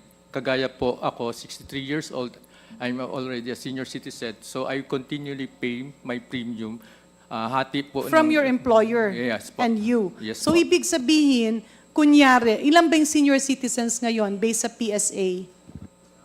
It's 7.7 or is it 8 million? Based po doon sa More? recent po na census na binigay po sa amin, roughly umaabot po ata ng 11 million yung Filipinos who are 60 years old and above. Okay, so we have 11 million senior citizens. Tama po ba ang sinasabi ko na kapag pinag-uusapan ang subsidy na galing sa national government, kapag pinipresenta po ng PhilHealth, ang presentation po ay based sa number of senior citizens, kagaya niyan, 11 million. Number of indigents, kung ilan yan. Number of pantawid members, listahanan, at yung mga nasa NHTS, at yung pamana. Tama po ba? Tama po, Mr. Chair. In other words, it is an estimated number. Tama po. Kapag naibigay na yung subsidy ng national government through the Department of Health, nagsisimula na po yung enrollment ng PhilHealth by using actual names and actual people. Tama po ba? Tama po kayo. Kunyari, meron kang senior citizen. Let's say sa 11 million, meron dong 5 million na nagtatrabaho pa. Or may sariling negosyo at sila ay amo at nagbabayad din. Ano po ang nangyayari doon sa kanilang subsidy? Yung pong subsidy ng gobyerno na dapat gagamitin sa pag-enroll sa kanila. Mr. Chair, usually po yung gainfully employed, existing policy po na sa IRR na kinoconsider kahit senior citizen, they continually to pay. So po yung kanilang dapat allocation ay, kunyari, for the 11 million less the gainfully employed, pati po yung mga lifetime member, yun na lang po yung hinihingi namin for sa subsidies. So let's simplify it. No? Ulitin ko po yung tanong, Mr. Chair. Nagbigay ng subsidy ang national government para sa 11 million na senior citizens. Subalit, meron dong working, meron dong self-employed, meron dong lifetime members. Yung bang subsidy na para sa kanila, ang tanong ko, ibinabayad ba ulit yung ginagamit ba yon pag-enroll sa kanila o hindi na? Kasi meron naman silang sariling enrollment. Mr. Chair, hindi na po ginagamit sa kanila. because it is a lump sum. Ibig sabihin, ito si Juan, senior siya, pero nagtatrabaho siya. Yung employer niya nagbayad ng PhilHealth premium, pero kabilang siya doon sa sinisingil supposedly ng PhilHealth na enrollment naman na government subsidy kasi senior citizen siya. Hindi po ba na bawal ang double enrollment? Ibig sabihin isang tao i-enroll 2 times or 3 times? Yes po. Okay. Bawal po yun. Bawal po yun kasi sa proposal po namin, ito po kunyari 11 million po yung senior citizens, tinatanggal na po namin yung mayroong gainful employed during a cutoff. Kunyari, last When year, did this start na tinanggal yun? basically po, during our proposal to DBM, for Filipinos who are already senior citizen, yung proposal ho namin, tinatanggal na po namin yung based sa database namin na gainfully employed tsaka Okay. lifetime. But when did this start? Anong taon po ito nasimulan na medyo nalinis na yung datos? Is it not that it was just recently? Apparently po, mga past 3 years po. Okay. Pero, nagsimula po ang ating Senior Citizens Law, correct me if I'm wrong, was it sometime in 2014? Na-approve po siya way back 2015 po. Late December po yun. 2015, At 2014 po, tama kayo. Okay. 2014 last quarter po, signed into law po yung... So, napirmahan yung batas ng senior citizens 2014. Pero di po ba, Mr. Chair, maski may batas na, kailangan ng IRR or Implementing Rules and Regulations. Kailan po nagsimula ang IRR ng Senior Citizens Law? If I remember po, mga early 2015 po yun. Tapos na siya? Or was it in 2000? Kasi po, it was signed into law in late 2014, last quarter September po. of 2014, to be Tapos exact. may IRR po yun. Ang lumabas po sa amin na circular is about late that year din po. 2015. Okay. And when we talk about the budgetary processes, Mr. Chair, hindi po ba kapag pinag-uusapan ang budgetary process, kapag ginagawa mo ang budget, ay that's for the succeeding year. At ito ay sinisimulan between the months of March and April. Usually March nagsisimula. Ibig sabihin kung yung IRR ay nagawa noong 2015, pero napag-usapan na yung batas. Kasi 2014, inapprove yung batas. 2015, may RRR. Hinabol. O, lagay na natin 2015 para umatras, although it was 2016. So, dahil may IRR na, dun ka papapasok sa budgetary requirements. So, magpro-propose ka pa sa DBM at dun pa dadaan hanggang kabinete, hanggang Kongreso at Senado. Subalit, kung kunyari nangyari ito, natapos na yung proposed budget or yung tinatawag natin na NEP or National Expenditure Program at hindi siya nasama doon, so maghihintay na siya sa next year. Hindi po ba ganon? And that's very basic to the members of Congress who are actually involved in the budgetary process. Ang tanong, Mr. Chair, kung kunyari na pondohan yan,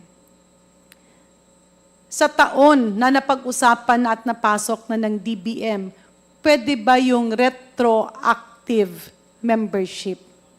And maybe I can address that to Dr. Ish Pargas, who was active during those times. Dr. Pargas.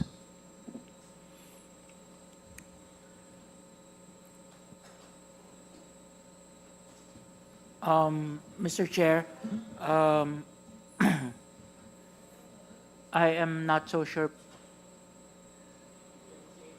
membership. Pakiulit po, Mr. Chair. Mr. Chair, I am not so sure if there is a retroactive membership. Because, Mr. Chair, definitely there is none. No, para lang po malinawan. Ang nangyari po kasi sa PhilHealth, nung inapprove pa lang yung batas, inapprove pa lang on third reading sa Kongreso at sa Senado, nag-start na silang magbilang.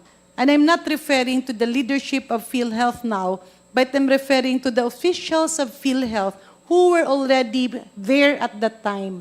And I can clearly remember Dr. Pargas was one of them. He was there. At kasama rin siya dun sa mga gumawa ng ganitong kwento na sa pananaw ko na personal, Mr. Chair, ay mali. Bakit? Nagkaroon siya ng subsidy, let's say 2016. I believe that was 2015 or 2016. Pero ang ginawa nila, parang ni-retroactive. Chinarge ng retroactive yung 2014 kasi ang point of reckoning nila na-approved na daw sa Kongreso. So ang tanong ko, Mr. Chair, para ang nangyari niyan, ito si Juan na senior citizen. Ang budget na pinag-uusapan ay 2016. So ini-enroll siya. Pero ang ginawa ng mga PhilHealth na ibang opisyal doon, chinarge pa sa 2016 yung enrollment niya raw ng 2015 at 2014. So my question, Mr. Chair, is that legal or is that illegal? Pwede ka bang i-enroll 3 times sa same year?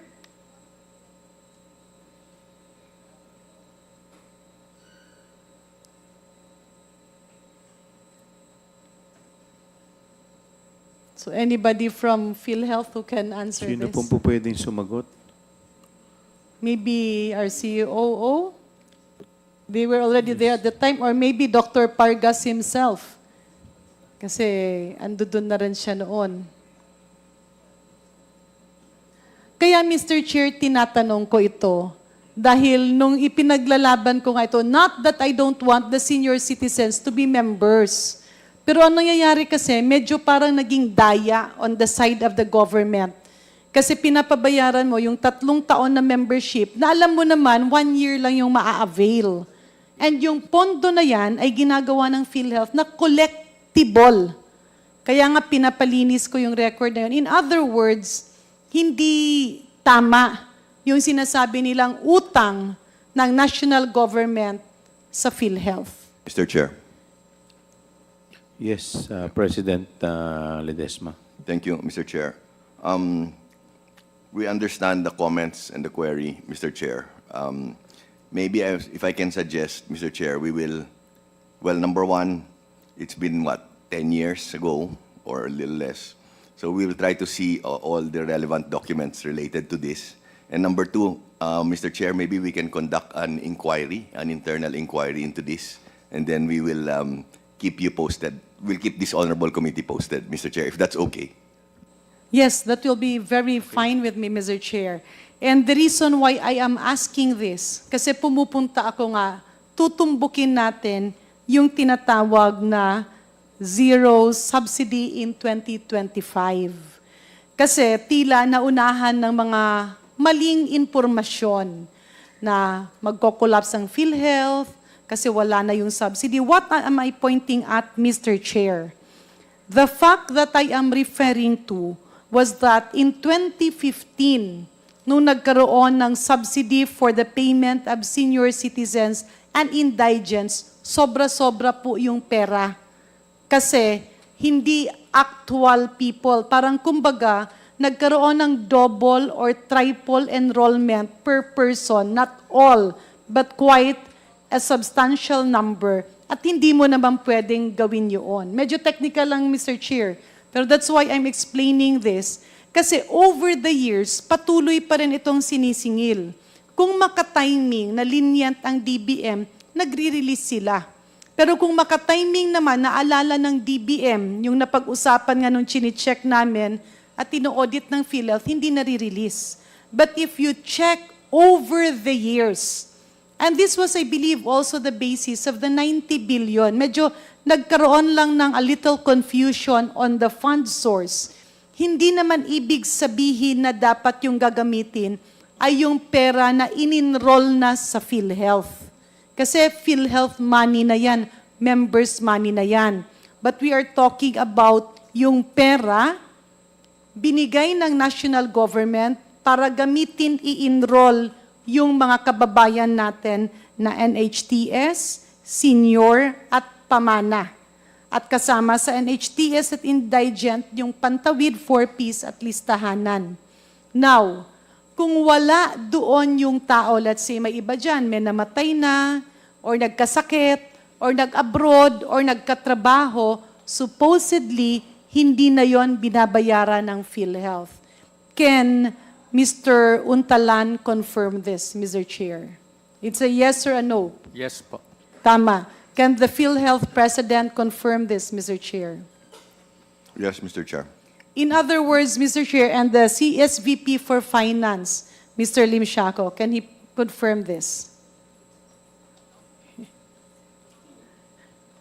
Mr. Chair, kan Yeah. kung Honorable Garin, To reiterate, reiterate po yung yes, sinasabi po. yung subsidy na binigay ng national government para sa senior, pamana, indigent, and HTS, yung nasa listahanan at pantawid, ito yung number of people. Pero kung walang actual na tao na in-enroll, ang ibig ba sabihin nito ay excess money siya? Mr. Chair, ang pera na binigay ng national government sa The atin, subsidy of the national government the is subsidy. intended to pay for the premium or enrollment ng mga hindi na magbabayad. Tama pag po hindi- ba? Tama po. Kunyari, namatay na siya, pero nasa senior siya. Nagkatrabaho siya, nasa senior siya. Nasa atin pa rin yung pera. Listahanan siya. Yes. So the money is still lodged in PhilHealth, but no actual person enrolled. Tama po ba? Tama po. In other words, yung pinag-usapan na zero subsidy in the 2025 national budget, Mr. Chair, is not meant to crush or make or collapse PhilHealth. It is meant to use that unutilized fund na ilang taon na dina-download ng DBM pero wala ka nang in-enroll kasi namatay na, nagkatrabaho na, or meron ng ibang nangyari. Tama po ba? Yes, Mr. Chair. Okay. Let's say, let me dig deeper. Yung isang taon ay 12 months. Let's say natin si Juan de la Cruz ay namatay nung taong March. How do you reconcile that? Do you enroll them commensurate to the 3 months that that person was living, or kailangan buong taon yung babayaran? Mr. Chair. Yes, ang Yes, Mr. application po namin for the annual premium po. So hindi po siya, kunyari namatay po siya ng March, because kasama po siya sa listahan, hindi naman po So, yung 3/4 na patay na yung tao, covered pa rin siya. Yes po. And meron ho kasi possibility din kahit yung senior citizen ay namatay, pero siguro meron po siyang mga anak o asawa na buhay. Yung So, dependents. Yes po. Okay, so at least that's clarified. But will you agree with me in saying na usually yung subsidy na binibigay, may computed na tao, merong mga hindi na na-i-enroll at hindi na na-trace, at yan ay nagiging parang standby fund. Para siyang savings. And part of those funds ay ini-invest nyo. Tama po ba?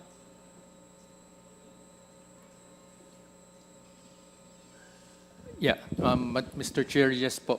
Yun po yung possibility. So in other words, hindi totoo yung mga malisyosong comment na magko-collapse yung PhilHealth dahil dun sa zero subsidy. Inaayos lang siya dahil marami ang advance payment pero walang na-enroll. Pero of course, kapag mga ilangan naman ng pera ang PhilHealth, ay may sources na pagkukunan, especially the automatic allocations coming and mandated by various laws. That's clear, Mr. Chair. Tama po ba? Yes, Mr. Chair. Okay. So moving forward, Mr. Chair, just last one concern. Ito kasi hindi na pag-uusapan. Just for the record, Mr. Chair, I was actually the proponent and the author of the Medical Assistance Program. We started that, I believe, in 2014. I was then Undersecretary of the Department of Health. And coming from Congress, we realized na yung ibang packages ng PhilHealth, maski ini-increase mo, yung impact sa pasyente ay hindi ganun kalaki. So the purpose of PhilHealth is actually to reduce the out-of-pocket expenditures of the patients. Mabawasan, maibsan yung gastusin sa kalusugan, lalo na't kapag yung sakit mo ay makakapagpapulubi sa'yo. And these are what do you call the term? Ano po bang tawag doon sa mga sakit na yan? Mr. Chair, catastrophic diseases. Catastrophic illnesses. Ibig Sorry, sabihin, dun po dapat ang concentration ng PhilHealth. Subalit, meron po kasing nakita. And just to reiterate why I propose the medical assistance program. First, yung deduction ng PhilHealth hindi ganun kamalaki. Kasi nga marami akong nakita na mali ang ibang case rates. Maraming mali dun sa case rates. Second, it was very surprising, Mr. Chair, but a very clear realization tuwing mag-aakyat ng coverage ang PhilHealth. Example, noong time na yon, I believe the coverage of medicines was 2,400 pesos, no, sa isang admission. In-increase ngayon ng PhilHealth, example, to 3,500 pesos. So in effect, supposed to be, meron kang 1,100 pesos na dagdag na benepisyo na gamot. Tama po. Pero, nakita ba ng PhilHealth na yung 1,100 ay hindi nararamdaman ni Jose, ni Juan at ni Maria dahil merong iibang ospital na kaakibat ng pagtaas ng coverage ng PhilHealth, ini-increase nila ang presyo ng bawat gamot, commodity, or laboratory. To explain further, Mr. Chair, example, IV fluid, or in layman's term, dextrose. Sa government hospital, example, 80, 40 to 80 pesos. Pag sa private hospital, pagpalagay natin, 100 pesos. Pag service cases, 120 kapag semi-private. Pero kapag PhilHealth enrolled, nagdadagdag sila ng plus 25%. Ibig sabihin, yung presyo ng bawat item ay tinataasan kapag charged to PhilHealth. Ang katwiran ng iba dahil daw utang at matagal magbayad ang PhilHealth. But what is more surprising is that nung i-expand ng PhilHealth ang coverage, ang ginagawa nila is tinataasan yung presyo. So yung example, I just can't remember the exact figures. Example, yung coverage ng medicine was 2,400. Dinagdagan ng 1,100, naging 3,500. Ang ginawa naman, hindi naman lahat, but it's a very rampant practice. Ang ginawa ng ibang mga hospital, tinaasan nila yung presyo ng bawat gamot. So much so na yung epekto sa pasyente ay wala din. In other words, this is an issue that should really be looked into. Kapareho po ito ng medical fees and professional fees that we referred to Secretary Herbosa and to ASEC Domingo that was supposed to be complied for 1 month. Pero hanggang ngayon ay wala pa rin pong report or they have not reverted kung ano na po ang nangyari doon. That's why earlier I was emphasizing the phrase, walk the talk. Hindi po pwedeng magaling tayo sa salita, marami tayong binabatawan na magagandang salita dito sa mga hearings or briefings ng Kongreso. Pero pag lumabas na tayo sa fence or boundaries ng Kongreso, ay wala nang nangyayari. So can PhilHealth appraise us? Are they observing the same pattern? Ibig sabihin, walang uniformity. Kunyari ito, bibilhin ng pasyente. The same hospital, the same brand, the same generic, the same hospital, bibilhin ng 100 pesos. Pero dun sa chart, kapag charged to PhilHealth, magiging 150 pesos.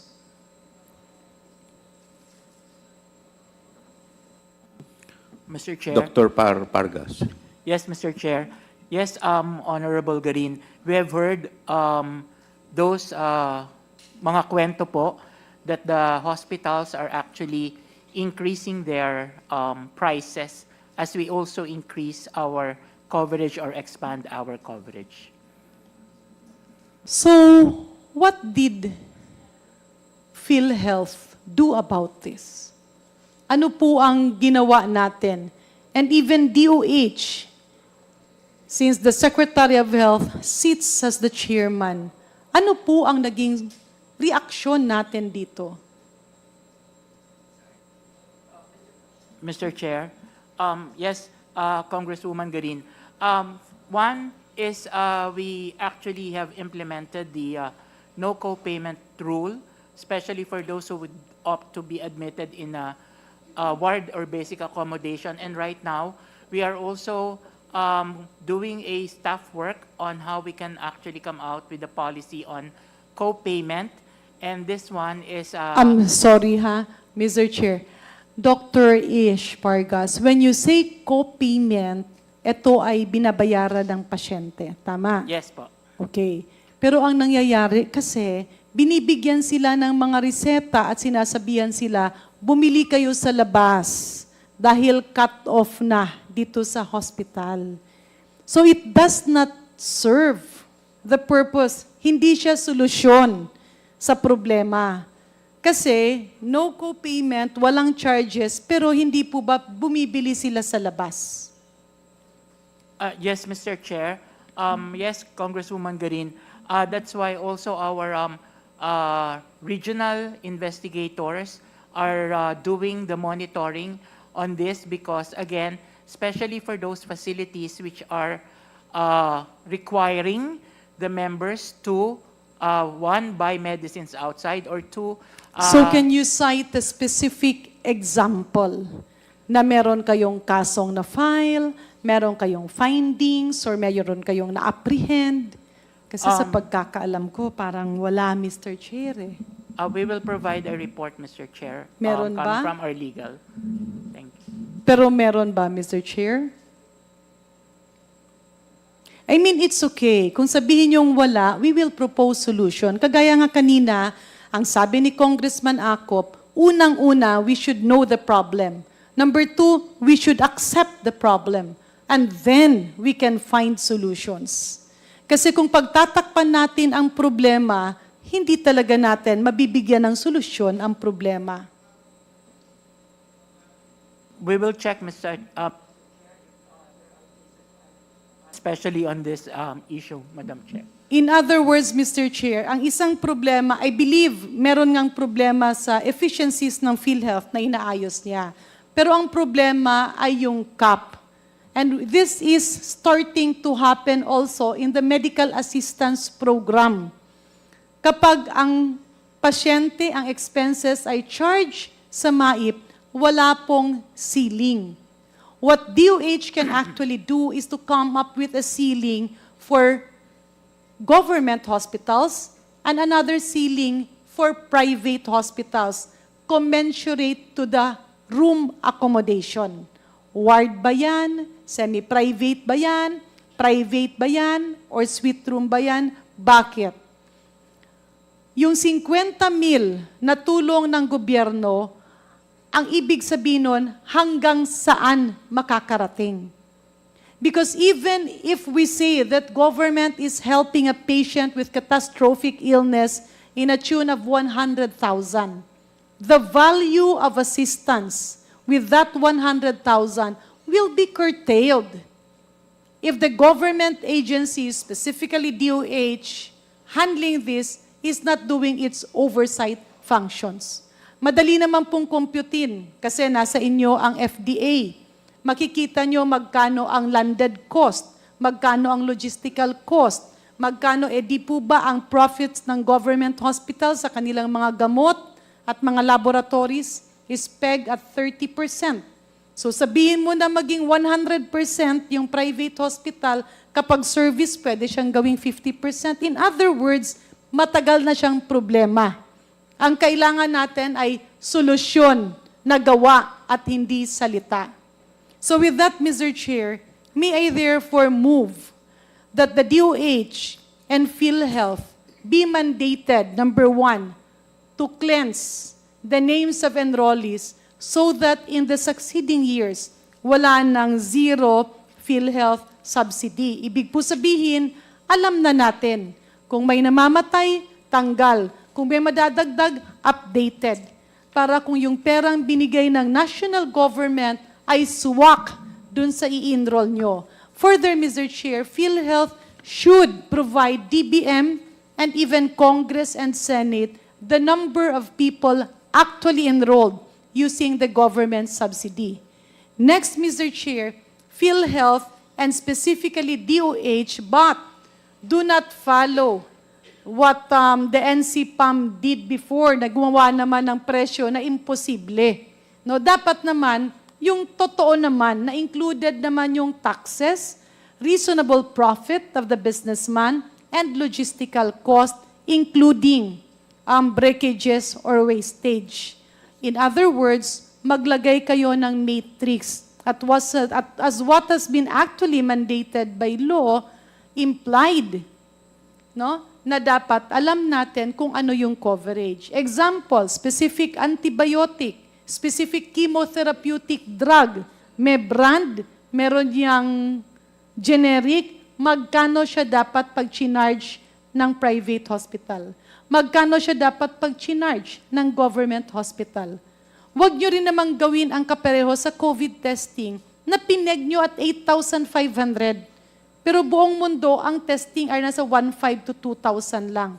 You see the difference? It's value for money. Para kapag pinapalawak nyo ang kailangan, ang coverage ng ating mga miyembro ng PhilHealth, ay talagang may benepisyo. Hindi na yung benepisyo ay mapupunta lang sa increase in charging dun sa ating mga stakeholders. So lastly, Mr. Chair, and I believe it can be complied with, no, Asek Domingo? Yeah, DOH can comply with that. Yes, Mr. Chair. Do you think that can contribute to the solution of the problem? Short of a price cap, Mr. Chair, which needs legislation, this is a very good solution kasi it reminds me of a suggested retail price, kung tama po yung pagkaintindi, Mr. Chair, Yes. SRP. Pero if you remember, Asek Albert, ang nangyari, yung ginawa nila Dr. Guerrero na SRP, mas mababa pa kesa sa production cost. So, syempre, it was impossible to implement. No? Na wag naman na ganun. Lastly, Mr. Chair, the reason why I was interjecting earlier, kasi minsan, hindi na nade-delineate yung DOH at PhilHealth. What's the difference between DOH and PhilHealth? Maybe I can ask the DOH first, and then later I'll go to PhilHealth. In terms of functions. Thank you, Mr. Chair, Honorable Green. In general terms, national government agency po yung PhilHealth, line item budgeting, technical lead and oversight of the health Let's sector. talk about public health and illnesses. Ang DOH po, by the UHC law, yung in charge sa population-based interventions, so yung mga preventive Will measures. you agree with me, Mr. Chair, when I say that DOH is more of the promotive and preventive healthcare? Tama po ba? That is correct, Mr. Chair, Honorable. A little bit of outpatient care. That is correct, Honorable Green, Mr. Chair. While PhilHealth is actually in charge of curative healthcare, catastrophic illnesses. That is Tama po. correct, Mr. Chair. Ibig sabihin, karamihan po ng ating public health programs ay pinupondohan ng DOH. At ito naman kapag ikaw ay nagkakasakit na nasa ospital ka or kailangan mo ng outpatient intervention na mga mahal, kagaya ng MRI, CT scan, radiation therapy, chemotherapy, and catastrophic illnesses, yun naman ang gagawin ng PhilHealth. Because as an insurance, ayaw natin na mamulubi ang isang taong nagkakasakit. That's very clear. The delineation is clear, right? Yes, Mr. Chair, Honorable Green. I believe, Mr. Chair, ang isang problema, minsan nakakalimutan ito. At ang nagiging problema, minsan may mga pumapasok at nagbabagong administrasyon na ang PhilHealth ay ginagawang pampolitical programs. Just like I was observing before, when the former Secretary Obial, ordered PhilHealth to conduct like an executive check-up assessment with medicines, I believe, to 20 million Filipinos. Pero ang gagamitin na pondo ay yung pondo ng mga enrolled members. In other words, ito kasing preventive and promotive healthcare ay pinagkakagastusan ng DOH. Ang DOH ay bumibili din ng mga gamot, bumibili ng mga wheelchairs, nagbibigay ng mga laboratory equipments, nagbibigay ng subsidy. In other words, dito pumapasok para yung PhilHealth, mas ma-enhance nyo na kagaya meron ka diyang kailangan magpa-bypass, dapat halos walang bayad yan. Yung magpapatransplant, halos walang bayad yan. Yung cabbage, yung mga major operations, that should be the delineation. Kasi nag-overlap na eh. In other words, hindi kaya ng PhilHealth na lahat ng problema sa kalusugan ay siya ang sumalo. Hindi rin naman kaya ng DOH na yung mga gastusin sa loob ng ospital ay sa DOH. So if PhilHealth and DOH can delineate the tasking to avoid overlapping and duplication, then, Mr. Chair, we will have a more effective public health care, even private healthcare. So those are just my requests and recommendations, Mr. Chair.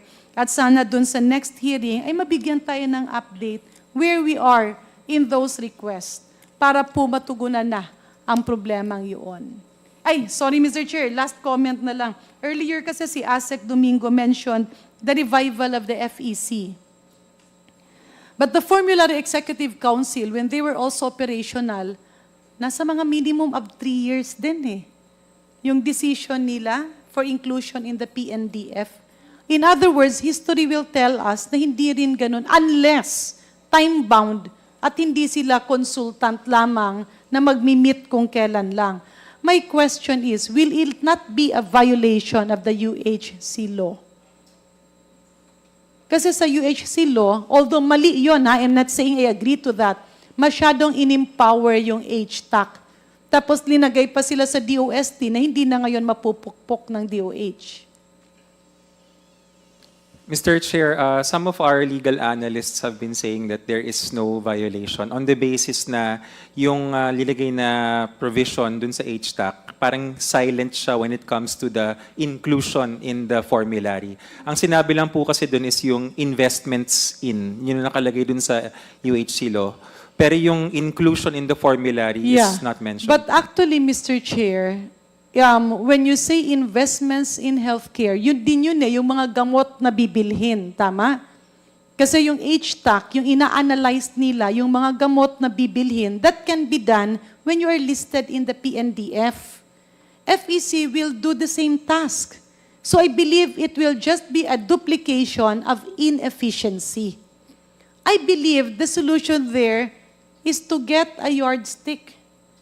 At sabihan yung HTAC, ito yung deliverables nyo. Kapag hindi nila ma-deliver, they should be accountable. Kasi hindi naman pwede, Mr. Chair, na sasabihin nila, hindi kasi busy pa kami. And then ang gagawin nyo is mag-create ng another body.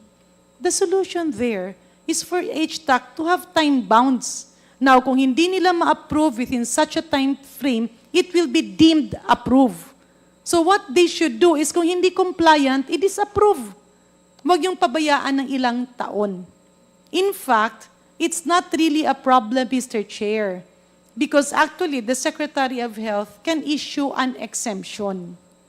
Kaya lang, ang problema nga, sobrang mabagal ang HTAC that was basically comprised of the former FEC. So we should not duplicate the inefficiencies, and it should also be clear kasi yung FEC naman, nagkakaroon naman ng confusion na hindi na nila alam na hanggang generics law sila and they do not actually deal with safety and efficacy of drugs, devices, and vaccines. Because what's happening is, when the FEC was created under the Department of Health, akala nila nagkakaroon kasi ng power play.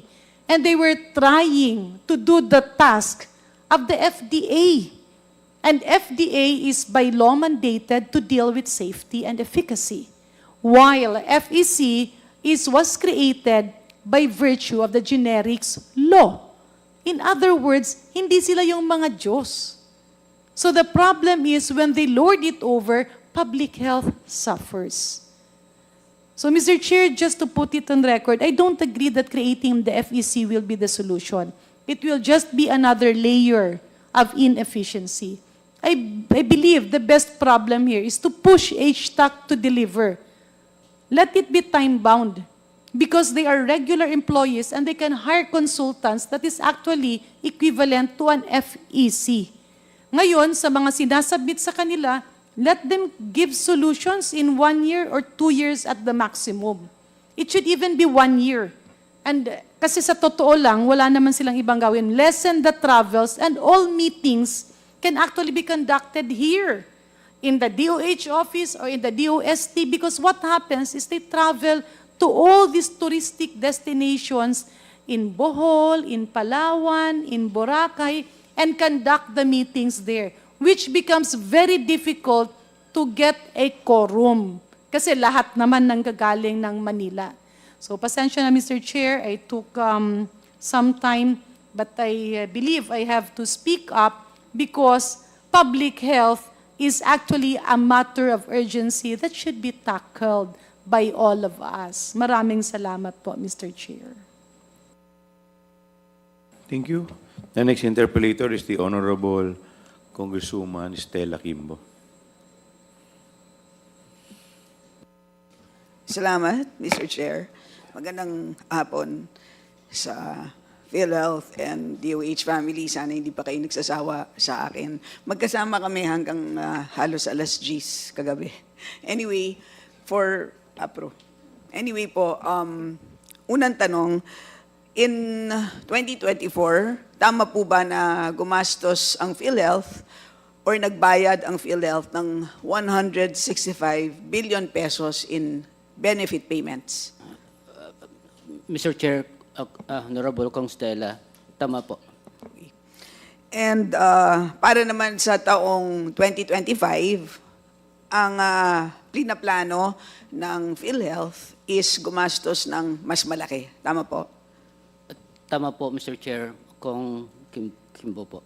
At dahil na rin sa mabigat na pressure mula sa Congress, sa kulit po natin, Mr. Chair, nakailang committee hearings na tayo dito, pati na rin sa Committee on Health, pati na rin sa amin sa Committee on Appropriations. Pasensya na po sa kulit namin, pero pinapakinggan lang talaga namin ang aming constituents. So, dahil dyan, mabigat ang pressure, nag-increase kayo ng case rates sa para sa maraming mga sakit. Tama po? Yes, Mr. Chair. Yes po, Congresswoman Kim. At dahil dyan, ang plano po ninyo na gagastusin para sa taong 2025 ay 271 billion pesos. Tama po? Tama po, Mr. Chair, Kong Kimbo. So una sa lahat, kami po ay nagpapasalamat. Malaki po ang increase from 165 last year to a planned spending of 271 billion for 2025. Pero ang tanong ko sa inyo is, paano po ninyo mapapatupad yan ngayon na zero subsidy mula sa Congress? Mr. Chair, Honorable Representative Kimbo, the sources of funds for year 2025 are the following. Number one, from the direct contributors of 203 billion pesos, investment of 20 billion pesos, and the surplus 150 billion pesos. This is a total of 373 billion pesos, Mr. Chair, Honorable Representative Kimbo.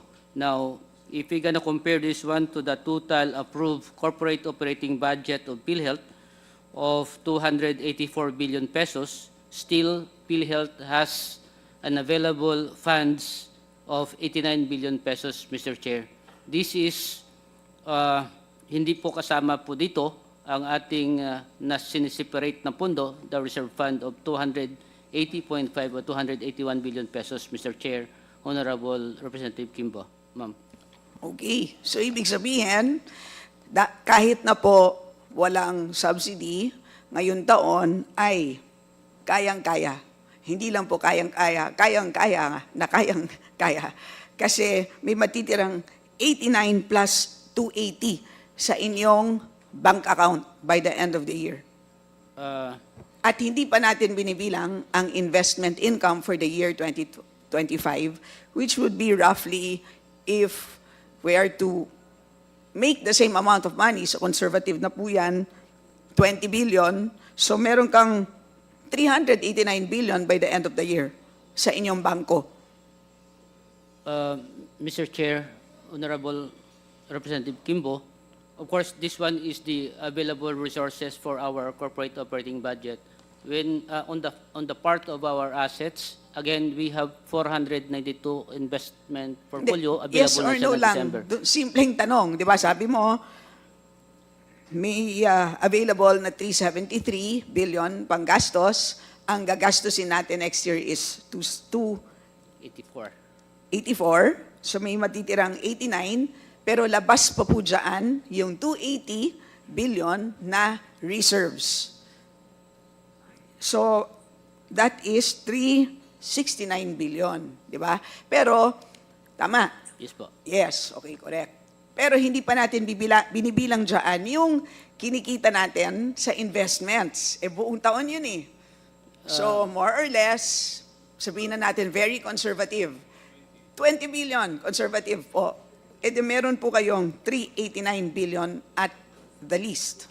Mr. Chair, Honorable Congressman Kimbo, the investment income is already form part of the sources of funds that I mentioned kanina. Hindi ba yan yung source of funds mo for 2025? Ibig sabihin, kinita mo na yan noong 2024. Hindi po. Ito po ay projected po. O saan mo Kasama nilag- sa direct Okay, din po. saan niyo po projected nilagay yung kinita po ninyo noong 2024? Ang 2024 po na kinita na po natin will be form part po ng surplus, po natin po. Okay, o sige. So 369 billion. Malaki pa rin. Opo. Malaki pa rin, 370 no? billion. Opo. Pwede bang pakilakasan? Yes po. Okay. 370 billion. More or less. More or less po. 370 billion. Opo. So linawin ko lang this is despite not getting a subsidy from the Philippine government in 2025. This is despite almost doubling your benefit spending in 2025. May matitira pa pong 370 billion sa ating accounting.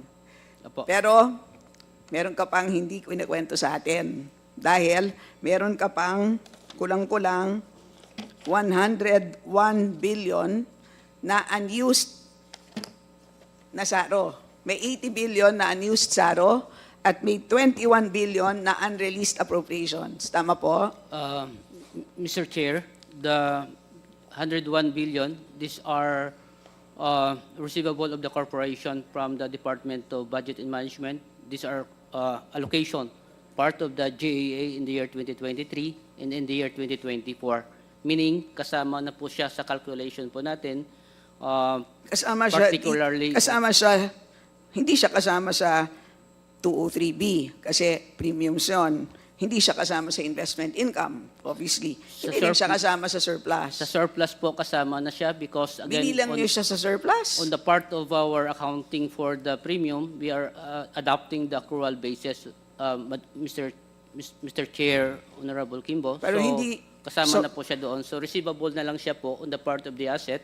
Now, if we gonna get that money, will be form part of our asset and then ma-add up po siya doon sa ating investment portfolio po. Okay, sigurado po kasi Apo. nung huling hearing, hindi po ganyan ang aking pagkakaintindi. Kasi every time na lang tayo nagkikita, may panibago tayong interpretation kahit na the same numbers. Okay, so ngayon, ang sinasabi niyo po ay yung unused na receivables na manggagaling sa gobyerno ay sinama mo na sa 150 billion na surplus. Okay, so, pero gayon pa man, malaki pa rin ang 370 billion na matitira by end of the year. So, good news. Mr. Chair. It's a good news for everyone because makakaasa tayong lahat ng very much improved service from the PhilHealth. So, thank you for that. And then at the same time, panatag ang loob namin lahat na Pilipino na buhay ang PhilHealth in terms of funds. Financial viability. Tama po? Tama po. Yun ang gusto natin marinig na para sa akin, that's the gist for me para sa issue na to. Kasi ang dami-dami pong, tama po si former Secretary Garin, ang dami pong natin naririnig na kung saan-saan. Pero gusto kong naririnig from you directly, SVP Limsiaco, kasi kayo talagang tagahawak ng records, financial records ng ating korporasyon. So, that's good news for everyone. Okay, next po na tanong is, ano po ba ang basis for computing our premium subsidies from the national government. Can you confirm that it is the sin tax law? Ay, sorry, the train law, kasi na-amend na pala. So, una, sin tax law. Should I ask Asik Albert, sino bang mas nakakaalam? Maybe Asik Albert, no? Yes, we confirm that, Yes, so Madam it Chair. started with the sin tax law. Just as a background, we moved from ad valorem taxes, 12 pesos per pack. We moved it to a high uniform specific tax in 2013 to 25 pesos per pack. Anong dahilan? Dahil gusto natin to curb smoking. Tama? That's correct, Mr. Chair. And not only that, win-win siya para sa gobyerno because at the same time, nakakapag-generate tayo ng mas maraming tax revenues. Tama po? Tama po, Mr. Chair. Okay, so yan ang actually ang original basis sa pag-compute ng kung magkano ang maibibigay ng gobyerno sa PhilHealth taon-taon. Tama? Tama po, Mr. Chair. Of course, na-amend siya ng train law and so on and so forth on exactly how to compute, but that is the basis. It That's really correct. comes from the idea that we want to prevent smoking, and as a result, we increase taxes on cigarettes because to make taxes artificially expensive with high taxes ay makakapag-prevent tayo ng smoking, especially sa kabataan. So yun, pero dahil mas marami tayong nakakolekta, ang sinasabi natin, ibalik natin yan sa health system na kung saan maraming nagkakasakit dahil sa smoking. Tama ba yun? Tama po, Madam. And you can confirm that yung mga diseases caused by smoking are nasa top 10 causes of morbidity and mortality. Tama ba yun? Yes, Mr. Chair, Honorable Kimbo, yung ating stroke, heart attack, cancers, nasa top 5 nga po ng ating causes of death. Okay, so in short, taon-taon, yung kinokolekta natin na buwis galing sa benta ng sigarilyo, ayun ang basehan ng premium subsidies sa PhilHealth. Tama? Tama po, Mr. Chair. Okay. Ang tanong ko sa iyo, Asek Albert, alam ko ikaw ay isang eksperto sa health policy. Sa iyong pagkakaalam, yun ba ay kung yan ang ginamit na computation ng isang private health insurance company, ay yan ba ay typical? Kasi nagko-compute ka ng premium contributions, ang basihan is tax collections. Ganun ba ang mga private health corporations? Halimbawa, may mga Sun Life, etc., etc.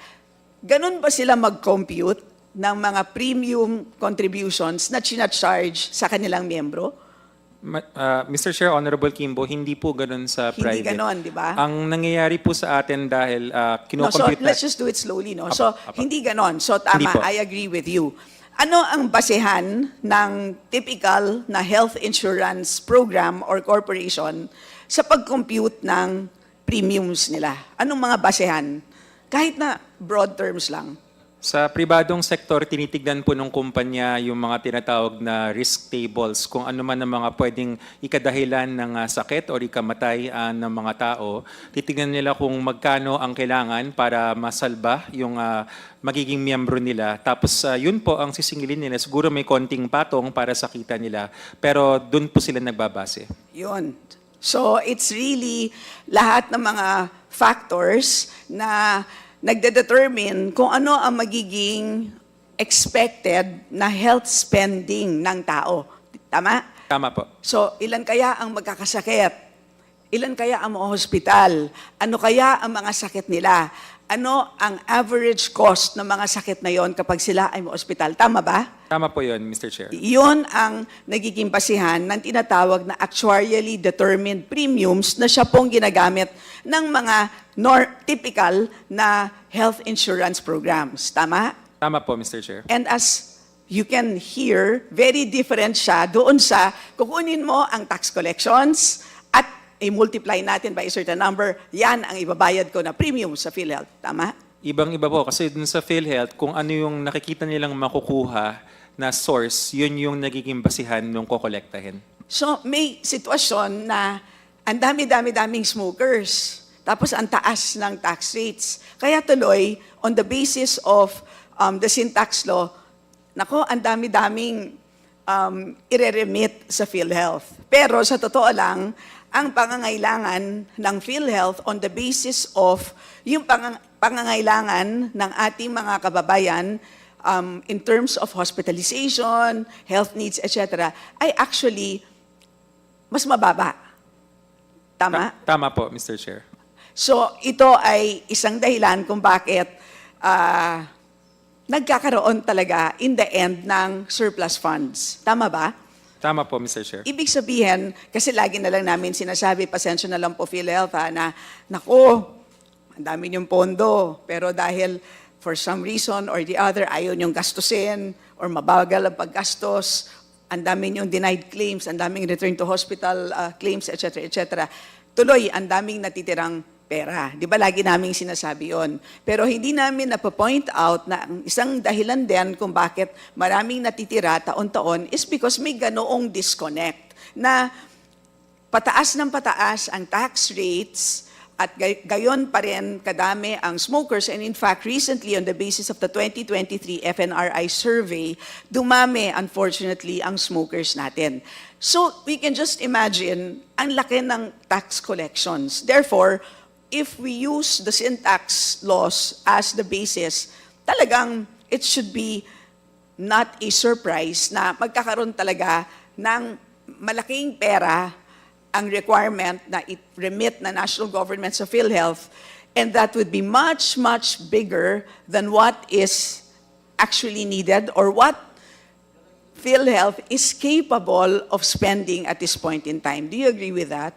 Tama po yun. That's correct, Your Honor. Yung actual performance nila sa ngayon, which can be improved. Yes. So, do you agree na siguro magandang panahon ngayon dahil ang dami-daming debates and it's good that we have debates, di ba? Okay lang naman yon.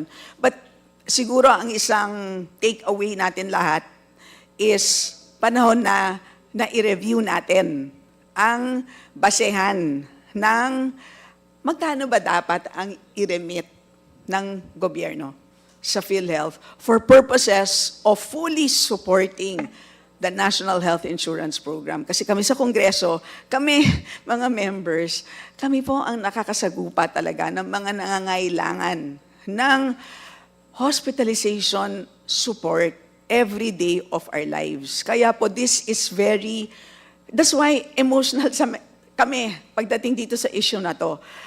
Yun ang dahilan po, pasensya na lang. But do you agree that yan ang kailangan natin gawin sa ngayon? Tama po yun, Mr. Chair, Honorable Kimbo, yung patutunguhan yung language sana na kailangan baguhin. Kasi merong version, kung di po nagkakamali yung 2013 na syntax, mas flexible. Pwedeng pupunta sa PhilHealth, yung pong individual-based services, pwedeng pupunta sa DOH, or even, kung di po nagkakamali sila, Honorable, ganun yung naglagay nun yung HPEP, nakasulat po yun sa original. And then dun sa more recent versions kasi, naging para bang masyadong atado na para lang doon supposedly, pero hindi nga kayang gastusin. Alam ba natin, siguro itatanong ko kay Dr. Ish, alam ba natin, kasi Dr. Ish, ikaw yata ang namamahala ng benefit packages, alam ba natin kung magkano ang actually na ginagastos ng PhilHealth para sa mga smoking-related diseases? Like halimbawa for 2024? Mr. Chair, I'm sorry, Honorable Kimbo. We can provide the data po, but I don't have any right now. But would you confirm na I know kasi top 10 is, number 1 is dialysis, ganun ba yun? Sa procedures po natin, number 1 is dialysis. Sa medical illnesses naman po, it's bronchopneumonia. So, can you just submit to us, yun nga po, ano ang estimate po ninyo ng lahat ng ginastos po ninyo in the last 5 years na matitease out yun naman yun sa sobrang complicated ng case rates, di ba, na smoking related, para malaman natin. Kasi we really need to know, kasi that's the intent of the sin tax law, So, yun po. That's, and sa Yes, next Mr. point Chair. ko naman po, ano po ang ulit ang corporate budget natin? It's 284 billion, tama po? Yes po, Mr. Chair. And then if we subtract, kasi 270, magkano po ang para sa benefits dyan? 271, Mr. Chair. And so magkano po matitira for admin? 12.5 more or less, Mr. So Chair. 12.5 billion is, in short, admin expense budget. Ito, bale, ang panueldo ninyo. Tama? Tama po, pang sweldo at saka pang operation, maintenance operating expenses po. Okay, ilan porsyento dito ang para sa sweldo and benefits of employees? 5.8 po ang PS cost po natin dito. 5.8 billion pesos. Okay. So, and ayon sa batas, merong ceiling na pwedeng igastos para sa admin expenses. Tama po? Which is, Tama po. magkano po ngayon ang ceiling? Nasa 14 billion, 14 Mr. bill Chair. Opo. ang ceiling for this year. At paano po, anong basis can you, The based on the law, batay sa batas po, the ceiling is computed actual premium collection of year 2024 and multiplied by 7.5%, Mr. Chair. that's the maximum na allowed. Yes Tama po? Yes po. And pag sinabing premium collection, this is from direct contributors, meaning mga sweldado na kinakaltasan, tama po? Including Plus? indirect po. Plus, which means including yung government subsidy. Opo. Tama po? Opo. So, kung malaki ang subsidy, 100 billion, halimbawa, kasama yan dito sa basihan sa inyong admin expense. Tama po? Opo. So, Mr. Chair, Kong Stella, the actual collection year 2024 based on our cash position report, nasa 203 billion pesos po. 203 billion multiplied by 7.5, nasa 15 billion po siya, not 14. so that's the maximum na pwede. Pero Yes po. ang nilagay nyo lang is 12.5. Opo. And of that, 5.8 is for your salaries and benefits. Yes po. Okay. So nakabase pala siya sa premium collection. Yes po, Mr. Chair. So, iyon din ang dahilan kung bakit tuwing nagpupunta kayo dito sa Kongreso ay talagang pressured kayo na kailangan malaki ang makuha natin na subsidiya mula sa gobyerno. Tama? Tama po, Mr. Chair. Kasi kung halimbawa na zero kayo, ang laki ng ibabagsak ng inyong admin expense. Tama? Kasi ngayon 12.5 billion ang pwede. Zero kayo this year. So next year, magkano ang magiging maximum? Ang maximum ngayon is 15 billion, right? Mr. Chair, if we can collect the estimated 203, Yes. and ito po yung pinaka-base po Okay, natin. times? 7.5, more or less nasa 15 billion pa rin po. Oh, okay. So, yun ang maganda. Dahil sa, well, kumbaga, looking at the glass half full rather than half empty, ang isang magandang effect ng zero subsidy is that ngayon, nape-pressure kayong mangolekta ng premiums na direct. Tama ba ako? Kasi last year, magkano ang kinolekta ninyo na direct premiums? Sa direct po ay nasa 100, it's definitely less than 203, tama? yes po. From the hindi ito. The other one. Madam Chair, if I may. 200 ano na lang, Madam Chair, 204 minus 9. That's from the direct, Madam Chair, Mr. Chair, 195 more or less, Madam, Okay, Mr. Chair. so pressured kayo to increase your premium collections by about 9 billion pesos so that you're able to at least maintain your maximum ceiling. Tama po? Yes po. Yun. So, yun ang something that we should kailangan natin abangan. By next year, wala na po ako dito, so iniiwan ko po na baon sa inyo na sana tanungin ninyo next year kung ano nga, or by the end of the year, kung ano magiging premium collections nila if indeed na-hit nila yung target collections. Ang next ko po, Mr. Chair, is para lang maliwanagan tayong lahat, no? Yung ano nangyayari sa premiums kapag hindi magamit? Kasi halimbawa ako, madalang po ako sa ospital. Pero taon-taon, nagbabayad kasi salaried kami, di ba? So kami po ay subject to the 5% times 100,000 ang maximum ceiling, di ba? So 5% of 100,000 per month, naghuhulog kami ng 5,000 pesos. Times 12, 60,000 pesos. However, hindi po ako halos na ospital. So, yun ang siguro ang palaisipan ng maraming tao, especially yung younger workers. Ano ang nangyayari doon sa unused premium ko sa taon na to? Mr. Chair. Maybe, sige po, sino pwede magpaliwanag? Pwede bang si Asek Albert? Yes, Mr. Chair, Honorable Kimbo. Sa isang pay-as-you-go system or parang paluwagan, kung di ka nagkasakit sa ngayon, may iba pong dapat na gumamit nung inyong binigay. Dahil ang usapan ay pag tayo naman ay tumanda at lahat naman tayo ay tumatanda, babaliktad. Merong ibang mas bata na siya namang malakas sa pangangatawan na nagbibigay ng sweldo na siya namang gagamitin natin. Or para mas madaling tandaan, sa loob ng pamilya natin, kung meron tayong lolo't lola at lahat tayo ay meron, siya yung gumagamit nung hindi natin nagagamit na hinuhulog natin. Okay, in other words, good night na yon para sa akin, right?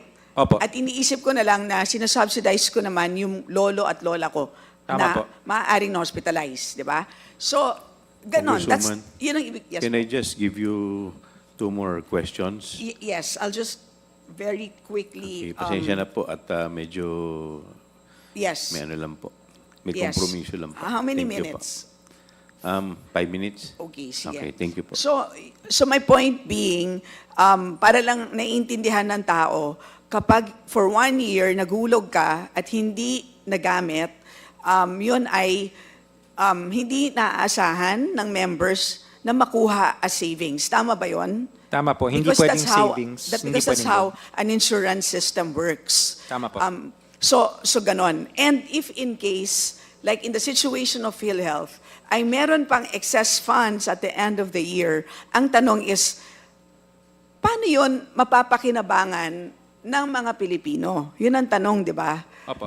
So, kaya, ayon sa batas, there are 2 things. One is, dagdagan mo pa ang benefits or babaan mo ang kokolektahan mo na premium sa susunod na taon. So, tanong, alam naman natin na nag-expand kayo ng benefits at ginagawa niyo yan, especially this year, na bonggang-bonggang pag-increase. Pero tanong, nagbaba na ba kayo ng premiums? Press Mandy? Not yet po. Not yet, Mr. Chair. So, yun ang dapat natin lalong isipin. Di ba? Lando na nga sa batas yun di ba? So, in fact, panawagan nga yun ni Speaker, sabi niya, pag-isipan ninyo, di ba? Pwede naman mag-moratorium dahil sa totoo lang, ang dami pang natitira na pondo. So, kasi nga, ang isang health insurance program, pero social health insurance program kayo Asek Albert, magkano ba dapat ang tubo ng isang social health insurance program? 0 po ang tubo ng isang social health insurance program. Wala dapat tubo, di ba? In fact, may reserves kayo na 280 billion, pero maximum reserves ito sa ilalim ng batas. So, a few more minutes, ubusin ko na po. Ano po ang sa ating, may special provision po tayo sa GAA 2024 na you are required to undergo or to have an actuarial validation. Ito po ba ay ginawa natin? Mr. Chair, may I? Yes, please, please identify yourself. Okay, Nerissa Santiago Melissa po. Santiago. Yes. Okay, please. Okay, thank you, Mr. Chair. Thank you, Honorable Kimbo. Yun po sa actuarial valuation, we had a consultant in 2024 na gumawa po at nag-review po ng aming valuation for 2024. So, Ano ang kanyang findings? So far po, even prior to that, meron po kami mga reviews. May mga improvement po in terms of how we will be conducting the valuation, yung mga assumptions. But in totality po, wala naman po major finding. Wala siyang finding. There are some for improvement din po in terms of assumptions. Kasi po, prior to this consultant, we didn't have the personal complement to do the studies to support our assumptions. So they they recommended the studies that we need to do to support the assumptions that we are using po. So ang tagal-tagal na po natin in existence, kulang ang ating actuarial support. When you say, Mr. Chairman, you say actuarial support, you mean the personal complement po? Yes po. It was only last year that we had additional 5 personal complement, courtesy po of the approval ng GCG in 2021. Pero Mr. Chair, obviously, ito ay isang dahilan kung bakit tayo nasa ganitong sitwasyon na ang PhilHealth ay nagiging investment bank na at nakakalimutan ang mandato. Kasama tingin ko yon, kasama ang kakulangan ng actuarial studies at dapat regular yan eh. Kasi siya ang makakaalam kung gaano kababa ang pwedeng ibaba ng premium contributions. Kasi sa ngayon, ayon sa batas, kahit wala tayong ginagawa, pataas ng pataas ng pataas. Every year, merong automatic increases. Buti na lang hanggang 2025 na lang. But that's how it is. Pero clearly, hindi naman yan based on actuarial factors, di ba? So, sana sa susunod na hearing, bigyan nyo kami ng mas konkretong steps na gagawin ng ating management para masigurado or ma-assure kami na magkakaroon ng mas proper na actuarial management ang ating napakalaking pondo na baka umabot na ng 800 billion by the end of this year. So finally, just to wrap up, isang tanong na lang siguro kay Asek Albert, kung meron kang gripo na may tumutulong tubig at meron kang timba na sumasalo doon sa tubig at napuno na ang timba dahil nakabukas ang tubig, anong dapat natin gawin? Para hindi humasayang yung tubig, sinasara po yung gripo. Pero siguro, magandang gawin, bago natin isara ang gripo, palakihin ang timba. Yun naman ang gusto ng Kongreso. Kaya paulit-ulit kaming naghihiring, mga kababayan. Hindi po kami nagkulang sa kasasabi po sa PhilHealth na kailangan natin palakihin ang timba. Kung kulang yung timba na yan, bumili ng another timba para makasalo ng tubig na umaapaw.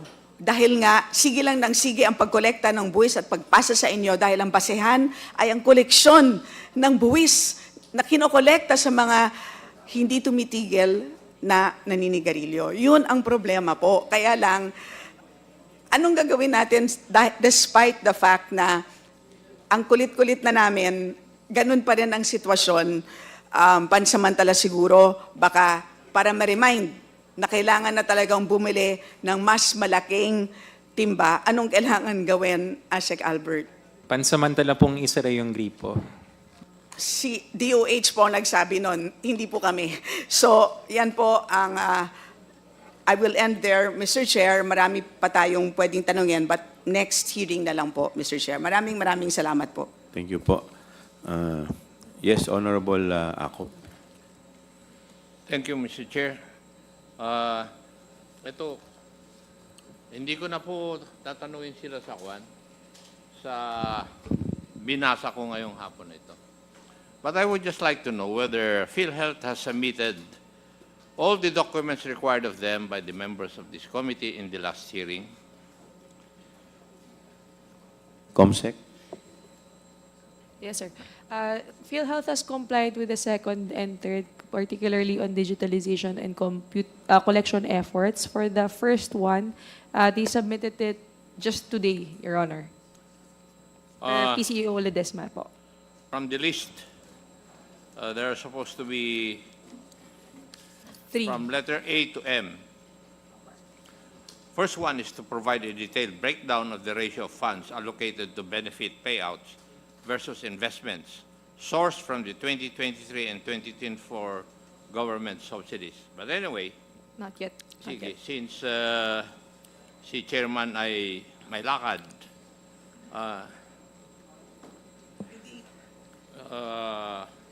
may I ask the head of PhilHealth, sinabi po nyo kanina na yung COA ay nakakaistorbo sa inyong mga operations. Would that be correct? Mr. Chair, hindi naman, I think nakakaistorbo is the wrong word. Yung, ano ang appropriate term? Maybe they just have certain guidelines which we at PhilHealth want to strictly adhere to. Hindi ba dapat ganon? Dapat ganon, Mr. Chair. Yes, bakit nyo po, are you not supposed to operate within the guidelines of COA dahil binabantayan po nila yung public funds eh? Hindi po ba? Yes po, ginagawa po namin yan, Mr. Chair. Bakit po kayo nagre-reklamo? At sinasabi nyo pa na yun ang dahilan kung bakit, kung minsan, naantala yung inyong mga operations. Yun po yung i-interject ko kanina sana eh. Hindi ko na nakalimutan dahil inilista ko rito eh. Kayo po ang nagsabi nun. What I meant, Mr. Chair, can I respond? What I meant, Mr. Chair, kasi yung sa RTH tsaka sa denied claims po, ang sinasabi po namin, very strict rin yung guidelines ng COA that we have to follow. We have to adhere to their guidelines. Kung hindi po, makakahanap sila po ng mga pagkakamali po sa amin po. Yun ang ibig ko sabihin po. Are you trying to tell this committee that we have to relax the guidelines of COA? We're speaking of public funds here. Hindi ba dapat mas mahigpit, mas maganda? Yes po. Actually po, more on compliance lang po. No? Not relax the guidelines po. Okay. Thank you po. Thank you. There was an issue before. Ito, hindi na po galing sa akin. May nag-text na po sa akin na ito ang tatanungin ko po sa inyo. Nakalagay nga rito, pwede ask mo kung because in 2020, if I remember it right, merong controversy yung IRM. Tama po ba? Yes po. Yes. And cases were filed. Is that correct? Yes po. Yes. May I know the status kung na-close book na ito, yung issue na ito? Mr. Chair, if I can be allowed po, kasi wala pa po ako nung 2020, no? I know. So, Mr. Chair, if I can be allowed to maybe ask one of my colleagues to address the queries. Please. Okay lang ba po? Kasi nakalagay dito, pwede ask mo kung kumusta na yung mga nakasuhan sa IRM, ano na ba yung status? May Attorney Santos, would you like to para respond? sa close book na ito? Mr. Chairperson, Honorable Representative Akop, for the information of the body, the officers involved during the development of the policy on IRM are present here, Mr. Chairperson. Probably, if proper, we can, so they were also respondents in cases filed. Probably, Mr. Chairperson, we can request them to update on the cases filed against them. Mr. Chairperson, please. Yes. Asan po sila? Are you not supposed to know that? Mr. Chairperson, Honorable Representative Akop, I'm not a party to the cases filed, Mr. Yeah, but Chairperson. that involve the funds, insofar as PhilHealth is concerned. Yes, Mr. Legal Chairperson. ka, di ba? No, Chief Mr. Operating Chairperson. Officer. Dati. Yes, Mr. Chairperson. I understand, Mr. Chairperson, but I do not, I am amazed why a high-ranking officer of the PhilHealth doesn't know what happened in 2020. May mga kaso na na-file dito. Yung ang constituent ko, sinasabi nga niya Hindi ko na nga kayo tinatanong doon sa inihanda ko. Ang tinatanong ko na lang para masatisfy ko yung nag-text sa akin, tanungin ko kayo. And you're not going to give me an answer? Huh? Yes, Mr. Chairperson, Honorable Representative Just, Akop. just give us the status of the case.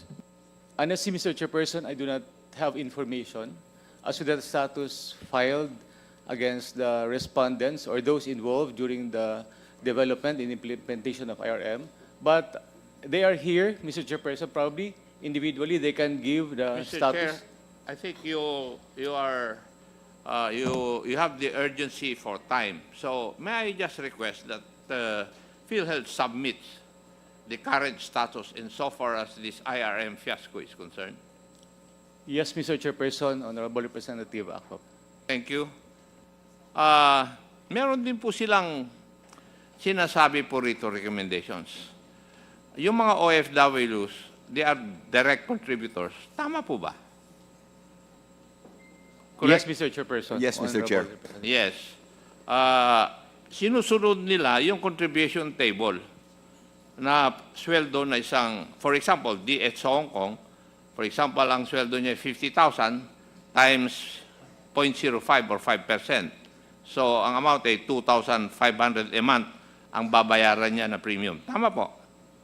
Yes, Mr. Chair. Kaso, sabi dito, wala naman po siyang employer eh. Hindi naman natin ma-charge yung employer dahil nasa foreign country, foreign citizen yung amo niya. Wala siyang kahati. Yun ang sinasabi niya. Bakit hindi raw hatiin yung 2,500 at yung kalahati, yun lang ang babayaran nung for OFW natin. Hindi po sa akin to. Nagte-text po sila yung mga Mr. Chair. nanonood eh. Yeah, sorry. Mr. Chair, can we ask Sir Lem, who heads our member management group, to comment, please? Sir Lem. can you Yes, comment? Mr. Chair, and this is, tama po kayo, Honorable Chair, and that is one of those provisions we are proposing for the UHC amendment kasi sa UHC are included as direct contributors. So yun po yung namin, one of those proposal pa. So, PhilHealth is amenable to half the amount. Yes po, hindi ko po alam kung kailan. Yes po, we recognize po na kailangan pong tulungan. But it needs a law. Yes Yun po. lang po ang gusto niyo sabihin. Yeah We po. have to amend the law. Yes po. Thank you. The other issue is madaming claims denied since ang dahilan they were filed beyond 60 days. Tama rin po ba ito? Yes, Mr. Chair. Pwede po bang, are you amenable of amending the law na increase yung 60 days to 75 days? Tinatanong po nung nag-text sa akin eh. Hindi naman po akin to. Mr. Chair, we can look into it po. Yeah. We can look into increasing the number of days po. Yeah. The other issue is that there are plenty of plantilla positions that remain vacant. But they also have employees who have been under them for more than a decade. Would this be true?